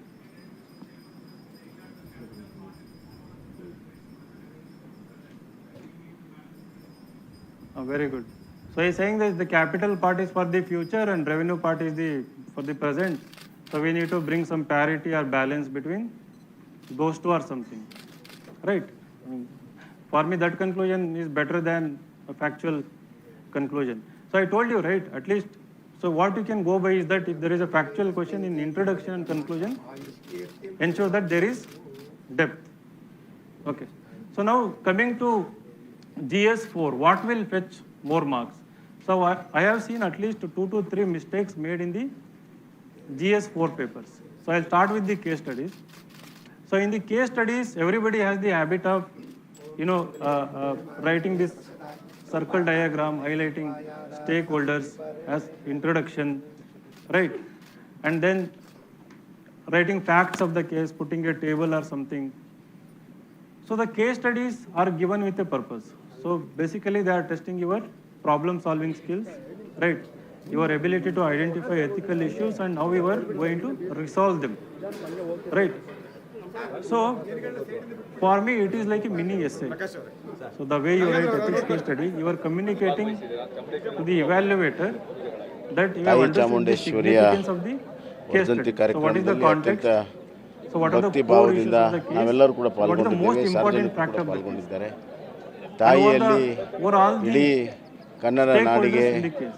ಸುಭಿಕ್ಷೆ ಕೊಡಲಿ, Combine them and write a paragraph ಅಭಿವೃದ್ಧಿ as ಸಮೃದ್ಧಿ introduction. ಕೊಡಲಿ, ಎಲ್ಲರ Instead of ಬದುಕಿನಲ್ಲಿ ಸುಖ separately ಶಾಂತಿ highlighting, stakeholder ಅಭಿವೃದ್ಧಿ ನೆಮ್ಮದಿ diagram. ಆಗಲಿ ಅಂತ ಹೇಳಿ So you are unnecessarily ನಾನು wasting, ಪ್ರಾರ್ಥನೆಯನ್ನು 1/3 ಮಾಡಿದ್ದೇನೆ. space in your answer. ಇಡೀ book. ಕನ್ನಡ ನಾಡಿನ You write ಪರವಾಗಿ ಪ್ರಾರ್ಥನೆಯನ್ನು stakeholders. ಮಾಡಿದ್ದೇನೆ. It doesn't have any ಅದೇ value ರೀತಿ addition. ಕಬ್ನಿ ಮತ್ತು KRS ಅಲ್ಲೂ ಕೂಡ So now I am not ಇವತ್ತು looking for that ಬಾಗಿನ part. I am not more ಕಾರ್ಯಕ್ರಮ interested. ಭಾಗವಹಿಸ್ತಾ ಇದ್ದೀನಿ. So where I am more interested is the innovative, we are out of the box thinking, or the ethical justification. ಎಲ್ಲ Resolve an ಜನಪ್ರತಿನಿಧಿಗಳು issue. ಅಧಿಕಾರಿಗಳು ಚರ್ಚೆ ಆಗಿದೆ. So the mistake I have Mysuru seen is Dasara that ಕಳೆದ when somebody 2 asks ವರ್ಷದ you ಕೋವಿಡ್ನಿಂದ to resolve a case study, ಸಾಂಪ್ರದಾಯಿಕವಾಗಿ ಈ ಸತಿ ಅದ್ದೂರಿಯಾಗಿ ಆಗಬೇಕು ಅಂತ crisis ತೀರ್ಮಾನ or any ಮಾಡಿದ್ದೇವೆ. ethical dilemma, ಅದರಲ್ಲಿ when you are ಕೆಲವು writing ಹಳೆಯ course of ಟ್ರೆಡಿಷನಲ್ action, ಆಗಿರುವಂತಹ people write I will do ಗಜ this ಪಯಣ X method, ಮತ್ತು I follow this X ಇತ್ಯಾದಿಗಳನ್ನ method. ಎಲ್ಲ For ಮಾಡೋದಕ್ಕೆ example, ತೀರ್ಮಾನ let us say that ಮಾಡಿದ್ದೇವೆ. you ಹೊಸ have ಆಕರ್ಷಣೆಗಳು you want to ಏನೆಲ್ಲ ಮಾಡಕ್ಕೆ rescue ಸಾಧ್ಯತೆ ಮಾಡೋದು ಮತ್ತು ವಸ್ತು child ಪ್ರದರ್ಶನ from 15 ದಿವಸ ಮುಂಚೆನೇ ಪ್ರಾರಂಭ ಮಾಡುವಂಥದ್ದು child labor. ಮತ್ತು He is working in a hazardous ಹೆಚ್ಚಿನ situation, ಜನರನ್ನು you want to ಆಕರ್ಷಣೆ rescue ಮಾಡಲು the child. ಕೂಡಲೇ And ಅಂತಾರಾಷ್ಟ್ರೀಯ you might ಮಟ್ಟದ write ಒಂದು that ವೆಬ್ಸೈಟ್ ಅನ್ನು ಕ್ರಿಯೇಟ್ you are ಮಾಡಿ maybe you are an officer with ಮುಂದಿನ very good salary and ಒಂದು ವಾರ 10 settled family ದಿವಸದೊಳಗಡೆ with your own kids. Mysuru you see a tourism kid and you have to rescue that centre ಅಂತಲೂ ಕೂಡ ಅದನ್ನು ಕೂಡ So you ಆದೇಶವನ್ನು might ಮಾಡ್ತಾ ಇದ್ದಾರೆ. start, ಹೀಗೆ what will you do in ಹಲವಾರು that situation? ಹೊಸ One of the ಆಯಾಮಗಳಿರುವಂಥ options could ಅದ್ದೂರಿ be ದಸರಾ ಆಗ್ತದೆ, maybe you will ಅರ್ಥಪೂರ್ಣವಾಗ್ತದೆ, temporarily ಸಾಂಪ್ರದಾಯಿಕ ಕೂಡ take that child to your home. ಉದ್ಘಾಟಕರ ಬಗ್ಗೆ ಏನಾದ್ರು ಚರ್ಚೆ ಆಗಿದೆ? ಯಾವ ಕ್ಷೇತ್ರದವರು ಸೇವೆಯನ್ನು ಆಗಿದೆ ಸರ್? ಇಲ್ಲ ಅವರು Shelter may be temporary. ಚರ್ಚೆ ಆಗಿದೆ. ಚರ್ಚೆ Another ಅಂದರೆ option ನನಗೆ could ಅಧಿಕಾರ be you ಕೊಟ್ಟಿದ್ದಾರೆ. will ನಾನು ಇನ್ನು take ಎಲ್ಲರಿಗೂ him to ಚರ್ಚೆ ಮಾಡಿ ಆಮೇಲೆ rehabilitation ತೀರ್ಮಾನ center, ಮಾಡ್ತೀನಿ. child care center, and you will put him in. ಬೇಡಿಕೆ Dasara Another option you sponsor is education. ಅದು ಬರುವಂಥ ದಿನಗಳಲ್ಲಿ ತೀರ್ಮಾನ ಮಾಡೋಣ. ಇವತ್ತಿಗೆ ಮೊದಲು ಈ ವರ್ಷದ ದಸರಾ ಅದ್ದೂರಿಯಾಗಿ ಮಾಡೋಣ. ಮುಂದಿನ ದಿನಗಳಲ್ಲಿ ಅದಕ್ಕೆ ಏನೆಲ್ಲ ಒಂದು ಸ್ಟ್ರಕ್ಚರ್ ಕೊಡಬೇಕು, ಅಥಾರಿಟಿ ಕೊಡಬೇಕು, ಮುಂದಿನ ದಿನಗಳಲ್ಲಿ So ತೀರ್ಮಾನ another option is to inform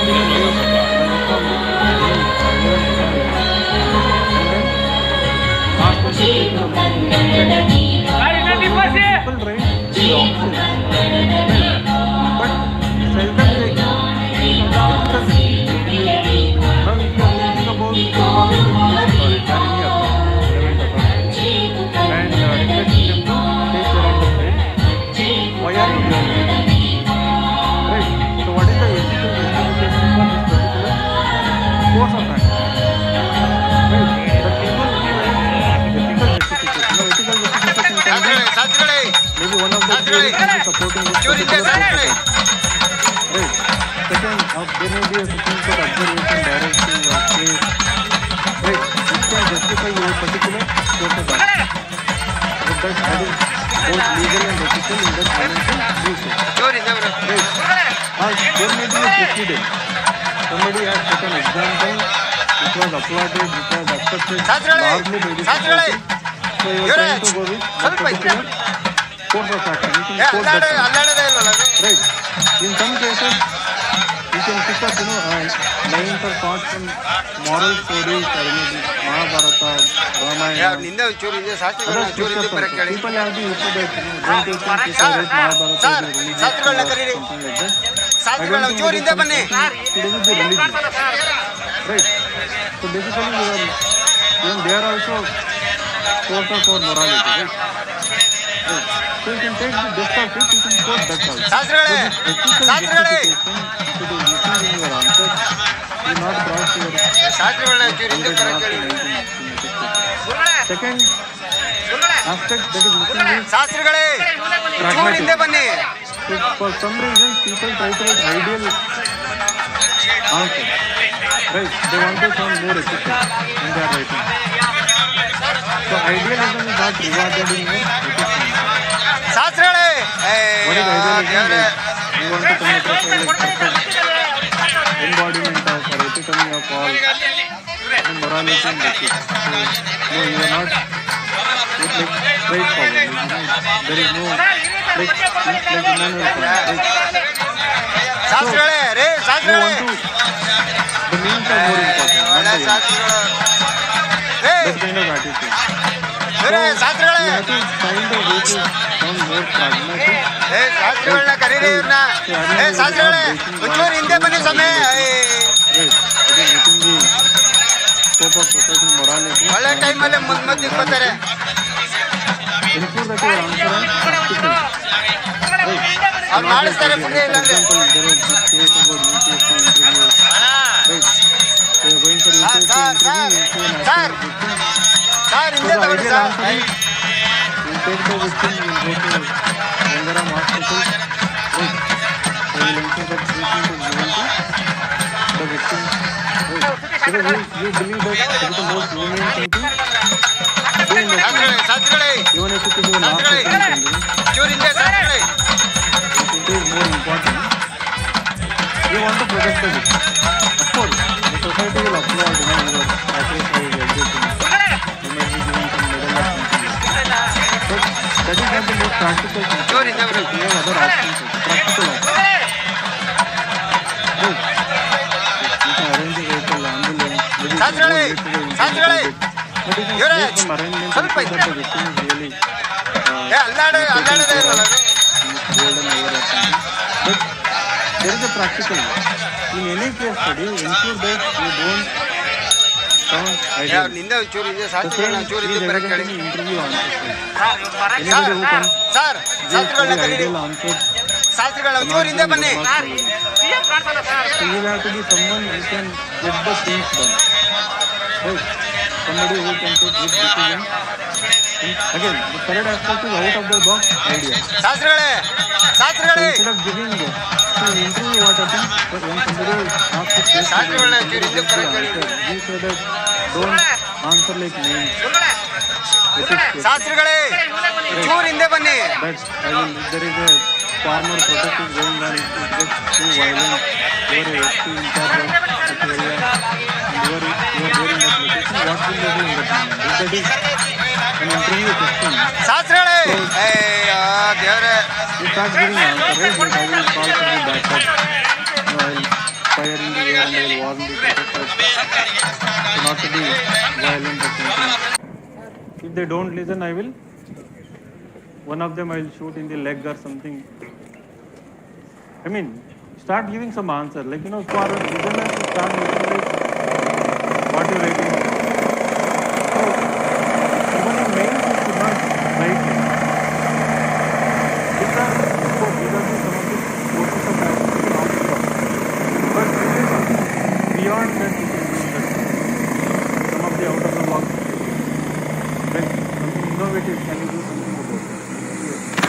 So other people say that I will talk to the leader of the protest. I will take elders into consideration. Right? So I will take religious acts, if it is a religious violence, into consideration and try to, you know, appeal to them, ask them to, you know, calm the mobs or something. Right? So, but the expectation is something more practical in that. Pardon? Move? Move food stalls. Acha, nice. Has anyone done that? So bring ice cream stalls. Right? Or distribute money. No, he says he has given an example here, like out of the box, that move food stalls into that particular away. Why away? So they will go to eat, like they disperse.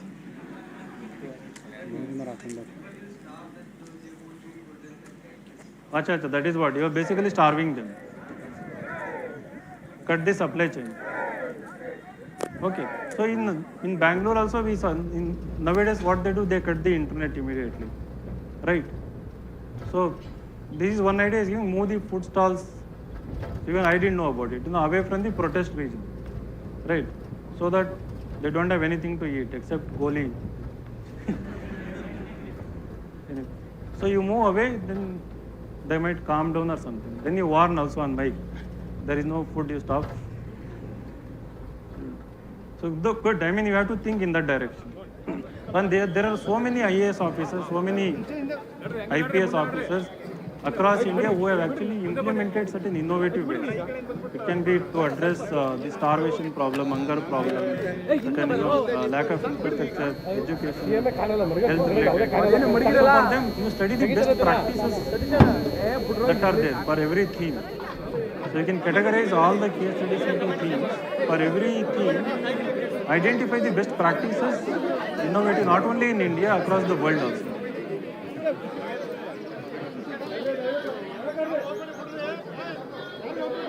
See, like past 10 years, we have 60 case studies in the UPSC only. So if you are somebody who is struggling with speed in ethics paper, my suggestion is take up 6 case studies, put a timer 1.5 hours. You should write in 1 hour 50 minutes, ideally in the exam. But train yourself to write 6 case study answers in 1.5 hours. First, start with this previous year questions. So every week, you can, sit, like, again, come to the class, 6 case studies, 1.5 hours, you try to write the answers. So at home, we are starting something called as mains 75 days plan from tomorrow, I think. So where we are daily giving 1 ethics answer and 2 GS answers. So this year we are combining ethics come GS also. So every day you can do practice of 3 answers. At least you can do ethics answer practice, you do that. And we are planning to give synopsis of those questions also the very next day, where you can compare your answers. Or also you can take all 3 questions of 7 days, and then again write it as a 3-hour test also, if you want. Now you asked about case studies. Acha, best practices, see, they are scattered, like, you have to visit like UN websites, certain reports, thematically you have to collect. For example, if it is education, I would visit Finland education ministry website, maybe, right? See what is their education model, which is uploaded across the world, right? So maybe Japanese education system, they might have. I think if you can intelligently Google, you will find them. So you got the solution. Welcome. You wrote the mains last time. Yeah. So coming. Good. ತಾಯಿ ಚಾಮುಂಡೇಶ್ವರಿಯ the court-based questions. ವರ್ಧಂತಿ ಕಾರ್ಯಕ್ರಮದಲ್ಲಿ ಅತ್ಯಂತ So in the ಭಕ್ತಿ court-based ಭಾವದಿಂದ questions, there should ನಾವೆಲ್ಲರೂ be ಕೂಡ at least 3 to 4 ಪಾಲ್ಗೊಂಡಿದ್ದೇವೆ, ಸಾರ್ವಜನಿಕರು ಕೂಡ visible. ಪಾಲ್ಗೊಂಡಿದ್ದಾರೆ. So usually you look at the ತಾಯಿಯಲ್ಲಿ court. ಇಡೀ ಕನ್ನಡ ನಾಡಿಗೆ ಸುಭಿಕ್ಷೆ ಕೊಡಲಿ, ಅಭಿವೃದ್ಧಿ ಸಮೃದ್ಧಿ ಕೊಡಲಿ, ಎಲ್ಲರ ಬದುಕಿನಲ್ಲಿ ಸುಖ ಶಾಂತಿ ಅಭಿವೃದ್ಧಿ ನೆಮ್ಮದಿ ಆಗಲಿ ಅಂತ ಹೇಳಿ ನಾನು ಪ್ರಾರ್ಥನೆಯನ್ನು ಮಾಡಿದ್ದೇನೆ. Integrity is a value that ಇಡೀ empowers ಕನ್ನಡ the ನಾಡಿನ human ಪರವಾಗಿ being. ಪ್ರಾರ್ಥನೆಯನ್ನು ಮಾಡಿದ್ದೇನೆ. Justify ಅದೇ with ರೀತಿ suitable ಕಂಪ್ನಿ ಮತ್ತು illustration. KRS ಅಲ್ಲೂ ಕೂಡ Integrity is a value ಇವತ್ತು ಬಾಗಿನ that ಅರ್ಪಣೆ empowers the ಕಾರ್ಯಕ್ರಮ ಭಾಗವಹಿಸ್ತಾ ಇದ್ದಾರೆ. ಸರ್ ನಿನ್ನೆ ಸರ್ human being. ಮಾಡಿದಿರಿ ಈ ಬಾರಿ ಅದ್ದೂರಿ Right. ಆದಂತ Dasara Now when integrity is the value that empowers the ಈಗ human ನಿನ್ನೆ being, justify with ಎಲ್ಲ ಜನಪ್ರತಿನಿಧಿಗಳು suitable illustration. ಅಧಿಕಾರಿಗಳು ಚರ್ಚೆ ಆಗಿದೆ. right. So that is for Dasara 150 ಕಳೆದ marks. ಎರಡು ವರ್ಷದ So you know the ಕೋವಿಡ್ನಿಂದ definition of integrity. ಸಾಂಪ್ರದಾಯಿಕವಾಗಿತ್ತು, So here also ಅದ್ದೂರಿಯಾಗಿ don't start ಆಗಬೇಕು with ಅನ್ನೋ integrity ತೀರ್ಮಾನ is- ಮಾಡಿದ್ದೇವೆ. ಅದರಲ್ಲಿ ಕೆಲವು ಹಳೆಯ ಟ್ರೆಡಿಷನಲ್ ಆಗಿರುವಂಥ What is the definition? ಪದ್ಧತಿಗಳನ್ನು So ಗಜ acting honestly, ಪಯಣ even when ಮತ್ತು ಇತ್ಯಾದಿಗಳನ್ನು ಎಲ್ಲ ಮಾಡೋದಕ್ಕೂ ತೀರ್ಮಾನ ಮಾಡಿದೆ. ಮತ್ತು ಹೊಸ across the time ಆಕರ್ಷಣೆಗಳು and space. ಏನೆಲ್ಲ ಮಾಡೋಕ್ಕೆ ಸಾಧ್ಯತೆ So ಮಾಡೋದು ಮತ್ತು acting ವಸ್ತು honestly ಪ್ರದರ್ಶನ across the 15 ದಿವಸ time and ಮುಂಚೆನೇ space, ಪ್ರಾರಂಭ even when no one is ಮಾಡೋದು, absent or something like that. So it is being ಹೆಚ್ಚಿನ absolutely ಜನರ ಆಕರ್ಷಣೆ honest in ಮಾಡಲು all kind of ಕೂಡಲೇ circumstances. ಅಂತಾರಾಷ್ಟ್ರೀಯ ಮಟ್ಟದ Right. ಒಂದು Now the website question is asking, ಮಾಡೋದಕ್ಕೆ integrity ಮತ್ತೆ ಮುಂದಿನ is a value ಒಂದು ವಾರ that 10 empowers the ದಿವಸದೊಳಗಡೆ human being. So Mysuru 150 words tourism you have to write. I said there should be 3 to 4 centre ಅಂತಲೂ dimensions ಕೂಡ ಅದನ್ನು ಕೂಡ in the ಆದೇಶವನ್ನು ಮಾಡ್ತಾ ಇದ್ದೇನೆ. So instead of ಹೀಗೆ ಹಲವಾರು starting with ಹೊಸ ಆಯಾಮಗಳಿರುವಂಥ definition, ಅದ್ದೂರಿ integrity is something we Dasara start ಆಗ್ತದೆ, with, ಅರ್ಥಪೂರ್ಣವಾಗ್ತದೆ, as I said, ಸಾಂಪ್ರದಾಯಿಕ other ಕೂಡ. introductions, a broad introduction. So what could be better introduction is 1 or 2 lines. ಇಲ್ಲ, ಅವರು Intelligent people ಚರ್ಚೆ ಆಗಿದೆ. ಚರ್ಚೆ ಅಂದರೆ ನನಗೆ ಅಧಿಕಾರ ಕೊಟ್ಟಿದ್ದಾರೆ, ನಾನು ಇನ್ನೂ ಎಲ್ಲರ ಜೊತೆ ಚರ್ಚೆ ಮಾಡಿ ಆಮೇಲೆ ತೀರ್ಮಾನ. ಭಾಳ ವರ್ಷದ ಬೇಡಿಕೆ ದಸರಾ ಪ್ರಾಧಿಕಾರ ಆಗಬೇಕು ಅನ್ನುವಂಥದ್ದು. ಅದು ಬರುವಂಥ ದಿನಗಳಲ್ಲಿ ತೀರ್ಮಾನ ಮಾಡೋಣ. ಇವತ್ತಿಗೆ ಮೊದಲು ಈ ವರ್ಷದ ದಸರಾ ಅದ್ದೂರಿಯಾಗಿ ಮಾಡೋಣ. ಮುಂದಿನ ದಿನಗಳಲ್ಲಿ ಅದಕ್ಕೆ ಏನೆಲ್ಲ ಒಂದು ಸ್ಟ್ರಕ್ಚರ್ ಕೊಡಬೇಕು, ಅಥಾರಿಟಿ ಕೊಡಬೇಕು, ಮುಂದಿನ ದಿನಗಳಲ್ಲಿ ತೀರ್ಮಾನ ಮಾಡೋಣ.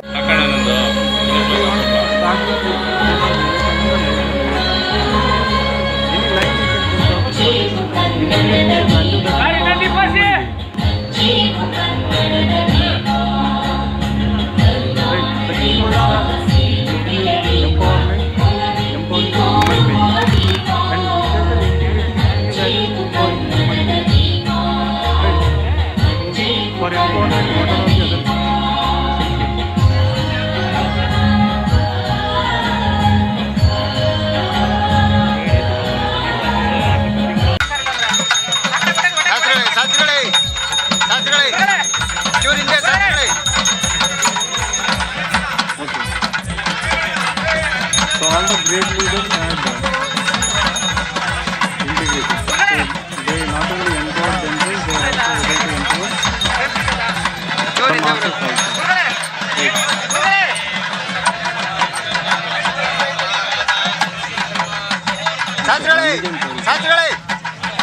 Integrity to take back the... ಅಲ್ಲಾಡದೇ ಇಲ್ವಲ್ಲ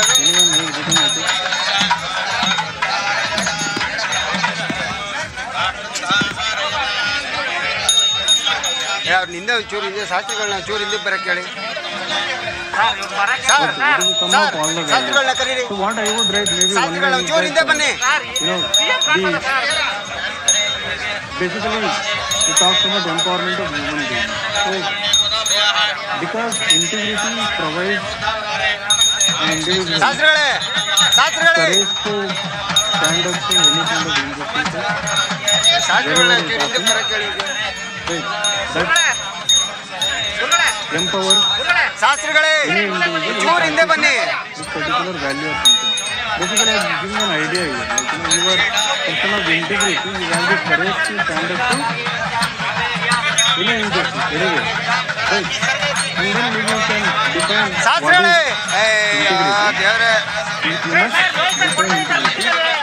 After defining integrity, you should also define what do you mean by empowerment. Empowering human beings. What do you mean by empowerment? The empowerment is what? ಶಾಸ್ತ್ರಿಗಳೇ ರೇ ಶಾಸ್ತ್ರಿಗಳೇ ಒಳ್ಳೆ ಶಾಸ್ತ್ರಿಗಳು ರೇ ಶಾಸ್ತ್ರಿಗಳೇ ಶಾಸ್ತ್ರಿಗಳನ್ನ ಕರೀರಿ ಇವ್ರನ್ನ. ಶಾಸ್ತ್ರಿಗಳೇ ಒಂಚೂರು ಹಿಂದೆ ಬನ್ನಿ ಸಮಯ. ಒಳ್ಳೆ ಟೈಮಲ್ಲಿ ಮಧ್ಯಕ್ಕೆ ಬರ್ತಾರೆ.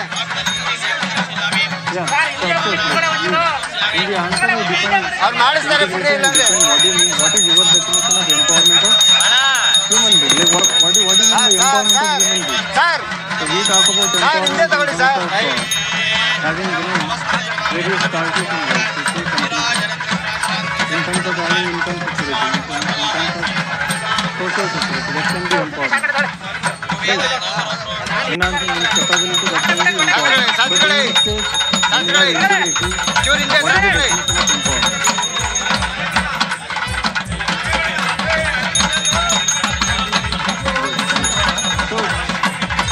Actually, when you are a person of integrity, so you will have a better opportunity to build a strong social capital. Right? So you will build trust. Like you will share an officer with integrity. Right? So you are better to govern. The people will trust more and more number. Right? So that is one way. What are the 3-4 dimensions? You can ask ನಿಂದೆ ಒಂಚೂರು ಹಿಂದೆ ಶಾಸ್ತ್ರಿಗಳನ್ನ ಒಂಚೂರು ಹಿಂದೆ ಬರಕ್ಕೆ ಹೇಳಿ. why and how that integrity empowers. Sir ಶಾಸ್ತ್ರಿಗಳನ್ನ Why ಕರೀರಿ. and how that integrity ಶಾಸ್ತ್ರಿಗಳನ್ನ empowers ಒಂಚೂರು ಹಿಂದೆ ಬನ್ನಿ. human beings. How, what is the process involved in? So you are a person of integrity. Yes, you have a code of conduct, it will empower human beings. Why and how that happens? ಶಾಸ್ತ್ರಿಗಳೇ ಶಾಸ್ತ್ರಿಗಳೇ Answer that is required in the question. Then you have to justify ಶಾಸ್ತ್ರಿಗಳನ್ನ ಒಂಚೂರು ಹಿಂದೆ ಬರಕ್ಕೆ ಹೇಳಿ. with suitable illustration. That why and how you have to suitable, ಶಾಸ್ತ್ರಿಗಳೇ ಚೂರು ಹಿಂದೆ ಬನ್ನಿ. so your illustration go for two kind of examples. One example from the life of thinkers, speakers, administrators, leaders that is there in the syllabus. So another example which you have observed or which you have read ಶಾಸ್ತ್ರಿಗಳೇ ದೇವ್ರೆ story or something like that, or your own experience. Right. So there could be two examples, one drawn from the life of the great people, another either from the scripture, some other kind of story kind of stuff here. And then in the conclusion, what will you write for conclusion?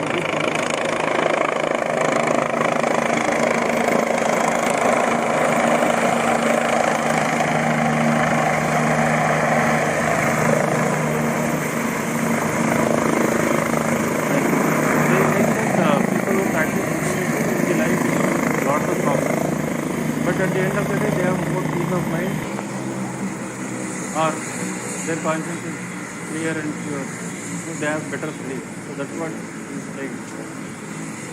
Any other thing?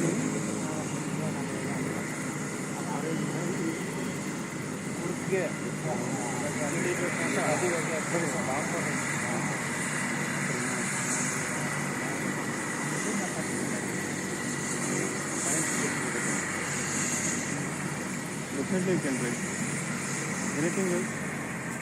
Any, in the light of any issue or any crisis, any event, can you write that conclusion? Now we talk about empowerment every day, right? Empowerment of women, empowerment of humans, empowerment of everyone. But in our policy, in our day-to-day business of the government, do we consider this aspect?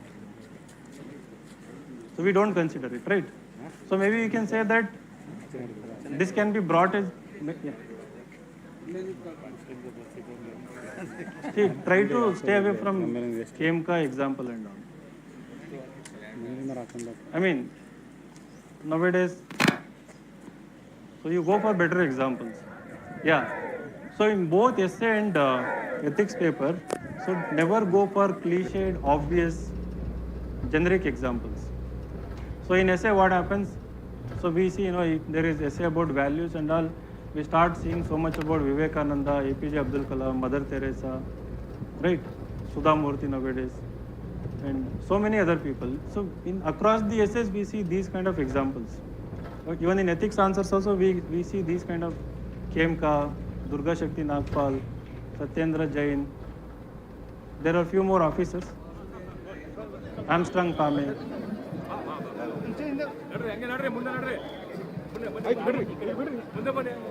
Very good.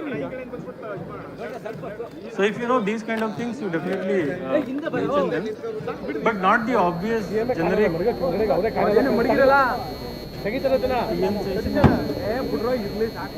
See, like put extra effort. That is what is required in this. Now you think with respect to the competition. So you may be thinking that you are writing better examples, but someone else is also writing similar examples. So try to collect better examples. There are hundreds of other personalities, and you need not be personality. I was talking about another student, like the essay was about journey. Life is a long journey from human being to being human. So I was talking about one of the dimension. Like there was this point that this journey starts from the moment of the birth of the human being or something, right? So I talked about, so what about the child? The child is innocent. It is already more humane than all the adult humans, right? So where is the point that, this being humane, the journey starts, right? Now, what kind of examples you can start thinking about it, right? This is one dimension. When it comes to example, I was just saying that there is book Metamorphosis, Franz Kafka, I think. There is book of Crime and Punishment. There is a character who goes through so much of turmoil and right because he has committed a crime. Then the child example I was talking about Oliver Twist, the child character in the book. So there are characters within fictions and within these epics, or it can be a story of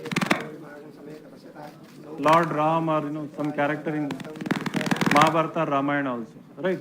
So try to bring even those personalities as examples also, right? So you need not go with the real life people all the time, right? So any doubts so far? So all the serious people of Delhi, any doubts?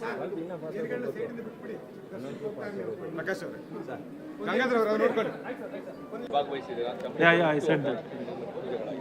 ತಾಯಿ ಚಾಮುಂಡೇಶ್ವರಿಯ See, like I said, ವರ್ಧಂತಿ spectrum is useless ಕಾರ್ಯಕ್ರಮದಲ್ಲಿ because ಅತ್ಯಂತ it is a compendium ಭಕ್ತಿ of ಭಾವದಿಂದ facts. ನಾವೆಲ್ಲರೂ ಕೂಡ Yeah. ಪಾಲ್ಗೊಂಡಿದ್ದೇವೆ, ಸಾರ್ವಜನಿಕರು ಕೂಡ Thanks for bringing ಪಾಲ್ಗೊಂಡಿದ್ದಾರೆ. that up. So when I am ತಾಯಿಯಲ್ಲಿ talking about introduction, ಇಡೀ better introduction, Kannada so when you ನಾಡಿಗೆ look at standard ಸುಭಿಕ್ಷೆ sources ಕೊಡಲಿ, like, ಅಭಿವೃದ್ಧಿ ಸಮೃದ್ಧಿ like ಕೊಡಲಿ, books are ಎಲ್ಲರ written by, ಬದುಕಿನಲ್ಲಿ ಸುಖ ಶಾಂತಿ ಅಭಿವೃದ್ಧಿ despised ನೆಮ್ಮದಿ ಆಗಲಿ people ಅಂತ ಹೇಳಿ ನಾನು ಪ್ರಾರ್ಥನೆಯನ್ನು ಮಾಡಿದ್ದೇನೆ. Professor ಇಡೀ Emeritus, ಕನ್ನಡ ನಾಡಿನ ಪರವಾಗಿ ಪ್ರಾರ್ಥನೆಯನ್ನು ಮಾಡಿದ್ದೇನೆ.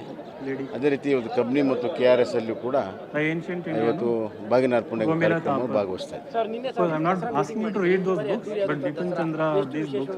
So the kind of analysis, ನಿನ್ನೆ whether it is left or ಎಲ್ಲ right, that is ಎಲ್ಲ irrelevant. There is ಜನಪ್ರತಿನಿಧಿಗಳು another book by ಅಧಿಕಾರಿಗಳು Shekhar ಚರ್ಚೆ ಆಗಿದೆ. Bandoppadhyaya, Placid to Mysuru Participate. Dasara ಕಳೆದ So if you look ಎರಡು at ವರ್ಷದ the ಕೋವಿಡ್ನಿಂದ introduction, the kind of sentences they use are ಸಾಂಪ್ರದಾಯಿಕವಾಗಿ totally ಅದ್ದೂರಿಯಾಗಿ absent. ಆಗಬೇಕು Even in ಅನ್ನೋಂಥ books like ತೀರ್ಮಾನ Lakshmikant ಮಾಡಿದ್ದೇವೆ. and Spectrum. ಅದರಲ್ಲಿ ಕೆಲವು ಹಳೆಯ Right. Traditional So now if you ಆಗಿರುವಂತಹ want to lift ಪದ್ಧತಿಗಳನ್ನು content from these books, ಗಜ so ಪಯಣ that kind of thought process ಮತ್ತು ಇತ್ಯಾದಿಗಳನ್ನು ಎಲ್ಲ ಮಾಡೋದಕ್ಕೆ cannot ತೀರ್ಮಾನ ಮಾಡಿದೆ.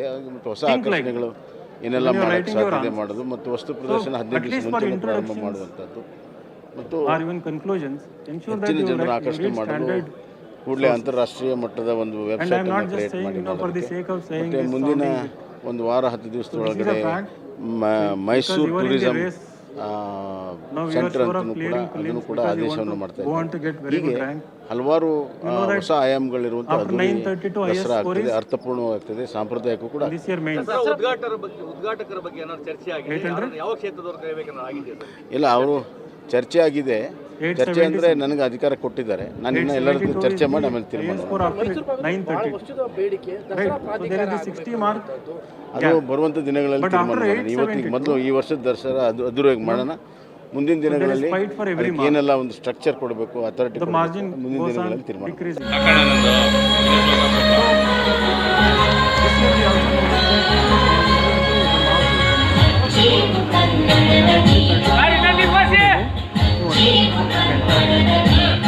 last year there were 26 candidates.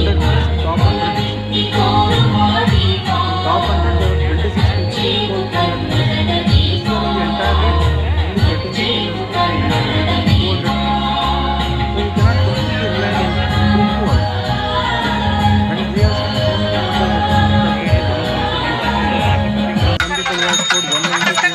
ಶಾಸ್ತ್ರಿಗಳೇ ಚೂರು ಹಿಂದೆ ಶಾಸ್ತ್ರಿಗಳೇ. So your book is scoring really good marks. Main. I think rank is 6.167 great ranking. Because of this person, main. So include that. So whatever ideas are discussed, right? For somebody it might look like, I don't know how it looks like, ಶಾಸ್ತ್ರಿಗಳೇ but they are ಶಾಸ್ತ್ರಿಗಳೇ actually valid. ಇವರೇ ಸ್ವಲ್ಪ So you ಹಿಂದೆ have to up to the game. ಅಲ್ಲಾಡೆ Across ಅಲ್ಲಾಡದೆ your answers, focus the quality. Across the papers, focus on the quality. Bring that intellectual trait in your answers. ನಿಂದೆ Let ಚೂರು people ಹಿಂದೆ ಶಾಸ್ತ್ರಿಗಳನ್ನ ಚೂರು ಹಿಂದೆ think ಬರಕ್ಕೆ ಹೇಳಿ. when they read about your answers, intellectual sir trait. Sir ಶಾಸ್ತ್ರಿಗಳನ್ನ ಕರೀರಿ. Whatever you write. ಶಾಸ್ತ್ರಿಗಳನ್ನ So ಚೂರು never ಹಿಂದೆ write ಬನ್ನಿ. for the sake of writing. So for that, when you start with the test series, don't be in a rush to complete the paper in the beginning. So don't write 20 answers in the very first section. So instead, ಶಾಸ್ತ್ರಿಗಳೇ make ಶಾಸ್ತ್ರಿಗಳೇ writing quality answers a habit. So maybe 12 or ಶಾಸ್ತ್ರಿಗಳನ್ನ 13 ಚೂರು ಹಿಂದೆ answers in the ಬರಕ್ಕೆ ಹೇಳಿ. test. Ensure that you do justice to the demand of the question. ಶಾಸ್ತ್ರಿಗಳೇ ಚೂರು ಹಿಂದೆ ಬನ್ನಿ. Right. So what is that analytical element you can bring? What is the broad idea or context that you can bring in the introduction? Please, right. Because if you are exploring things, you already have so much knowledge, something. It is not that ಶಾಸ್ತ್ರಿಗಳೇ difficult to think ಏ and ದೇವರೇ what happens when trying to complete the paper, that thinking takes the back seat. Right. That priority to write quality answer takes the back seat. So because you are kind of paranoid to complete the paper. And this notion that writing more answers will get ಶಾಸ್ತ್ರಿಗಳೇ ರೇ ಶಾಸ್ತ್ರಿಗಳೇ ಒಳ್ಳೆ ಶಾಸ್ತ್ರಿ ಏ ಇವರೇ ಶಾಸ್ತ್ರಿಗಳೇ ಶಾಸ್ತ್ರಿಗಳನ್ನ ಕರೀರಿ ಇವ್ರನ್ನ ಶಾಸ್ತ್ರಿಗಳೇ ಒಂಚೂರು ಹಿಂದೆ ಬನ್ನಿ ಸಮಯ ಒಳ್ಳೆ ಟೈಮಲ್ಲಿ ಮಧ್ಯಕ್ಕೆ ಬರ್ತಾರೆ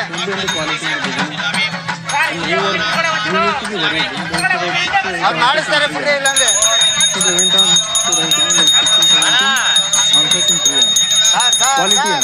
ಸರ್ ಹಿಂದೆ ತಗೊಳ್ಳಿ sir So out of 10 marks per question, your target should be 5 to 5.5 marks. Right, if you are writing a text review, so 5.5 marks should be your target out of 10. 7 to 7.5 marks should be target. If you are getting 3.5 or 4 marks, pause, analyze your answer, see that it is lacking depth. Right. Depth. So to come across as a thinking individual, so you can ensure that you are going to be rewarded. ಶಾಸ್ತ್ರಿಗಳೇ ಇವರೇ ಸ್ವಲ್ಪ ಅಲ್ಲಾಡೋದೇ ಇಲ್ವಲ್ಲ ಅದು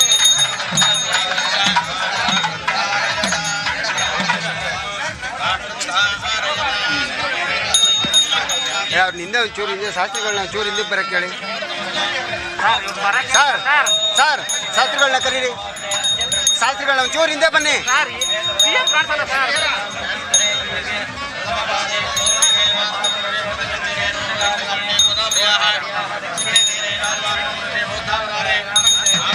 ಶಾಸ್ತ್ರಿಗಳೇ ಶಾಸ್ತ್ರಿಗಳೇ ಶಾಸ್ತ್ರಿಗಳನ್ನ ಒಂಚೂರು ಹಿಂದೆ ಬರಕ್ಕೆ ಹೇಳಿ ಶಾಸ್ತ್ರಿಗಳೇ ಚೂರು ಹಿಂದೆ ಬನ್ನಿ Fortunately, in the present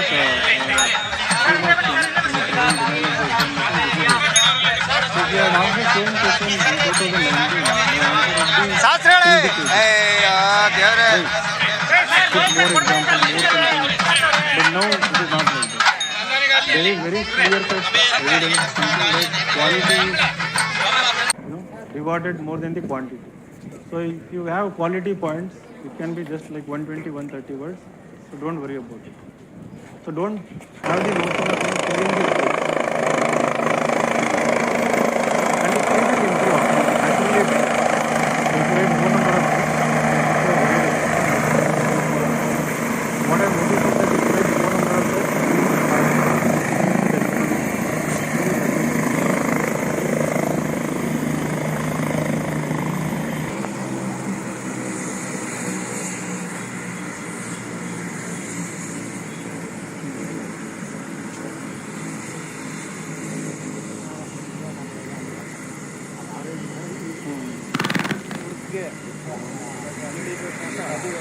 so his question is for somebody who is writing mails for the first time. How many of you are writing mails first time?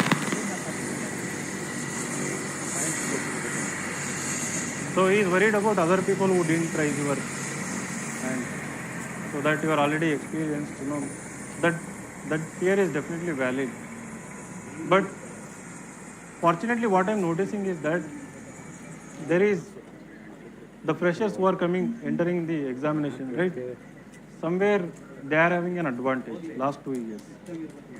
Maybe it is, I mean, if you are not polluted by, coaching and this and that.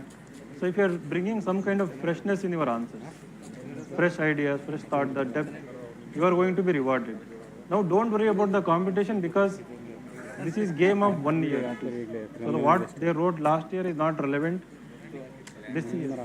So if you are updated for past 1 year for this examination, you are equally in the competition compared to them. If they are not updated with respect to the development that have taken place in 1 year, you will see that, I'll give you an example. So there are people who take EOL, right? Some people take EOL and they used to come to Bangalore also. Very few number, like 3-4 people. If somebody used to study like a fresher, the one thing I tell the moment they come is that forget that you are IPS officer or IRS officer, treat yourself as a fresher, right? And compete like a fresher, somebody who is going to write your first mains. Some people follow it, some people don't follow it. So there was one guy this year who followed it, right? So he didn't improve rank because of maths option, the marks came down. But his GS marks actually jumped 452 from 450. Right? 452 from 4GS. But what he did was he unlearned whatever he had done in the previous subject. He again followed the second. We asked people to follow second initiative, write history every week. He did everything. And he wrote all the tests of I will test series. Right? So he was able to again compete. So it is not about multiple mains or anything. It is about the mindset. So it is, even people who have written multiple mains, you have to treat it as your first main.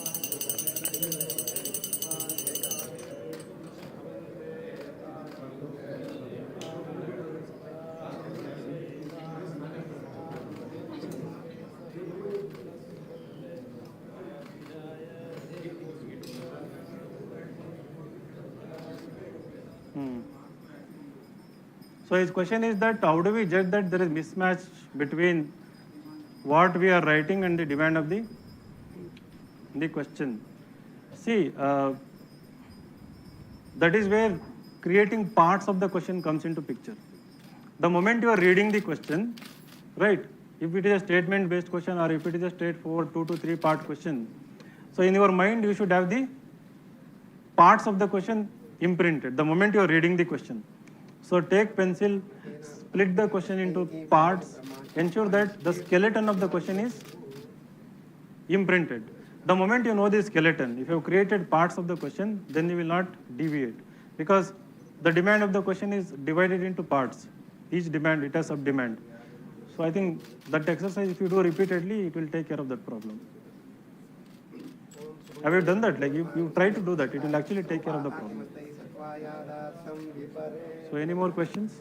Or you want to go back and read for mains?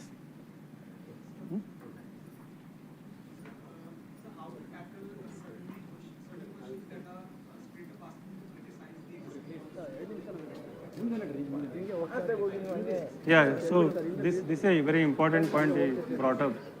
So he's asking what about criticizing government policies and all?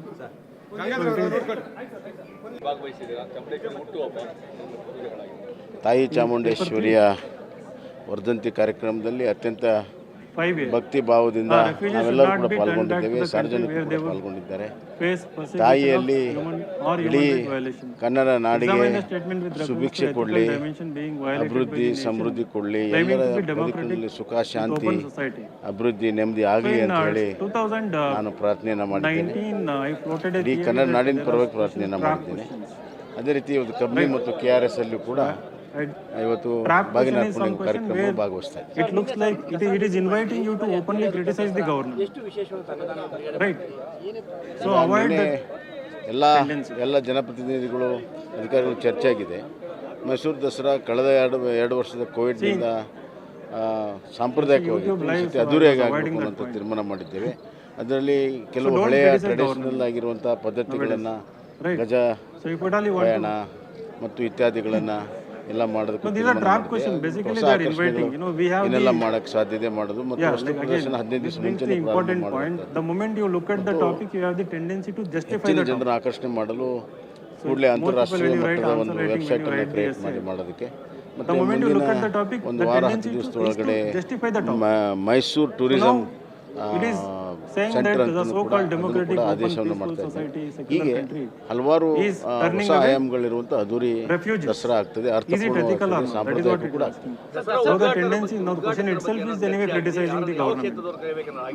ಇಲ್ಲ, ಅವರು ಚರ್ಚೆ ಆಗಿದೆ. ಚರ್ಚೆ ಅಂದರೆ ನನಗೆ ಅಧಿಕಾರ ಕೊಟ್ಟಿದ್ದಾರೆ, ನಾನು ಇನ್ನೂ ಎಲ್ಲರ ಚರ್ಚೆ ಮಾಡಿ ಆಮೇಲೆ ತೀರ್ಮಾನವನ್ನು ಅದು ಬರುವಂಥ ದಿನಗಳಲ್ಲಿ ತೀರ್ಮಾನ ಮಾಡೋಣ. ಇವತ್ತಿಗೆ ಮೊದಲು ಈ ವರ್ಷದ ದಸರಾ ಅದ್ದೂರಿಯಾಗಿ ಮಾಡೋಣ.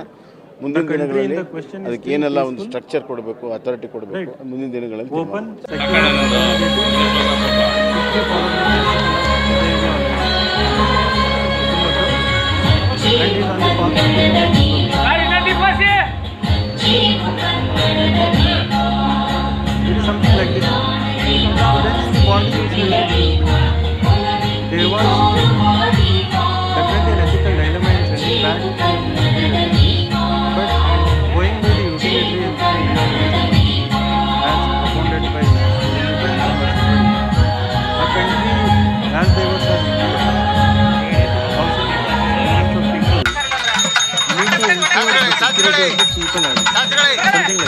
ಚೂರು ಹಿಂದೆ ಶಾಸ್ತ್ರಿಗಳೇ Because there is genuine security concern, it has to take a tough decision. It was warranted because of the circumstances. So, however, if you look at the history and all, India has always been accommodating peaceful country. ಚೂರು ಹಿಂದೆ ಬರೋದು So, you raise entire positive answer, kind of showing concern. ಶಾಸ್ತ್ರಿಗಳೇ So, you are also ಶಾಸ್ತ್ರಿಗಳೇ bringing the issue that, Yuvraj ಸ್ವಲ್ಪ maybe ಹಿಂದೆ the decision was wrong, but it was necessitated ಏ because of ಅಲ್ಲಾಡೋದೇ ಇಲ್ವಲ್ಲ ಅದು concern of something. So, never criticize government. It should be constructive criticism. In a way ಯಾವ that ನಿಂದೆ ಚೂರು ಹಿಂದೆ ಶಾಸ್ತ್ರಿಗಳನ್ನ for a ಚೂರು ಹಿಂದೆ leader, it ಬರಕ್ಕೆ should ಹೇಳಿ look like, you have positive thinking. Sir So, sir think ಶಾಸ್ತ್ರಿಗಳನ್ನ positively, ಕರೀರಿ bring that constructive attitude ಶಾಸ್ತ್ರಿಗಳನ್ನ across ಚೂರು ಹಿಂದೆ the ಬನ್ನಿ paper, especially in Western legislation. Right. So, blanket criticism, showing activist mindset in your answer. Right. Rachel also should do that. ಶಾಸ್ತ್ರಿಗಳೇ ಶಾಸ್ತ್ರಿಗಳೇ So, we don't have JNU, DU, and also both passive. ಶಾಸ್ತ್ರಿಗಳನ್ನ ಚೂರು ಹಿಂದೆ ಬರಕ್ಕೆ ಹೇಳಿ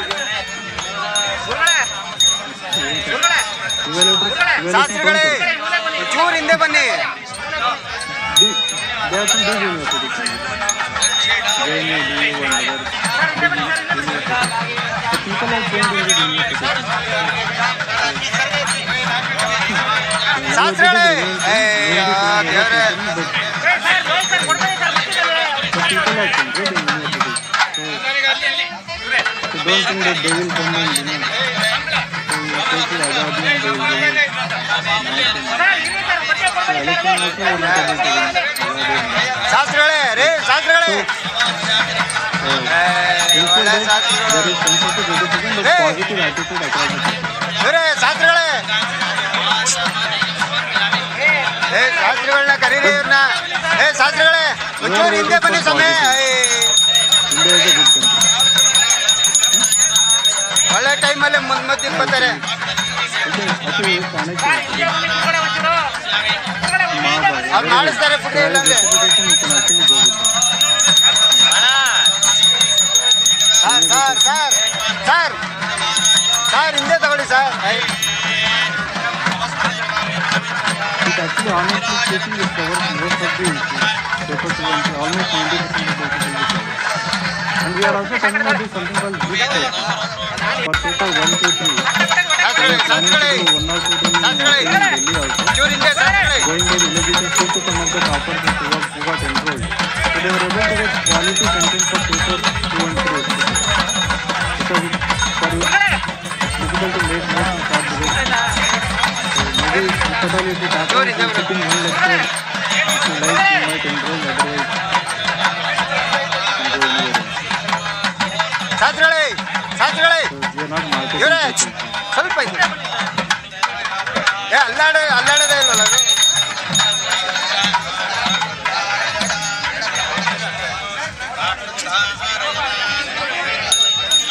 ಏ ಅವ್ರು ನಿಂದೆ ಒಂಚೂರು ಹಿಂದೆ ಶಾಸ್ತ್ರಿಗಳನ್ನ ಚೂರು ಹಿಂದೆ ಬರಕ್ಕೆ ಹೇಳಿ ಸರ್ ಸರ್ ಶಾಸ್ತ್ರಿಗಳನ್ನ ಕರೀರಿ ಶಾಸ್ತ್ರಿಗಳನ್ನ ಒಂಚೂರು ಹಿಂದೆ ಬನ್ನಿ Correct, correct. We already clear out. ಶಾಸ್ತ್ರಿಗಳೇ ಶಾಸ್ತ್ರಿಗಳೇ ಶಾಸ್ತ್ರಿಗಳನ್ನ ಒಂಚೂರು ಹಿಂದೆ ಬರಕ್ಕೆ ಹೇಳಿ ಶಾಸ್ತ್ರಿಗಳೇ ಚೂರು ಹಿಂದೆ ಬನ್ನಿ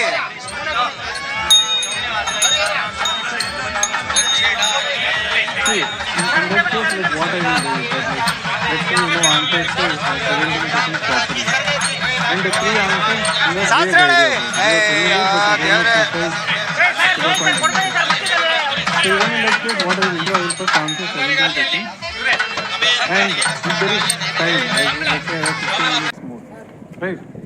So I'll honestly see if I can do any bit justice to one of these 3 questions. But I will use my extra 10 minutes time, 15 minutes time to come back and complete the 17. And for 2 more points, we will 2 more examples.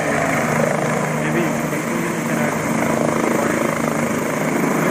Like the diagram.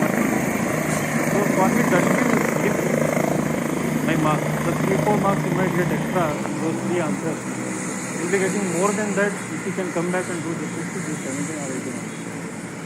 See, if the 3 questions are open-ended, you take a chance, right? Still you can make some hook up sensible answer. But if it is purely factual, only in that condition I'm asking you to leave it. I mean, don't answer.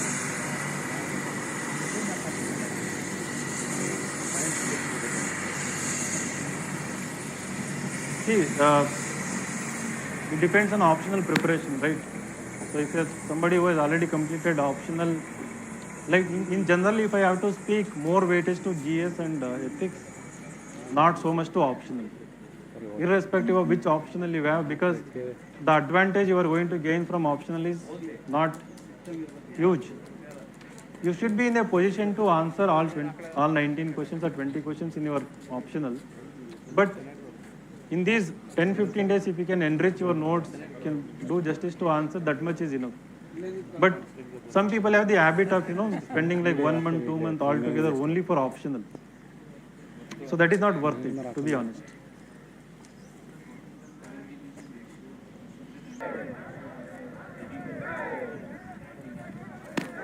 Achha, what is the time or weightage given to reading new content and writing answers? So for the most important topics, you should definitely update your content. That's why I recommended Secure, right? So there are, if you look at all the GS papers, there are certain issues, core topics which are repetitive. So for them, definitely update your content, right?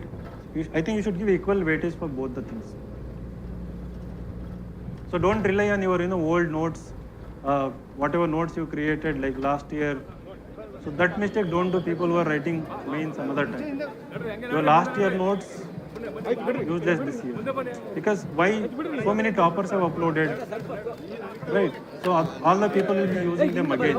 So your notes are not yours anymore. You have to update.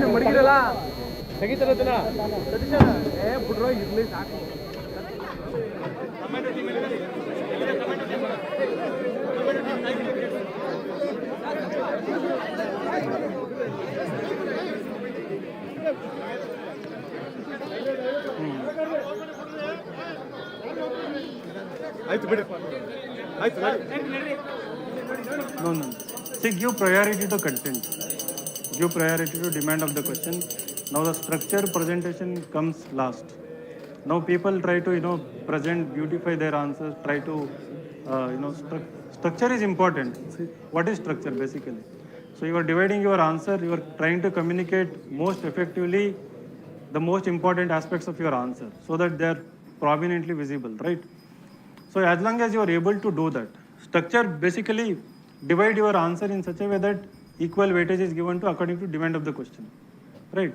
So if you are able to do it paragraph wise, point wise, by doing subheading, putting box or anything.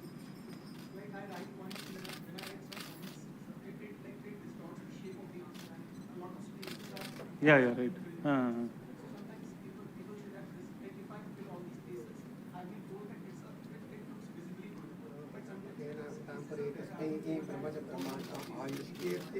No, don't worry about it. Anyway, you bring your copy, I'll see like next time when I come, July.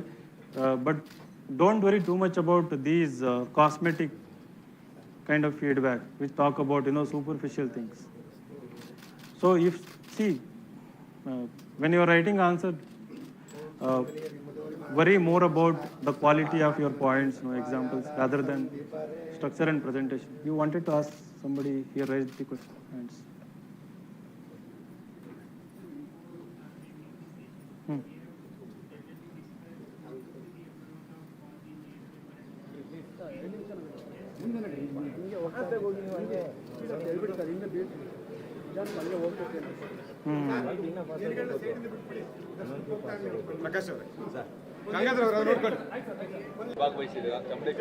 In these 90 days.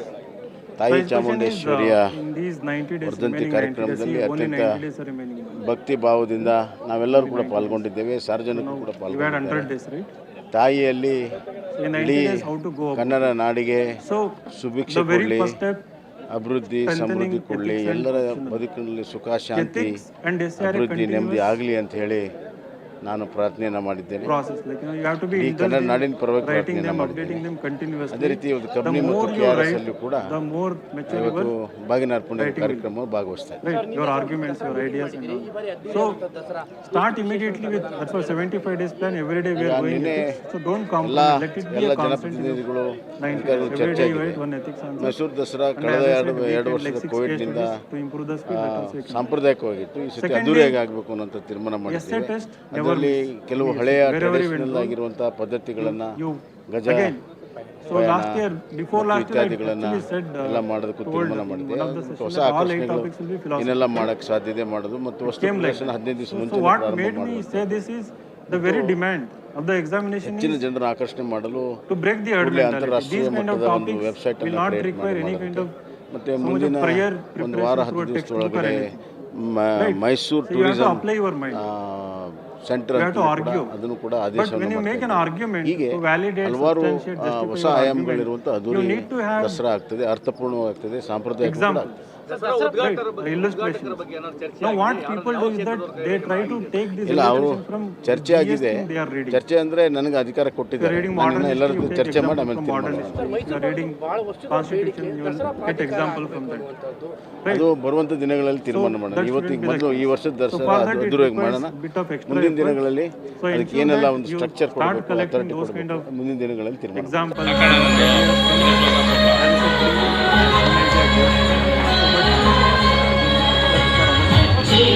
Third one is, if you are enrolling for a teaching company, whether you are prepared or not prepared, go and write wherever it is. And ensure that you write it from the classroom. If somebody is watching online, somebody is at home, I recommend you to go and write at least nearby school or library or in public park or where you have this problem. Right. So train your mind. ಶಾಸ್ತ್ರಗಳೇ, Any kind of exercise. ಶಾಸ್ತ್ರಗಳೇ, ಚೂರಿಂದೆ ಶಾಸ್ತ್ರಗಳೇ. Comfortable writing the thing in the examination day so that nothing irritates you on that day. So write everything. So be motivated to write it. So then optional test is everybody should write. ಚೂರಿಂದ ಬರೋದು. If you are optionally write, compulsorily write optional test series. So somebody asks like weightage wise. So optional test ಶಾಸ್ತ್ರಗಳೇ, is somebody ಶಾಸ್ತ್ರಗಳೇ. will give you synopsis Yuvraj, and all right. ಸ್ವಲ್ಪ ಇದೆ. So you rely on them. Optional ಏ, ಅಲ್ಲಾಡೋದೇ ಇಲ್ವಲ್ಲ ಅದು? test series plus previous 10 years. The priority should be given to these two. If you are short on time, last 10 year question paper, ಏ, ನಿಂದ ಚೂರಿಂದ ಶಾಸ್ತ್ರಗಳನ್ನ ಚೂರಿಂದ ಬರಕ್ಕೆ ಹೇಳಿ. right. So ask sir, the friend to sir, prepare a question paper ಶಾಸ್ತ್ರಗಳನ್ನ and send ಕರೀರಿ. to classroom. ಶಾಸ್ತ್ರಗಳನ್ನ ಚೂರಿಂದ ಬನ್ನಿ. Those are questions. And last leg of both optional and GS give in a simulated environment. Morning and afternoon, 1 week before your actual exam. So come to the classroom and compulsorily, wherever you are. So if you are in the home, intercessory, Delhi and ಶಾಸ್ತ್ರಗಳನ್ನ Bangalore, you ಚೂರಿಂದ can ಬರಕ್ಕೆ ಹೇಳಿ. 10 days before your exam. So come to your classroom and write both the tests in a ಶಾಸ್ತ್ರಗಳೇ, simulated. ಚೂರಿಂದ ಬನ್ನಿ. Assessments compulsory do that.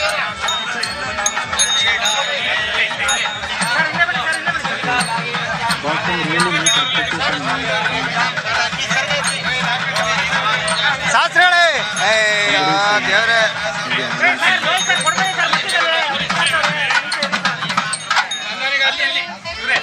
Yeah, so how to conclude philosophical history? About this, I am going to take 8 questions actually. I just give brief introduction. Any philosophical history, conclusion history, ಶಾಸ್ತ್ರಗಳೇ, ರೇ ಶಾಸ್ತ್ರಗಳೇ. some kind of future history, ಏ, ಒಳ್ಳೆ ಶಾಸ್ತ್ರಗಳು. definitely optimism. ಏ, So never in the kind of Sir, sarcasm, sir. never in the kind of delicacy and realization. ಏ, ಶಾಸ್ತ್ರಗಳನ್ನ ಕರೀರಿ ಇವ್ರನ್ನ. ಏ, ಶಾಸ್ತ್ರಗಳೇ, ಒಂಚೂರು ಹಿಂದೆ ಬನ್ನಿ ಸ್ವಾಮಿ. The whole humanity is degrading. Right, the values are gone. The children ಒಳ್ಳೆ nowadays ಟೈಮಲ್ಲಿ ಮಧ್ಯಕ್ಕೆ ಬರ್ತಾರೆ. So something like negative and all completely avoid it in the conclusion. So ಅವ್ರು ಮಾಡಿಸ್ತಾರೆ let it be ಪುಣ್ಯ more ಇಲ್ಲಾಂದ್ರೆ. positive. But within the conclusion, ensure that there is some kind of surprise element. Sir, sir, sir. Right. A surprise ಹಿಂದೆ element ತಗೊಳ್ಳಿ or sir. some capacity new dimension related to the topic itself.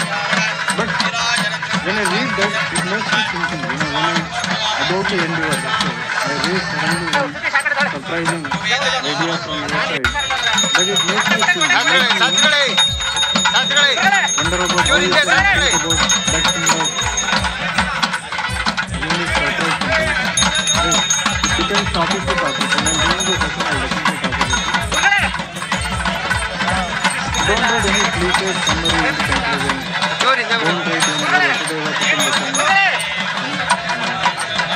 They are close and all. People write them in conclusion. ಶಾಸ್ತ್ರಿಗಳೇ So many people are ಶಾಸ್ತ್ರಿಗಳೇ writing yesterday what happened. ಇವರೇ Right. ಸ್ವಲ್ಪ Regular remember this yesterday what happened. ಅಲ್ಲಾಡೋದೇ So ಇಲ್ಲ don't end it on a poem.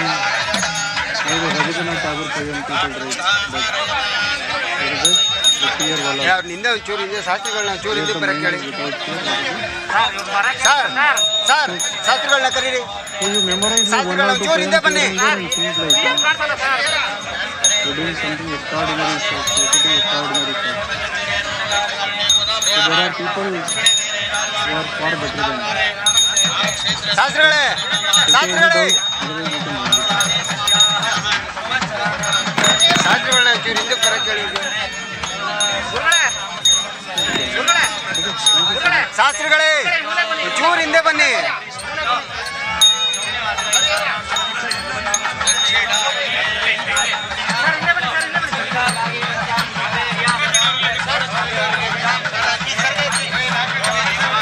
ಶಾಸ್ತ್ರಿಗಳೇ ಅಯ್ಯೋ ದೇವ್ರೆ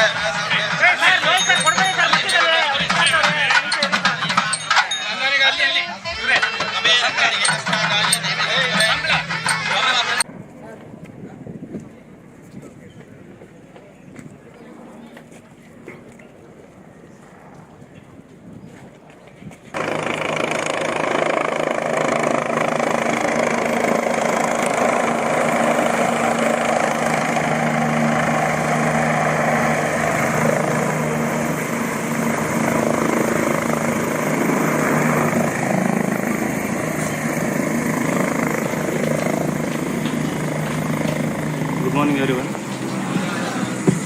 So, how many of you are already familiar with me? Good. Like, how many of you are over familiar with me? Anyone? Not through YouTube, but through by showing your answers and essays. Anybody?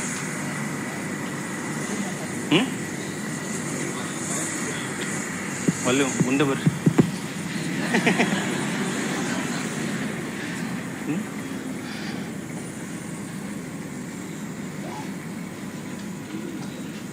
Ready? Yeah? Okay. So once again, good morning. Yeah. So you remember my orientation? So can somebody sum up like what are all the things that I had told you? CSAT. What? Okay. So how many of you, of course, there are few missing people also. So that day I remember it was fully packed, right? Some of them may be watching online also.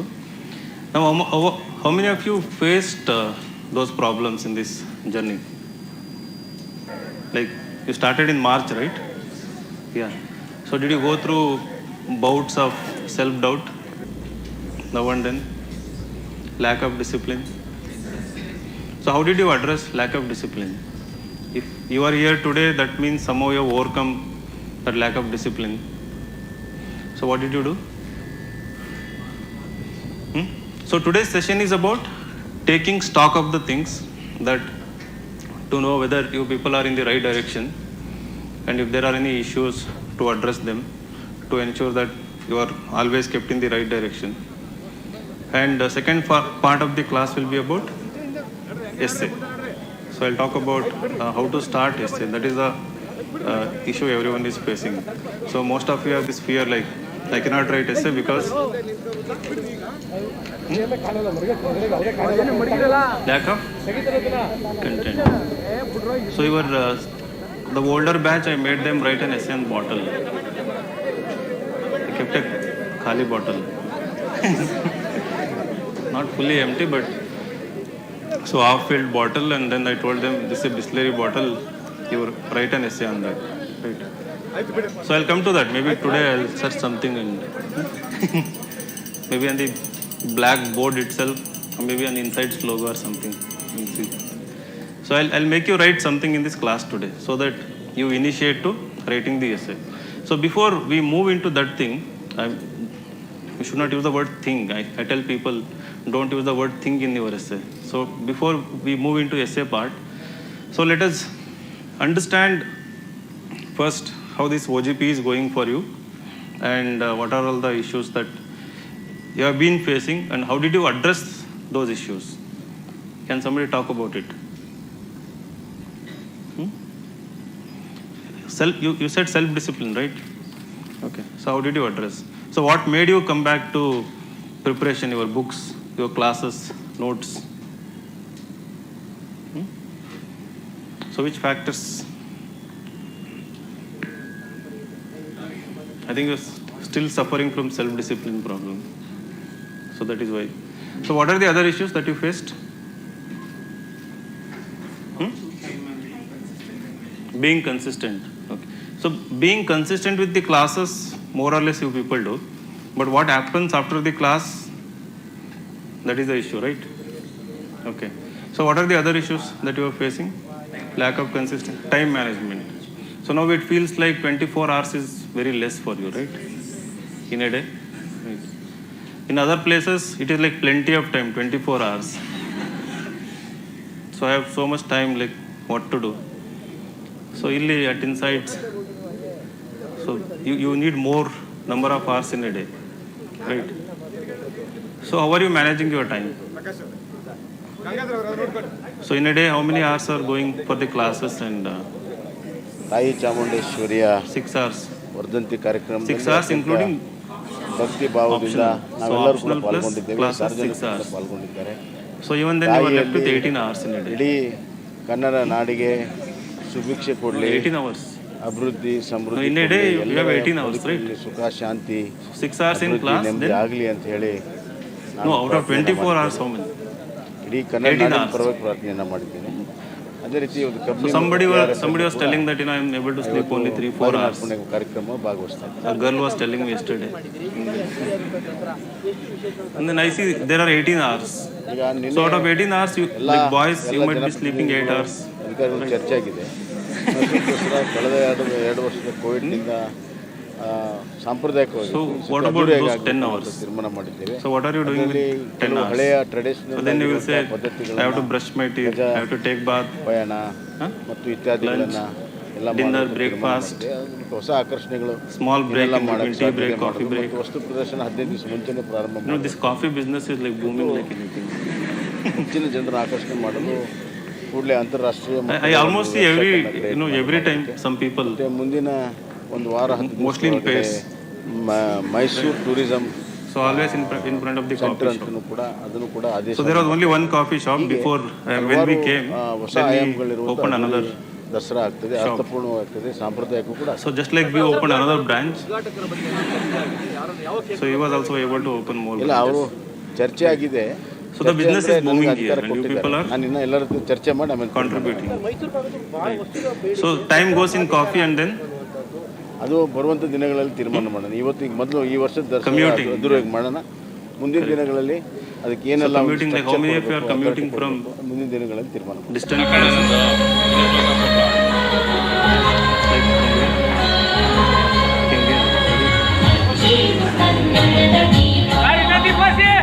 Nanjini there. Where is it?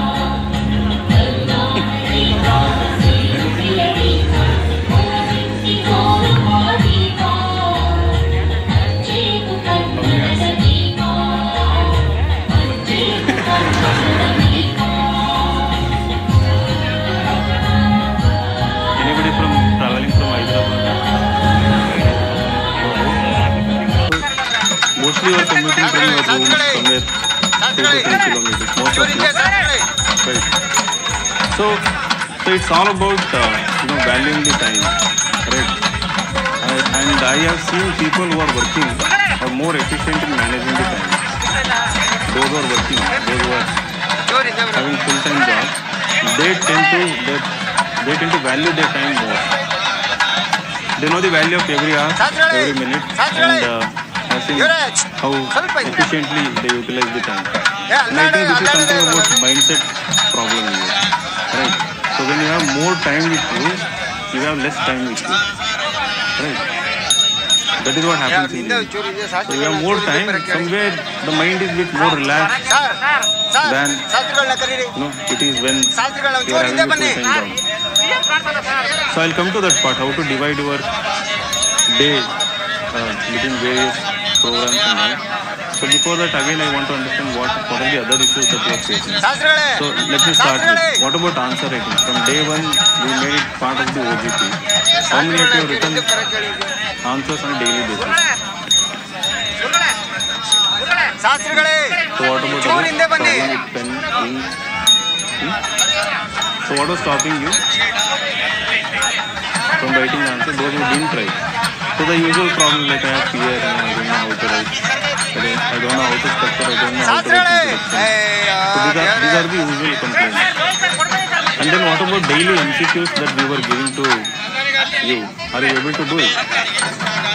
See, MCQs like... it is like cake eating. So this answer writing is with them.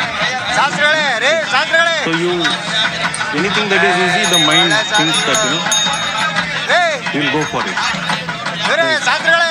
And what about revision of classroom notes on a daily basis? So how many hours you are able to spend on that? 2 hours. So whatever happens on that day, you go back and revise it for 2 hours. You are able to do that. Very good. And what about reading that from NCERT textbook?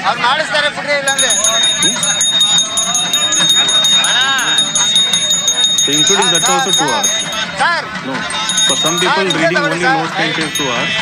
And for some people extra hours for reading the same from NCERT. But are you doing this NCERT? Right. Good. And what about extra MCQs that I told about? You remember that in orientation? So along with what we are giving as part of the class, I had asked you to do around like 20-30 extra MCQs related to whatever is being taught in the class. Are you able to do that?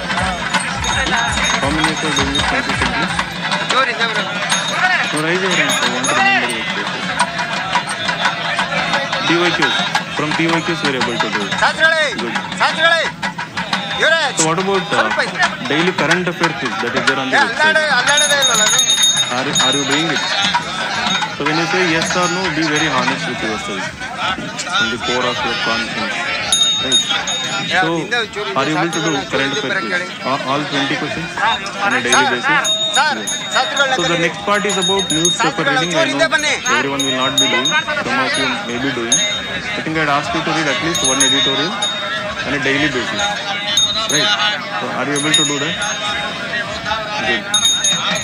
And most of you have started your optional from the month of July. Right? And are you able to go back and revise your optional classes?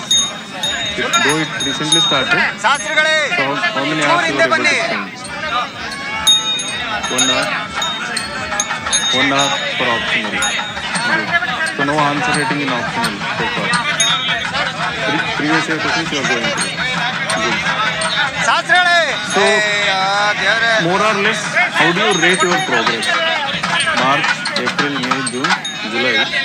So in these 3-4 months, if you look back your journey, before joining here, after joining here, do you see progress in your preparation? Do you see some confidence rising in you? Yes, sir. It is better than it used to be, right? But you can make it far more better than what it is today. Right? And in the orientation I told you, somebody should give top 10 rank or rank 1 from the batch. Right? That can happen if you can make small improvements in what you are already doing. So more or less you are following this template. There is class happening, you are revising the class. Some of you are reading from NCERT, some of you are doing MCQs, both static and current affairs. And few of you are writing daily answer writing also, one answer. And then optional is going through, right? Most of you have joined optional classes or doing self-study. And you are able to revise optional also. Now, what about CSAT? What? Weekly two times you are doing. Like, are you solving full length paper or for you CSET classes started or not yet? Started. Okay. Are you solving those problems? Good.